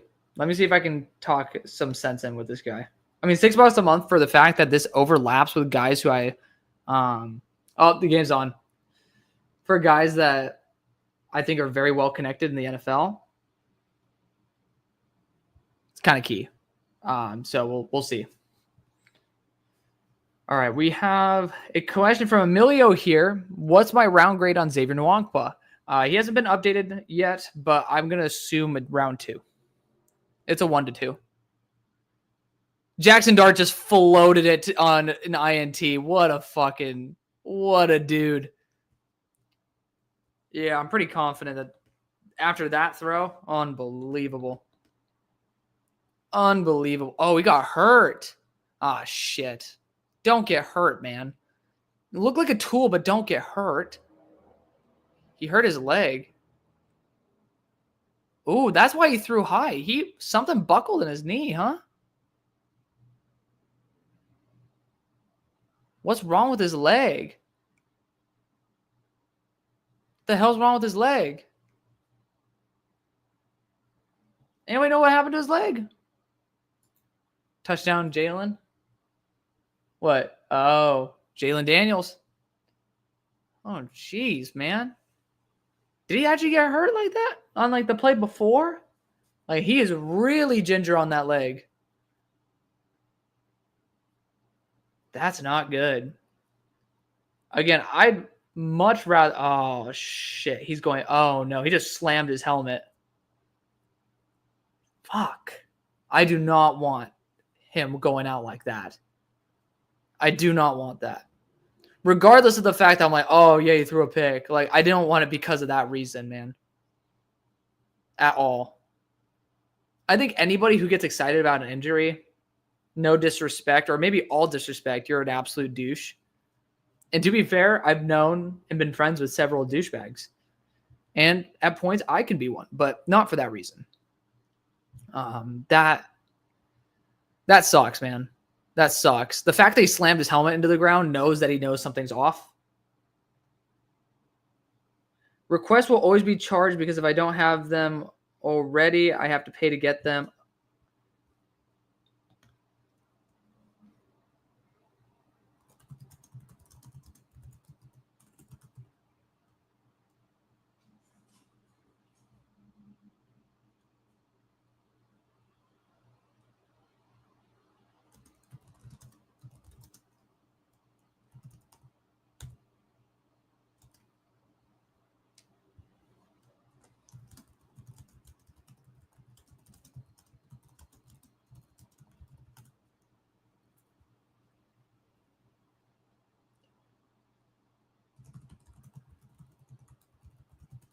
I'm doing a negotiation right now, guys.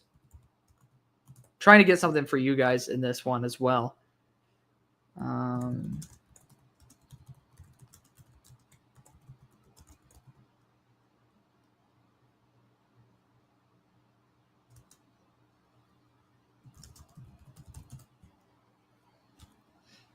All right, let's see. Let's see. If this I'm not going to push you guys to somebody for $6 a month plus $5 per game if it's not like actually super quality.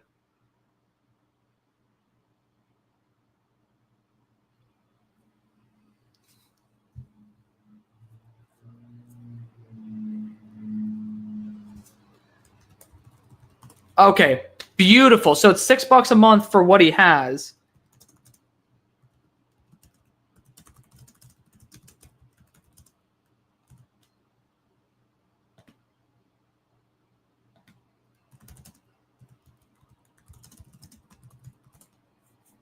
That would make so much more sense. Dude, if that's the case, that's such a good deal. I'm going to definitely push you guys that guy's way. Sorry for being silent, y'all. Like I'm trying to zone in and try to get a good deal for you guys as well as for myself and just understand what's going on, because this is actually something that could be a big part of the program that you guys would really love. So I'm testing it out as well, just so like I'm not going to be leading you guys into paying for something that you guys don't like. So again, just, you know, let's just that's the reason I'm being silent. Normally you guys know I yap like a motherfucker. Touchdown to Nate Frazier. Nate Frazier's a good player, man. He's a really good player. I'm trying to remember who that back was that got super hyped up because he was like massive for Georgia. He was a 4-star back.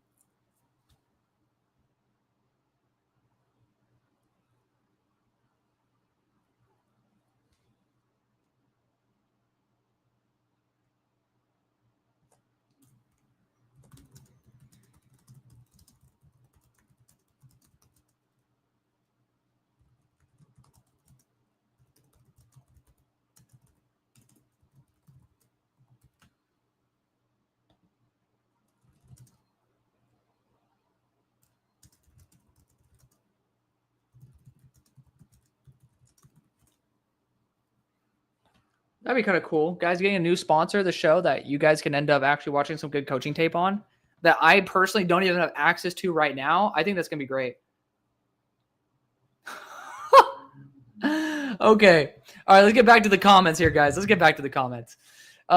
He enjoyed the black void of nothingness at the beginning of my upload yesterday. I just grabbed the wrong protein shake. And you know, it's the thing that YouTube does sometimes, and sometimes it's Adobe Premiere Pro. Like, it doesn't actually start the video when the video starts. Like, it'll just add a little clip. And it's sometimes because I don't save my my Adobe file beforehand. Like, it's supposed to auto save, right? Like when you just hit download. But I've just started building up a repertoire of being able to save it. And most recently, it was a 30-second clip of nothingness at the beginning. And I ended up re-uploading it. So technically, Damo, if you ended up commenting on that, you still have access to it. So if you want some just like black nothingness before hearing me yap for an hour, it's still there for you, bro. But it pisses me off. Sometimes it's just like, you know, like, like I want, it doesn't look professional. It might be fun, but it just doesn't look professional. And I want to be able to do that for you guys. That's why I make content. So, oh, man. So we got this comment. Carson Beck from Henry. Carson Beck gets through this game without an interception, 3 or more touchdowns. Is that enough to revive his draft stock? I would say asterisk yes. And the reason for the asterisk is because it's nowhere close to where it was. But I do believe that it could get him into day 2 conversation again. Simply put, not a great athlete. He's not a bad athlete, but he's not a great athlete, not a great arm. Like, doesn't really bring any of those wow possessive traits that he has. And it's like, well, you're now starting to be relegated as a backup. Completely as a backup.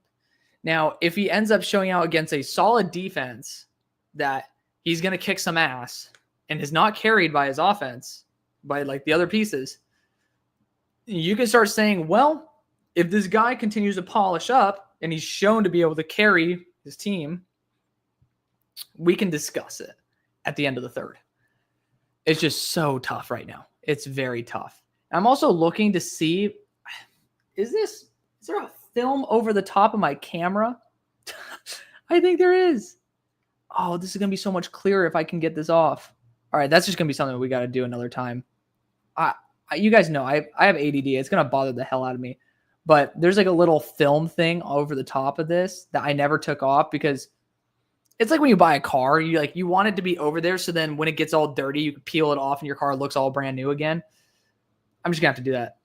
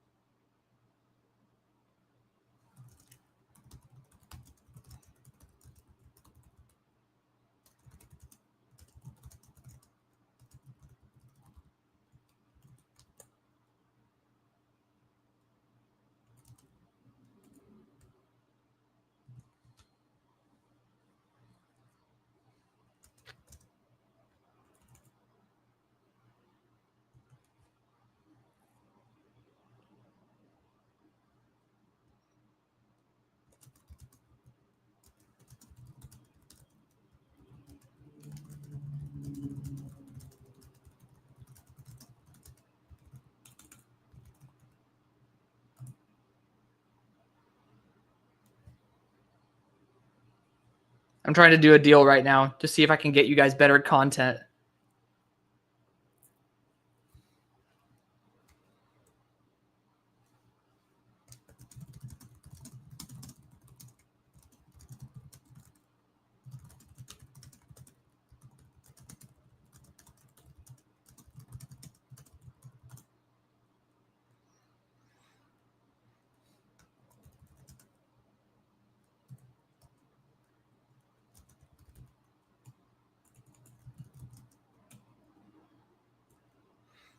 Okay, it looks like we're actually getting some progress here, by the way, guys. I know that it's not again, sorry for the silence. You guys get to have some like beautiful silence while you get to watch the game progress in the background. But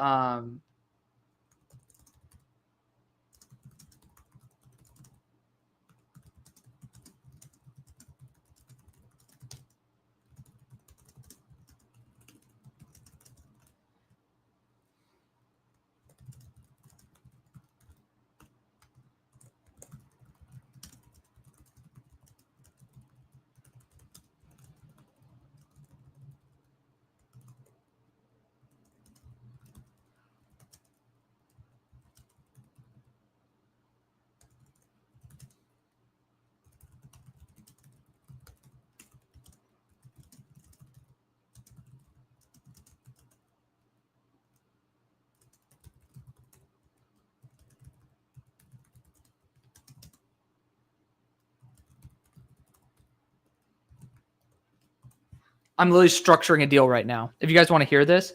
So we've already agreed on a lot of stuff. So basically for me, I'm already promising 5 referrals. So for you guys, we'll get 5 of you in there, which I mean, for the deal that you're getting, $6 for stuff that I don't even have access to, I personally think that's a good idea. And then for every 5 more people that I bring in for him, like I'm ending up saying that, hey, every single month I get to request a game specifically for you guys that he does not have. Because he has to go and ask somebody and pay them for a game. So he's trying to do that to be able to recoup his costs. What I'm trying to solve right now, we agreed on that as well.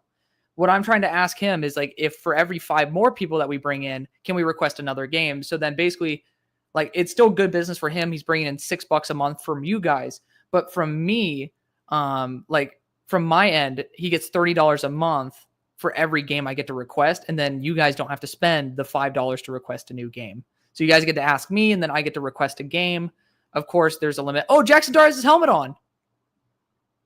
Oh, shit. Is he good? Oh, that's awesome. So right now we're debating that last part for additional requests, seeing like, oh, could I do like 2 a month if I bring in, 15, right? 5. So 5 initially, then plus 5 and 5.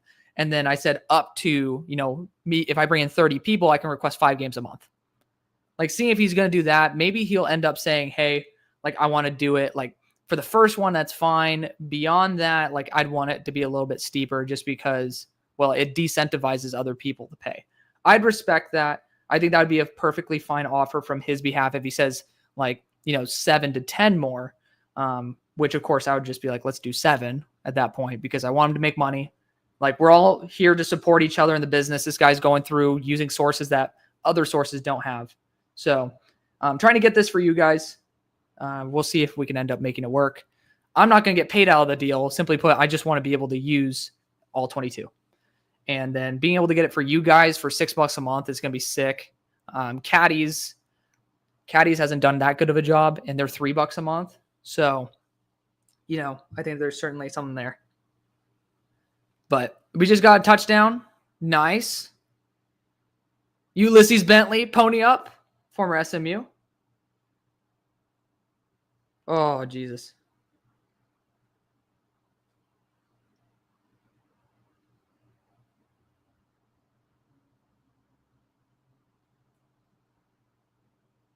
Dude, apparently my Wi-Fi has been kind of garbo. Hopefully it's been good for you guys. Like, I'm hoping.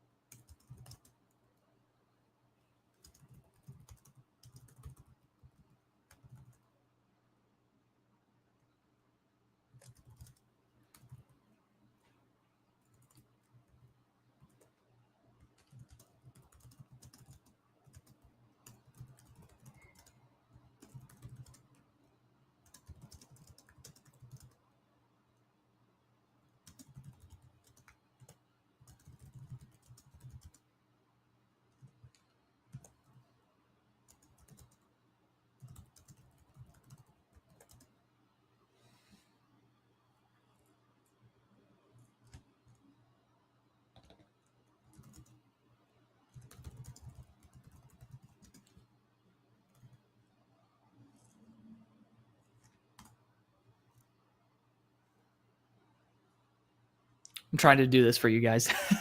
We're pretty much in agreement here. So,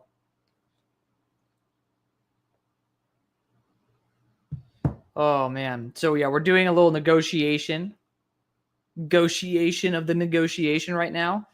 So yeah, we got to get that going. Let me know in the comments if you guys are perfectly fine with that. I mean, obviously I want to support this guy. I'm not saying this because again, I'm not making money out of this deal. What I'm doing is I'm trying to be able to get a good content base for you guys to use coaching tape. And this guy apparently has access to sources that I don't currently have. So again, just let me know if you guys would be interested. $6 a month is not horrible.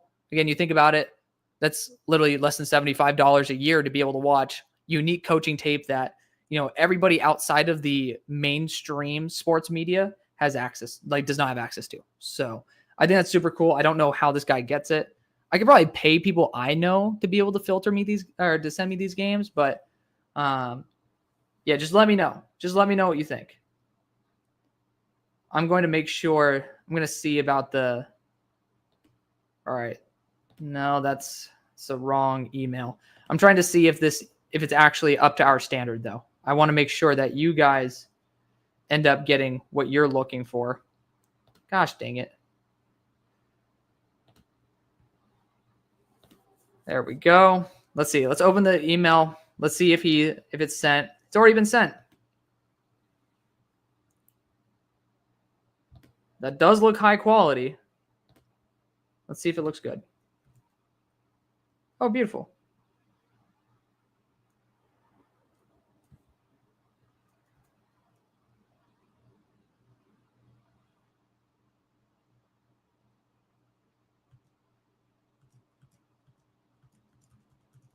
Yeah, this is almost identical to Caddy's in format. Quality's there, guys. Quality's there. I confirm. We'll see if we can end up getting this for you guys.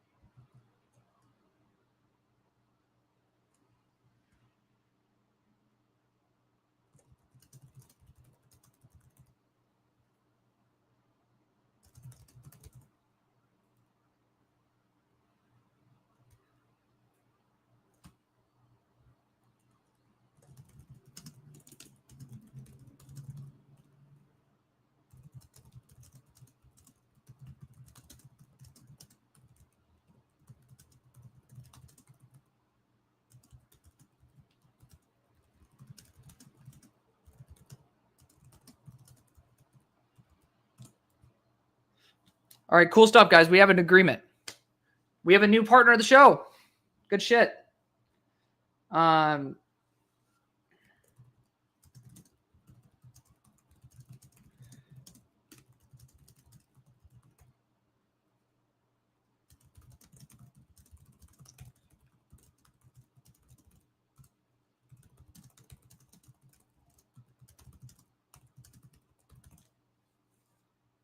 All right, good stuff, guys.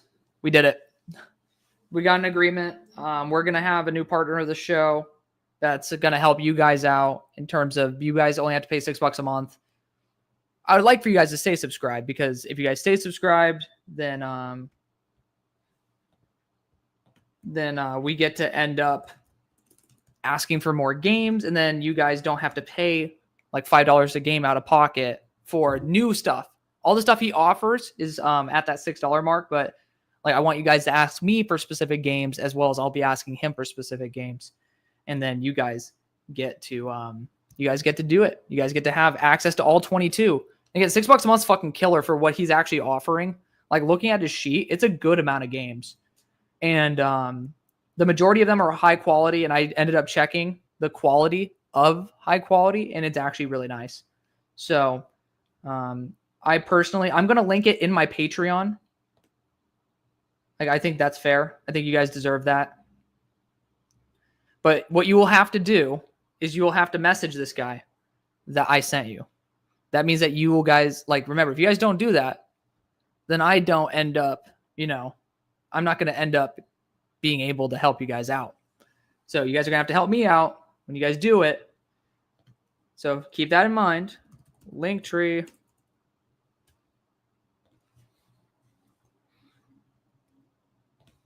The hell? What do you need my code? So this will be up there as in like the next 3 minutes, guys. I highly recommend it. I'll end up doing a video. I'll like end up talking about it for sure. Oh, cool. Got some underdog clicks. We do love that. All right, we're gonna add a link. Gonna do that. All right, title. All. We'll just do college football. All 22 sponsor. Say Hail Mary Sports sent you.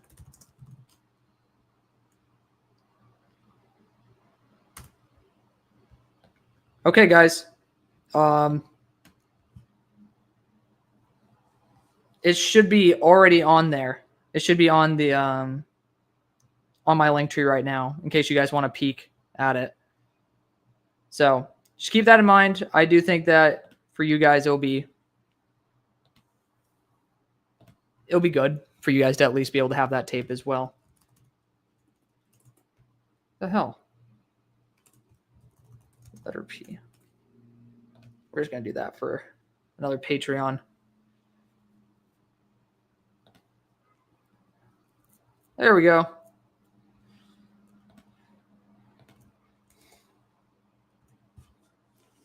Voila. Beautiful. There you go, guys. But yeah, make sure you tell them that Hail Mary Sports sent you.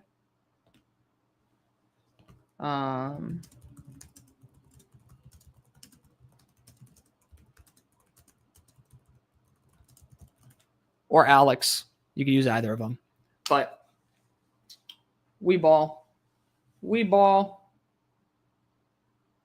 This is going to be fun, man. It's going to be great. Yeah, once we get 5 guys that have signed up for there, we're going to be able to use it. If we get, you know what? I'll do this. I'll incentivize the deal, guys. If we can end up getting 5 people to sign up on this weekend, I will do I'll go back to the Discord and we'll do a 3-hour tape study watch. Because remember, I can't do it on YouTube. I can do it on Twitter technically, but I want to be able to give access to people on Discord. We'll do it on Twitter too. Fuck it. Might as well. But we'll do a 3-hour tape study. I get paid nothing for it. but we'll do it. We'll sit down, we'll hang out for a couple hours, and then we'll watch players. If we can get 5 referrals this weekend. Remember, it's the second link on the link tree, and it's $6 a month. Honestly, not bad. You guys should sign up for an extended period of time. But, I mean, I think that's a killer deal. I'm having to pay $25 a month for my other source that I was using earlier. So, again, good solid deal right there. And then, again, make sure that they know that Alex or Hail Mary Sports sent you. And then from there, I'm going to be able to get requests for you. I'm going to be able to get access for you. If we do it this weekend, we'll have that 3-hour session. You guys know I haven't done it because of my head, but we're getting to the point where I can do that. I mean, we just raw dogged a 4-hour stream. So good stuff, guys. Yeah, just make sure. I'm actually going to go and end up posting it in the chat for everyone to see. Apparently on Twitter, I can't put it in there, but for those of y'all who are looking on YouTube, I'll just make it easy for you. Like it'll be nice and easy. I'll just give you guys the link tree. Boop. Copy. And then paste.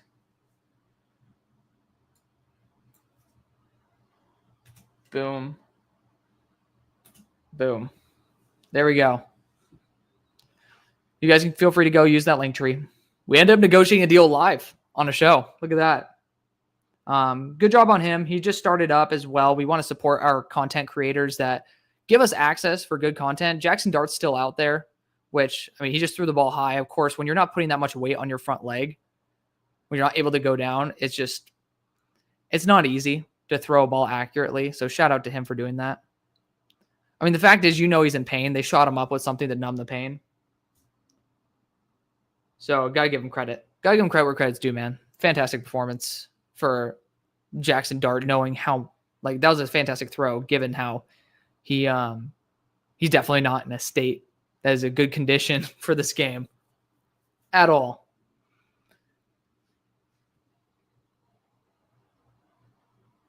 Okay, Nico Collins was activated. Good stuff. Good stuff.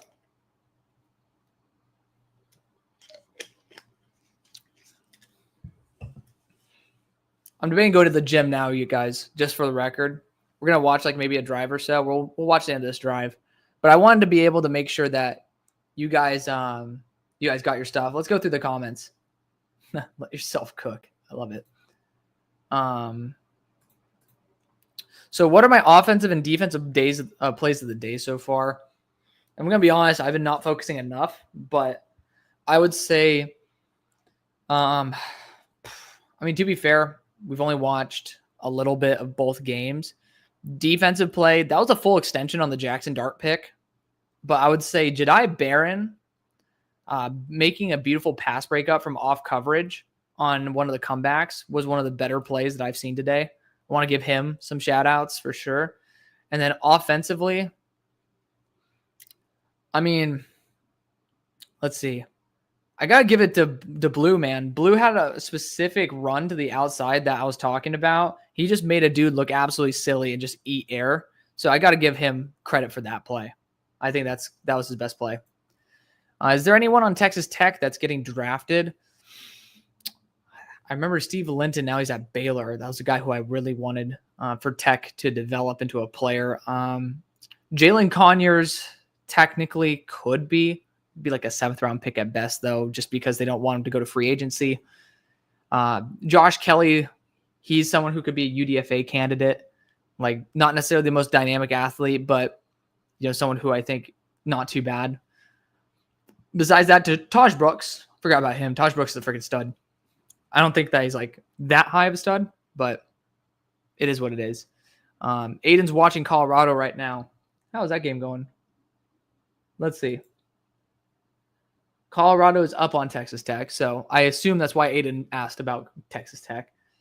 So let's check it out. Let's go Gamecast. Let's see what's up. That was the Army game, dumbass. There we go. Here we go. Just not enough. Speaking of Josh Kelly, there you go. Baron Morton's having a good start to the game. That's quite a big surprise. That is a big surprise. I assume that, it's way too early to tell who's actually performing well and not. Oh, speaking of Jalen Conyers, son of a biscuit. Wow. Okay, there you go. It's like the all-star team right there. Love it. All right, we're going to pull back. We're going to pull back the game that should be on your screen. There we go. Let's see. Trevor Etienne's going to be good. Yes, sir. And then, what's up, Brendan? I'm recovering well. It's starting to, dude. I've been going through a ton of testing, especially for like brain injury stuff. I don't know why they tell you like, hey, don't look at screens. But then these fuckers end up putting you in like a VR headset or looking at a computer for over an hour to test to see if you have a brain injury. I'm like, guys, make it make sense. This is absolutely stupid. Like straight up, like the dumbest thing I've seen. Like, yeah, watch your exposure to screens. You want to know if you have a brain injury? Let's put you in front of a screen. Idiots. The smartest idiots I probably know. Because, obviously neurologists, you got to be fucking smart. But I don't know, man. I don't know. Not a fan of that. Still a fan of Trevor Etienne, by the way. I think that he's like a fringe guy for me. Like he's a committee back for sure. He's not necessarily going to be some game changer. We'll finish out the first quarter, and then your boy wants to hit some. I want to hit some triceps, man. I haven't hit chest in a while though. I know that you can do both. Technically doing chest will be hitting the triceps, but you guys, I like to isolate a group primarily for a day and have a couple like other muscle groups that you're focusing on, but like there's just like one primary focus where you're like lifting heavy as fuck. Ooh. God damn, that guy looks scary as shit. I would not want was that Chris Paul? Might have been Chris Paul Jr. And I'm coming in and blowing up the run.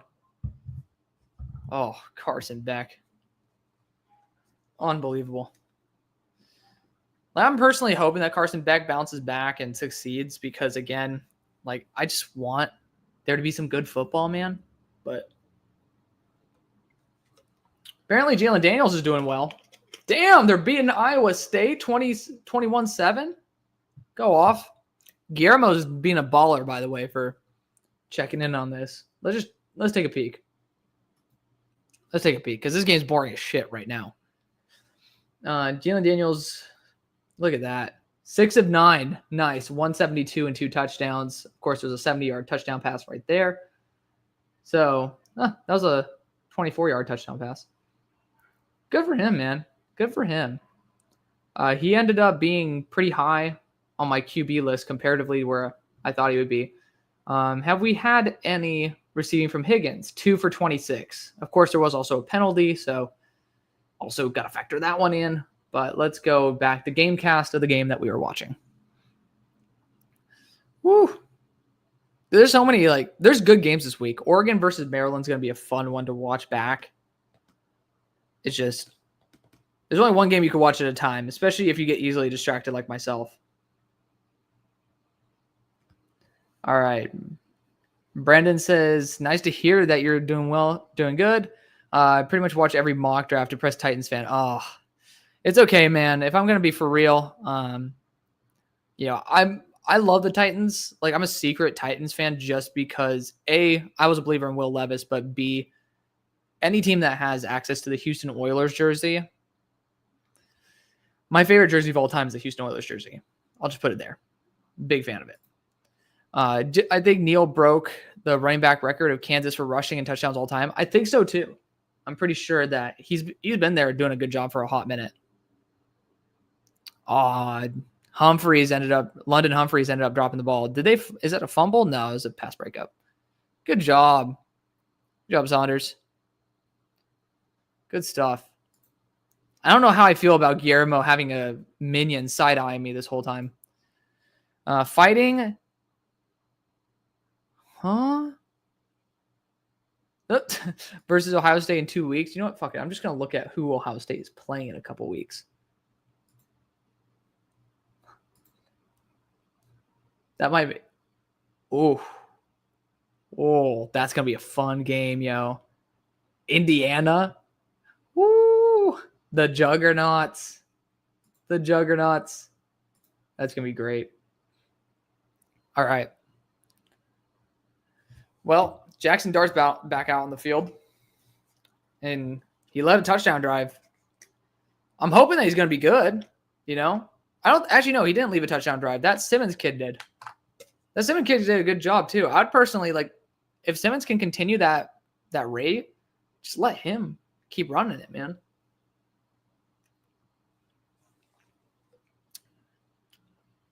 Well, I could tell that Jackson Dart's scared. Like, just how quickly he saw pressure and checked it down. Like, I just know he's like, dude, I can't take too many hits on this.